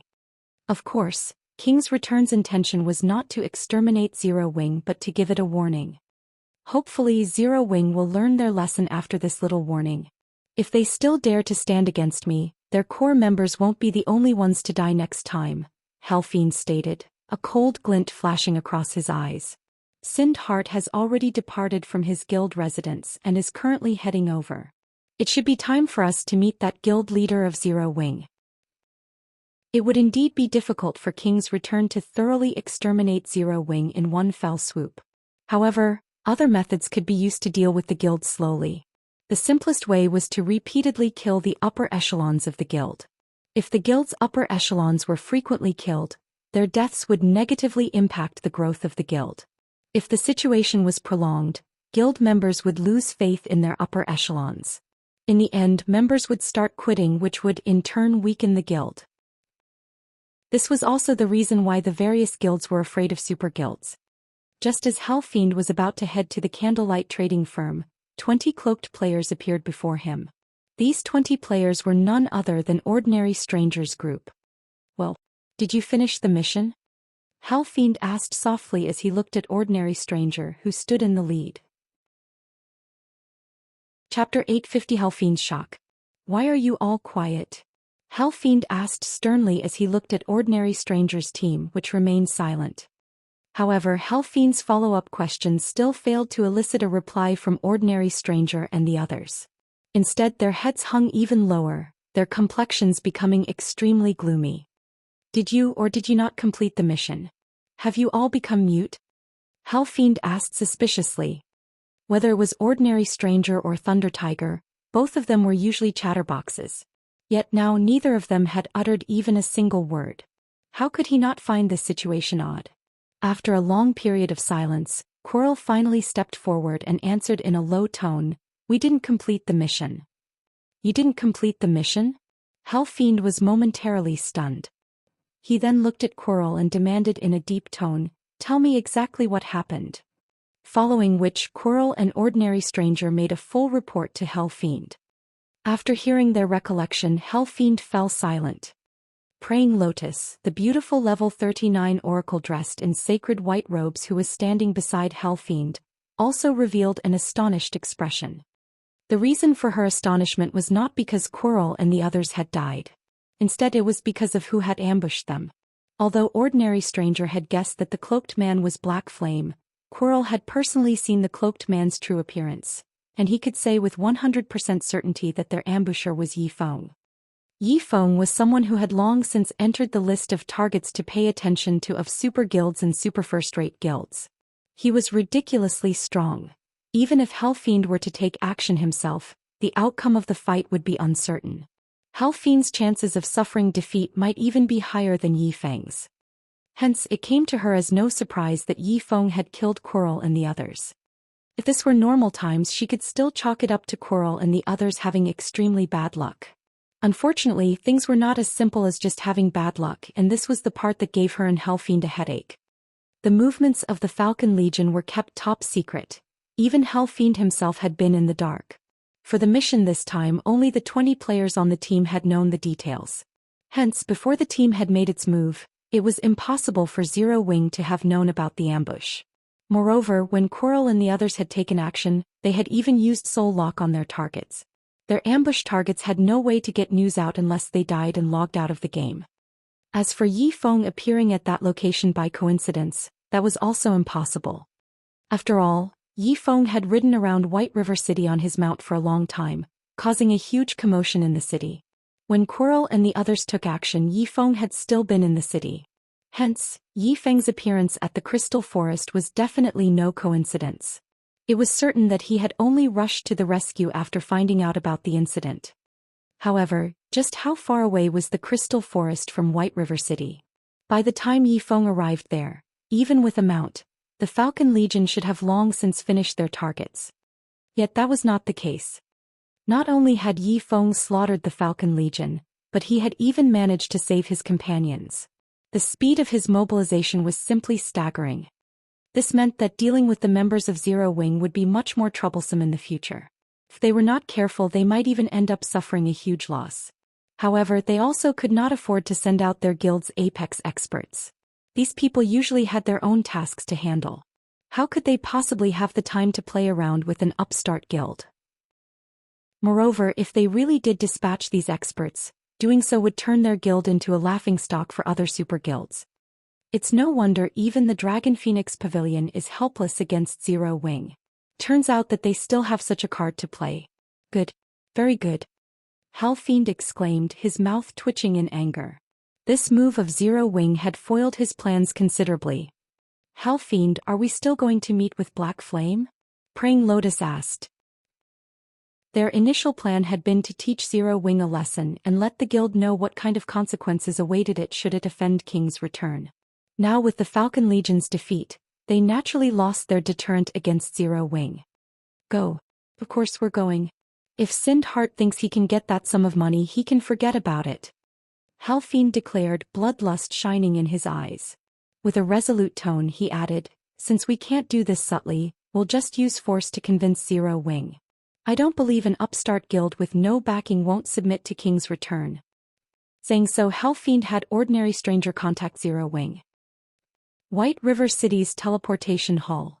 Suddenly, several white flashes appeared inside the building as Feng and the others returned to White River City once again. What a pity. It would be great if we could continue grinding for a few more hours, Blue Bamboo said in disappointment as she looked at her own experience bar. During their time following Feng around, their leveling speed simply left one speechless. With 2 personal guards capable of overwhelming a great lord present, dealing with those chieftain and lord-ranked monsters was extremely relaxing. The crystal wolves they slaughtered as they traveled around the crystal forest also boosted their experience bars significantly. Currently, she was only 5% away from reaching level 40. At most, she would need an hour's worth of grinding to bridge that final gap. Level 40 was a relatively major milestone in God's domain. Throughout their travels, Blue Bamboo had eyed Feng's demonic flame tiger with longing. Unfortunately, she had yet to reach level 40, so she could not even give riding Feng's mount a try. In God's domain, mounts could generally carry 2 people at the same time. If a mount was of a sufficiently high rank, it could even accommodate 3 people at once. A dark gold mount like the demonic flame tiger could bear a maximum of 3 people. However, the riders had to be level 40 or above. After exiting the teleportation hall, Feng summoned the demonic flame tiger once again. The demonic flame tiger's cool and massive body immediately attracted the gazes of the passers-by. I still have something to take care of, so I'll be leaving first. If you encounter any problems in your quest again, just contact me or Aqua and the others, Feng said as he jumped onto his mount. He gave the demonic flame tiger a tap and then sped towards the candlelight trading firm. After Feng departed, the players on the streets promptly shifted their gazes towards Thoughtful Rain and Blue Bamboo. Are those 2 beauties members of Zero Wing? I saw them talking to that mount riding person just now. Could that expert be a member of Zero Wing? All sorts of ideas started popping up in people's minds. Many beautiful female players also started looking at Thoughtful Rain and Blue Bamboo with eyes filled with envy and admiration. Although they were acquainted with many experts compared to Feng, those experts were simply noobs. On the other hand, Thoughtful Rain and Blue Bamboo actually managed to make friends with an expert like Feng. It would be great if I can get a mount that's as cool as Big Brother Yifeng's. At that time my classmates will definitely die of jealousy, Blue Bamboo said as she looked at Feng's departing figure admiringly. However, Thoughtful Rain, who stood beside Blue Bamboo, did not have such thoughts in her mind. Instead, she was currently pondering how she could go about improving her strength. Feng's battles had truly widened her horizons. She had never imagined that there would actually be such a huge difference between players. Candlelight Trading Firm, second floor reception room. Fiend, are you really going to do it? Praying Lotus asked, a frown on her face. If you do so, we'll suffer significant losses as well. I've already said that I absolutely will not let Sind Heart get that money. If Black Flame is really resolute in opposing me, I will let him know what regret tastes like. Let's see if he thinks opposing me just for a stranger like Sind Heart is worth it or not. Fiend sneered and nodded decisively. As Fiend and Praying Lotus were waiting quietly, the doors to the room opened suddenly. Feng, who was currently in the guise of Black Flame, slowly walked up to Fiend and Praying Lotus. Chapter 851, Book of Disaster. So he is Black Flame. Fiend began carefully observing Feng as the swordsman approached him. Although the general public did not have a clear grasp of Black Flame's strength, practically all experts from super guilds knew just how powerful the man was. Ranked 51st on God's Domain's experts list. Although the rankings on this list did not measure the exact strength of an expert, they were still useful as a reference.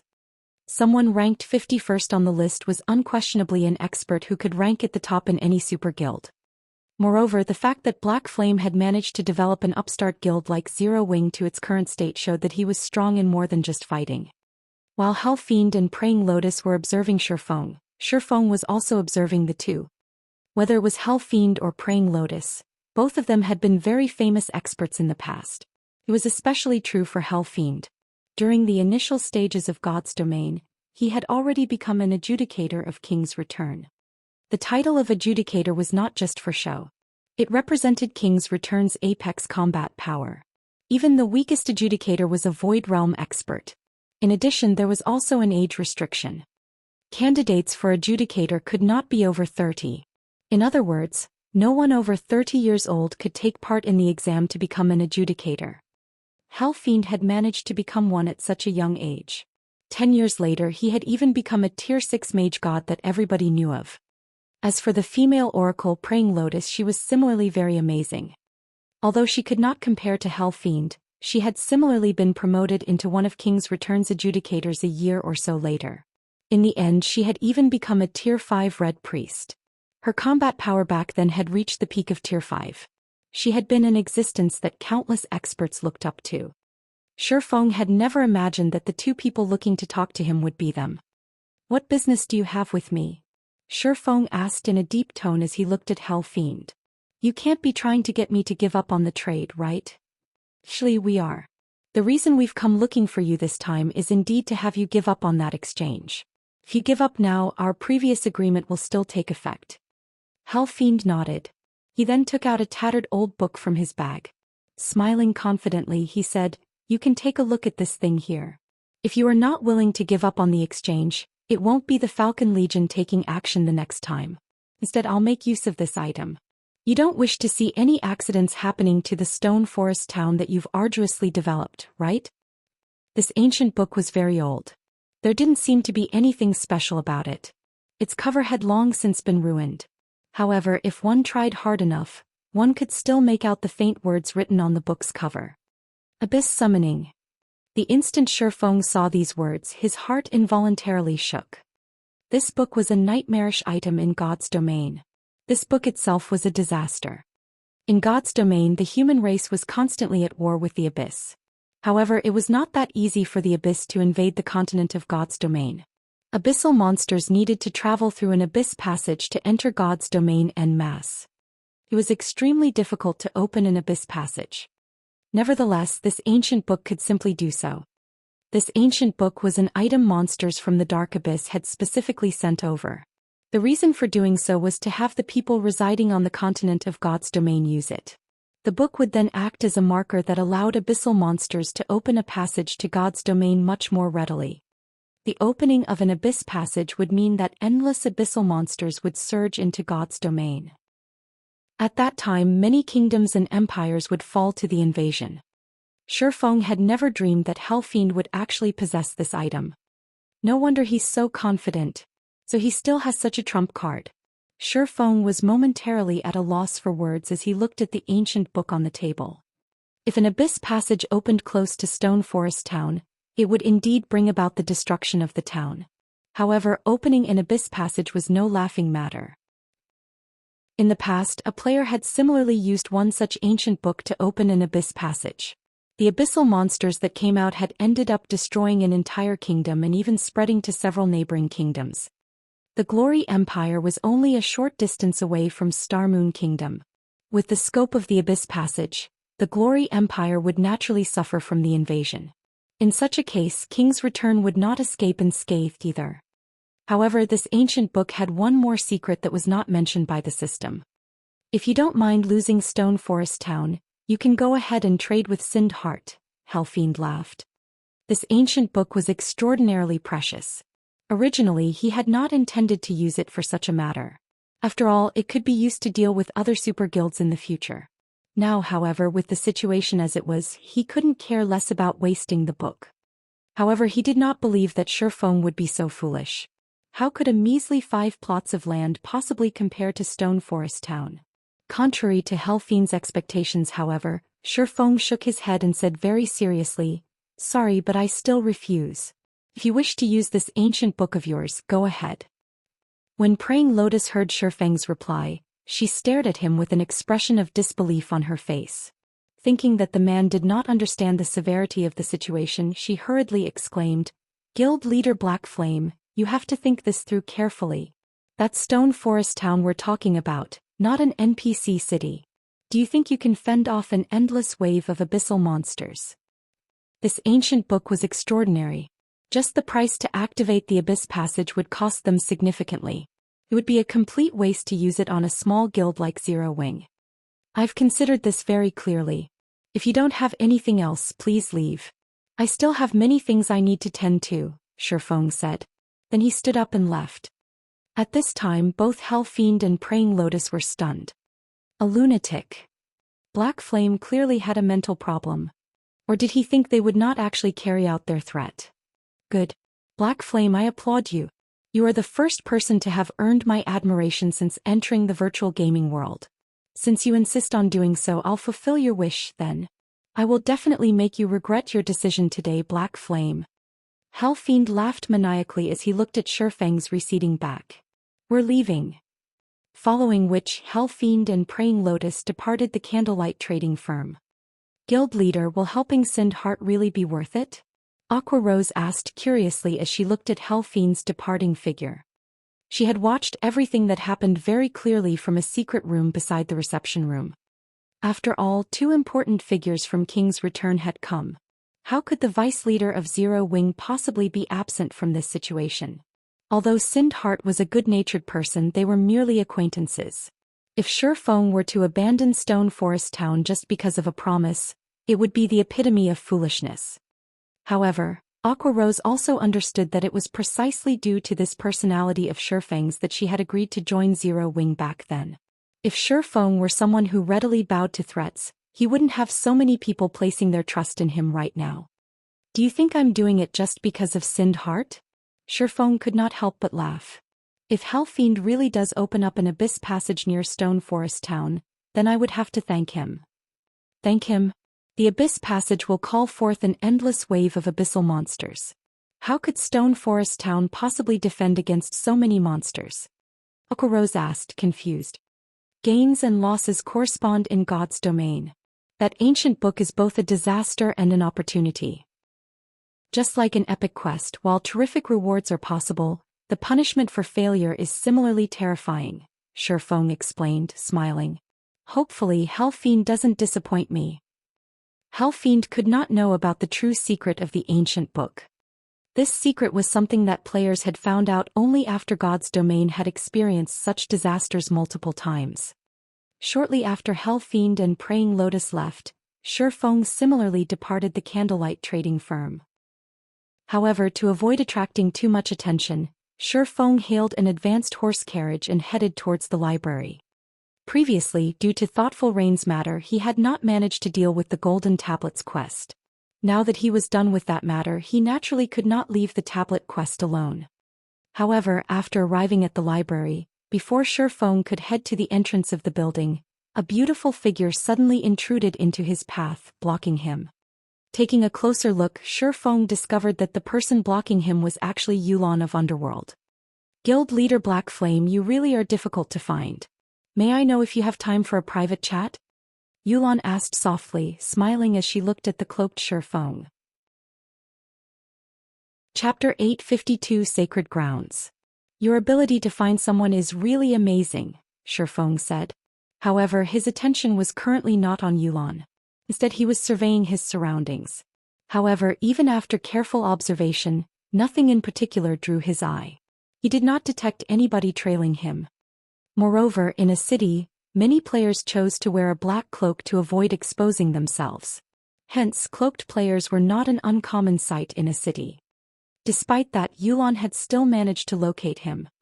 At this moment, Yulan wore a set of luxurious purple robes, a glowing silver staff clasped in her hand. The staff had many runes engraved on it, and Feng could faintly feel the ambient mana gathering around it. Yulan's level was similarly extraordinary.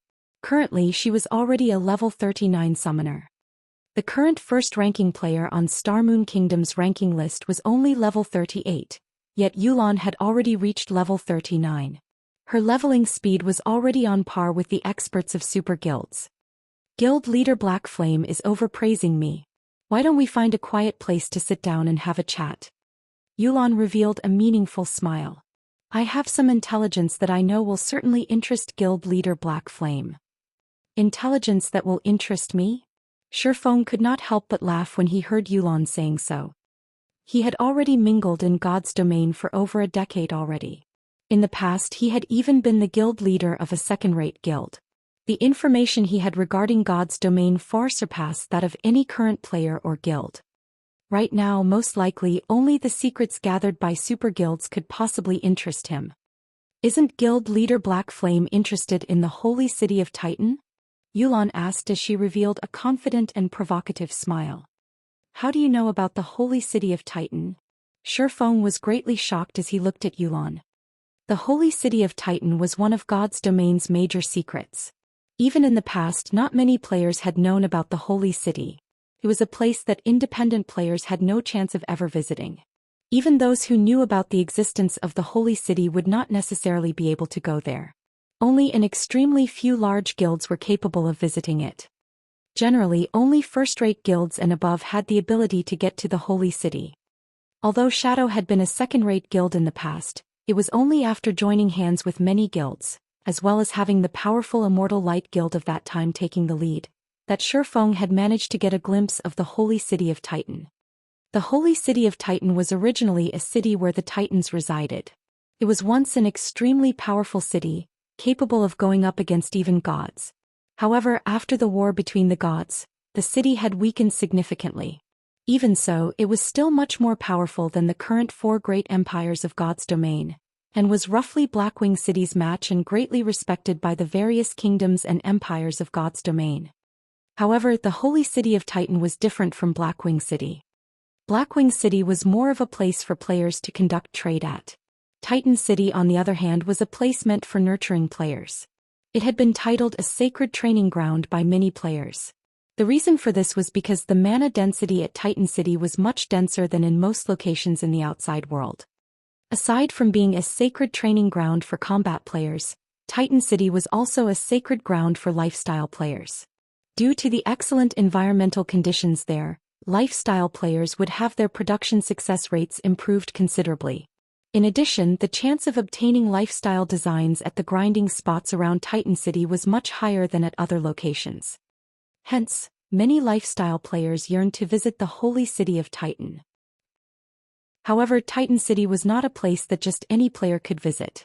Similar to Blackwing City, one needed to obtain a pass. However, the drop rate for Titan City's pass was much lower than Blackwing City's.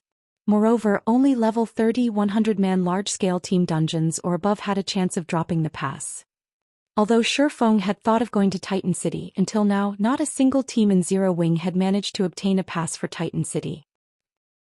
In Feng's opinion though, this was a very normal occurrence. The drop rate for that item was simply too low.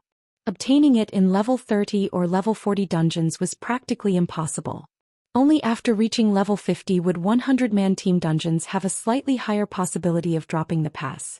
Even so, the probability was only 1 in 1,000. In other words, one had to raid 1,100-man team dungeons to obtain a pass to Titan City. Moreover, the drop rate for the pass was unaffected by one's luck attribute. Hence, Feng had excluded the holy city of Titan when thinking of ways to nurture guild experts. That method simply relied too heavily on luck. It seems guild leader Black Flame really does know about Titan City. That will make the following discussion easier. Yulan smiled. I have a pass to go to that place. Have I managed to catch your interest now? You've got me. Feng could not help but laugh. He had never imagined that this woman before him would actually be so capable. A pass to the holy city of Titan. The value of this item far surpassed that of an epic weapon. In the past, some guilds had even been willing to pay 20,000 gold just for a pass.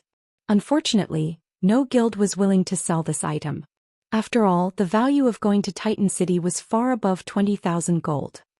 Following which, Feng followed Yulan to a high-class restaurant. The restaurant was located in the Nobles District, so the prices here were way beyond the means of independent players. As a result, Feng and Yulan were the only players within the restaurant. Inside a quiet VIP room on the second floor, Feng and Yulan quietly sat facing each other. Miss Yulan, I'm very curious. With Underworld's power, you guys should have a high chance of getting through the entrance trial. Why have you come looking to cooperate with me? Feng asked curiously. Guild leader Black Flame, surely you jest. Underworld has existed for a long time already. Like those super guilds, the power structure inside the organization is very complicated. Everyone has their own opinions and motives. For example, Feng Xianyang and I are under different superiors. How could Underworld possibly compare to a straightforward organization like Zero Wing? Yulan laughed. This Titan City's pass is something I just happened to chance upon. Nobody in the guild has found out about it yet. However, with my own abilities, it is very difficult to get through the entrance trial. In addition, I only have 3 chances to challenge the trial. I won't gain anything if I fail all 3 chances. Hence, I thought of asking for your help, Guild Leader Black Flame. So that's the case. Feng found Yulan's words readily convincing. After all, if even Ouroboros had faced such problems, what more an organization like Underworld? Then what kind of remuneration are you prepared to give me in return for my help, Miss Yulan? Since Guild Leader Black Flame knows of the holy city of Titan, you should also know of the value of a pass to the city. As long as we get through the entrance trial, I'll give 30 slots to you. How about it? Yulan said, gnashing her teeth in reluctance. A single pass could allow a maximum of 100 players into Titan City. However, the difficulty of Titan City's entrance trial was very high. With just her subordinates, she was unlikely to pass it. They needed the help of several powerful experts. Otherwise, she would not be willing to offer so many slots. That won't do. I want half. I can't help you if you don't give me half of the slots. Feng shook his head. Guild Leader Black Flame, this is simply daylight robbery. I am only trying to borrow a few experts from your guild, yet you want half of the slots. I might as well rely on myself to get through the trial if this is your price. Yulan countered as she glared at Feng. She had never imagined that Feng would be so black-hearted. If Feng were not someone known to keep his word, she would have long since sought out other experts. Then she wouldn't have to give away any of her limited slots. Just paying some coins would suffice. Chapter 853, Entrance Trial. Yulan took a deep breath. In a very determined tone, Yulan said, "I'll offer 5 more slots at most." Based on her investigations, Titan City was an excellent location to nurture lifestyle players. Nowadays, the impact lifestyle players had on the game was increasing. The various large guilds were all investing heavily in lifestyle players in the hopes of nurturing many more powerful lifestyle players. It was especially true for forging and alchemy lifestyle players. In addition, enchanting, tailoring, engineering, and other fields were also becoming increasingly important in the game. If she could nurture a group of high-ranking lifestyle players, she could use them to earn large sums of money in the future. Hence, every slot to Titan City was of utmost importance, as these slots would become the capital for stabilizing and elevating her position in Underworld. I believe that Miss Yulan should have challenged the entrance trial once already. Otherwise, you wouldn't have come looking for me. So, I'm sure you are very clear about how difficult the trial is. It is not a problem that can be resolved easily with just a few more experts. If you fail all 3 challenges, then the pass will automatically become invalid. At that time, not to mention 50 slots, you won't even get a single slot. Feng had no intention of changing his mind. The slots to enter the holy city of Titan were equally important to the candlelight trading firm. Moreover, the trading firm had many more members to nurture. A meager 35 slots were far from enough. Even if he missed out on this chance, at most he would just have the Dark Gods Legion and the main force raid more 100-man team dungeons. In the various NPC cities in God's domain, even in imperial capitals, the only locations that could improve a lifestyle player's production success rate were workshops. However, Titan City was different. Aside from workshops, there were also research rooms meant for various lifestyle classes. Not only could these research rooms increase a player's improvement rate, but the production success rate increases were much higher than even in special workshops.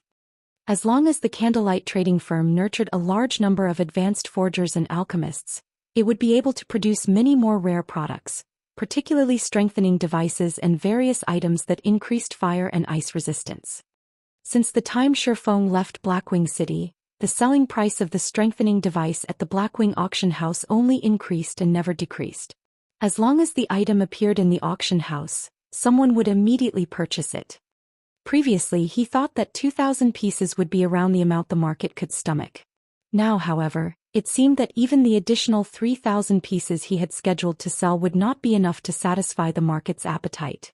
Even before these 3,000 strengthening devices sold out, he had already accumulated over 30,000 gold.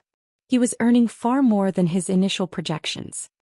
At this moment, Feng could not help but wish he could make more strengthening devices. Obtaining the design for the item was not much of a problem. After all, he only needed to raid level 50 or above Great Lords to get them. With a godly skill like Divine Providence, 1 out of every handful of Great Lords he killed would definitely drop the design. The problem was that, even if he managed to obtain a large number of designs, the candlelight trading firm did not have that many advanced forgers to learn them. Are you absolutely confident of clearing the entrance trial? Yulan frowned. She had never imagined that Feng would have such a deep understanding of the entrance trial. The difficulty of Titan City's entrance trial was greater than even that of a 100-man team dungeon. Otherwise, she would not have come looking for Feng. She would have long since monopolized the entry slots herself. I won't say absolutely, but I'm at least over 70% certain, Feng laughed. He had visited the holy city of Titan multiple times in his previous life, so he was very familiar with the holy city's entrance trial. The system set the difficulty of the trial based on the levels of the players undertaking it, so players would always feel that the trial's difficulty was the same, regardless of when they challenged it. Getting into Titan City depended on the overall strength of the team.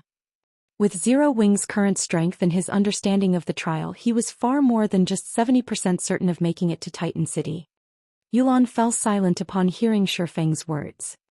Even with Underworld going all out, its chances of getting through the entrance trial was far from reaching 70%. Worse, if she were to attempt it with just her own team, her success rate would be 20% at most. Moreover, the pass gave only 3 chances to challenge the trial. She had already failed once. If she relied on her own team, It was simply impossible for them to get through it. Indeed, just as Feng had said, if she could not clear the trial, then this pass of hers would be worth nothing. Moreover, looking at Feng's calm and confident behavior, he did not seem to be boasting. Demand for advanced lifestyle players was continuously increasing nowadays. The sooner she could nurture more advanced lifestyle players, the greater the advantage she would hold in the future. She could not afford to sit still and wait for her team to grow stronger. In the end, Yulan could not help but sigh as she conceded, "All right. As long as you manage to clear the entrance trial, I'll give you 50 slots. However, I also have a condition. You need to clear the trial within 3 days." "Deal. I'll have to make some preparations first. I'll contact you when the time comes." Feng's thoughts paralleled Yulan's. The sooner they entered Titan City, the better.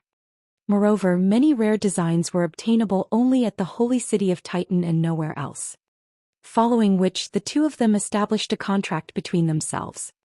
Shortly after Feng left, an assassin youth entered the VIP room. Fully garbed in silvery gray leather armor, this assassin should be roughly 18 or 19 years old, based on his appearance. However, his level was extremely high.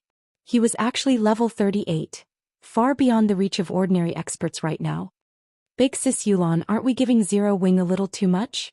That's 50 advanced lifestyle players we're talking about. Who knows how much money we'll have to spend to nurture that many advanced lifestyle players. Won't it be fine if we look to Heaven's Burial or the Star Alliance for help instead? These two guilds aren't beneath Zero Wing in terms of strength. Moreover, we also wouldn't have to pay such a huge price if we employ their help." The assassin youth was very furious about the conditions Feng proposed. The Star Alliance and Heaven's Burial more or less possess a connection with Underworld.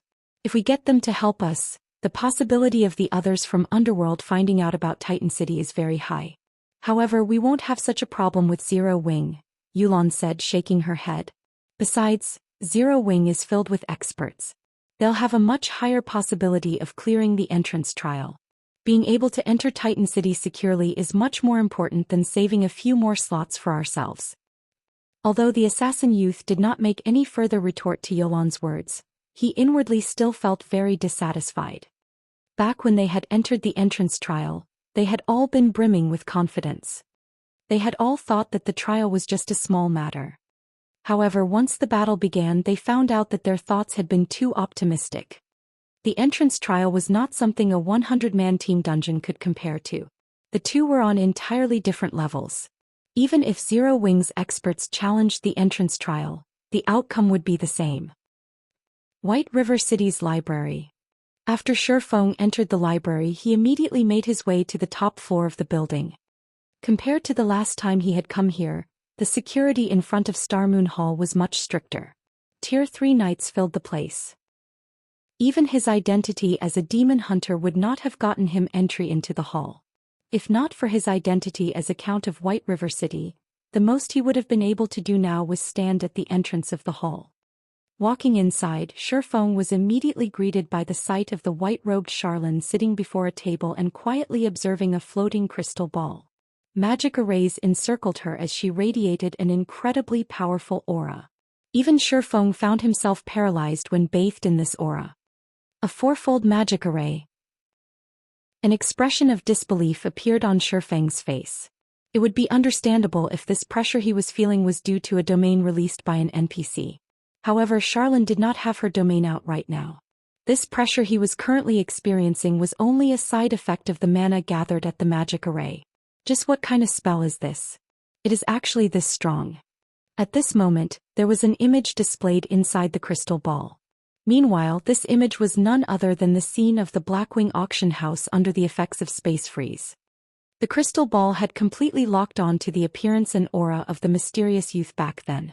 His every action was clearly replicated in the crystal ball.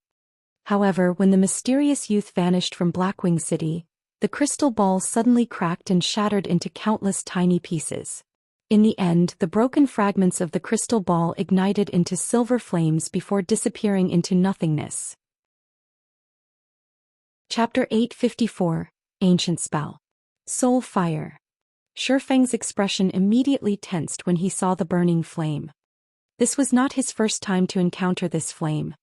Soul Fire was a flame capable of causing great damage to players, inflicting extremely severe death penalties, even more severe than having their immortal soul absorbed. To put it simply, Soul Fire was a flame that players should avoid coming into contact with at all costs. As the crystal ball disintegrated into nothingness, the silver flames immediately transformed into a leopard over 2 meters tall. Burning silver flames covered the leopard's entire body, and wherever its 4 paws stepped, the stone floor underfoot became molten magma.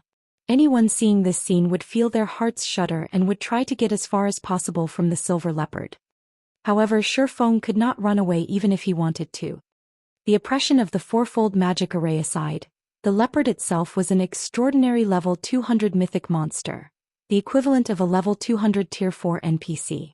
Such a monster could instantly kill any current player. Even if Feng were at his peak during his previous life, the only thing he could have done if he encountered such a monster was run away as fast as he could.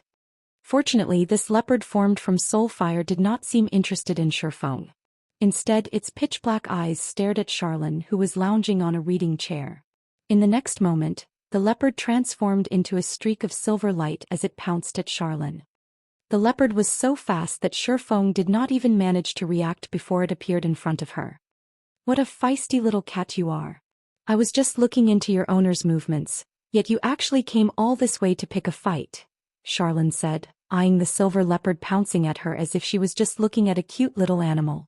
Suddenly, her left arm turned into a blur as she grabbed the silver leopard by the scruff of its neck. In the next moment, something unbelievable happened. The silver leopard, which was originally over 2 meters tall, actually began shrinking at a rate visible to the naked eye, until it was no larger than a little kitten. No matter how hard it fought, it couldn't escape Charlene's grasp. The only thing it could do was bare its tiny fangs and swipe its puny paws at her while emitting threatening hisses. Following which, Charlene took out a crimson crystal ball and did a short chant. The silver leopard then transformed into a streak of light and entered the crystal ball. Trapped inside the crystal ball, the silver leopard still tried struggling, but its efforts were all for naught. It couldn't escape the bindings of the crimson ball. Feng was incomparably stunned as he witnessed this scene from a distance. Charlene had actually just played around with a level 200 mythic monster as if it were a toy. Rather than a tier 5 red priest, she seemed more on the level of a tier 6 god. "So you've come." After Charlene was done dealing with the silver leopard, her golden eyes slowly shifted towards Feng. Smiling faintly, she said, "After not meeting you for some time, I see that you've landed yourself in yet more trouble. Before you have even dealt with the matter of the Lord of Balrogs, you have earned yourself yet another curse. I really don't know whether you've been blessed by the goddess of fate, or fancied by the goddess of misfortune." "Cursed?" Feng frowned. He then gave himself a thorough look as well as checked his status window. However, he did not discover any abnormalities with himself. "Don't bother. Ordinary mortals won't be able to detect it." Charlene shook her head lightly. She then walked up to Feng. Stretching one of her flawless fingers towards him, she began drawing one line of divine runes after another. Like golden ribbons, the glorious golden divine runes wrapped around Feng. As the number of divine runes increased, the mana fluctuations surrounding him began weakening. After a short moment, his surroundings were devoid of mana. This form of mana nullification was different from the silencing skills used by players, which only froze the flow of mana. What Charlene used thoroughly erased the existence of mana. With the absence of mana in his surroundings, Feng felt as if his brain was suffering from oxygen deficiency. Momentarily, his vision blurred a bit. His mind grew somewhat dizzy as well, his control over his body dulling slightly. But in the next moment, a silver chain with the thickness of a finger appeared, extending from Feng's chest. When this chain went beyond the mana nullification field, it quickly became invisible once again as if it had never existed. "What's this?" Feng could not help his surprise. This was his first time seeing such a situation. Moreover, with the appearance of this chain, he could clearly feel himself continuously weakening. "This is your curse. This silver chain is a soul chain and it is bound to your soul. You can consider this a parting gift that mysterious youth left for you when he escaped," Charlene said, her cherry-red lips hooking up into a smile. Chuckling softly, she continued, How about it? Are you feeling a little anxious now? Feng could not help but roll his eyes at Charlene. Even if he were stupid, he could tell that this curse was no trifling matter. A single mistake could very well send him to the netherworld. Problems related to the soul were the most frightening thing to players. After all, failure to deal with such problems would not end with just suffering a simple death. It was very likely that his entire account would be crippled. How could he not feel anxious? Can this curse be removed? Feng asked. In response, however, Charlene spread her hands in a gesture of helplessness. Even you can't remove it? Feng was far more shocked now. Charlene was definitely one of the strongest NPCs he had ever encountered in his entire gaming career in God's domain. If even such an NPC was incapable of helping him, one could just imagine what a stinking pile of trouble he had landed himself in this time. This thing here is a soul chain. It is a super spell that has been passed down since ancient times. I am not a god, so how can I possibly remove it? Charlene rolled her eyes at Feng. Snappily she continued, however, you don't have to fall into despair either. There are two methods to remove this curse of yours. The first method is to remove the curse using force, while the second method is to kill the person who placed this curse on you. Since you can't remove the curse, the only option left for you is to kill the person who had cursed you in the first place. Feng was immediately rendered speechless. He wanted to, but did he have this kind of ability? Not to mention himself during his peak, even a Tier 5 Apex expert would have a small chance of defeating that mysterious youth. Most likely, only Tier 6 God-ranked players would be capable of dealing with him. However, God's domain was currently in its infant stages. There was not a single Tier 2 player in existence yet. So, just where was he supposed to find Tier 6 players? Relax, I'm not telling you to kill that youth yourself. With this weak little body of yours, a sneeze from that person would blow you into smithereens. All you need to do is find his whereabouts. Charlene could not help but giggle as she eyed Feng's slightly ugly complexion. Although I've used a tracking spell, that person is extremely adept at hiding his trail. Even I can't locate him. However, you are different. The other end of the soul chain wrapped around your body is in his hands. As long as you follow the soul chain, you will be able to locate him easily. At that time, all you need to do is contact me. System: Legendary Quest Lost Magic accepted. Quest content: Locate the youth who has cursed you. Rewards unknown. But how will I find him? If I'm not inside this magic nullification field, I won't be able to see the chain at all. Feng was inwardly at a loss for words after hearing the very simplified system notification. You're tuning in to the Zhou Xian's Legacy YouTube channel. Don't forget to subscribe and join us on this journey to catch the most captivating stories.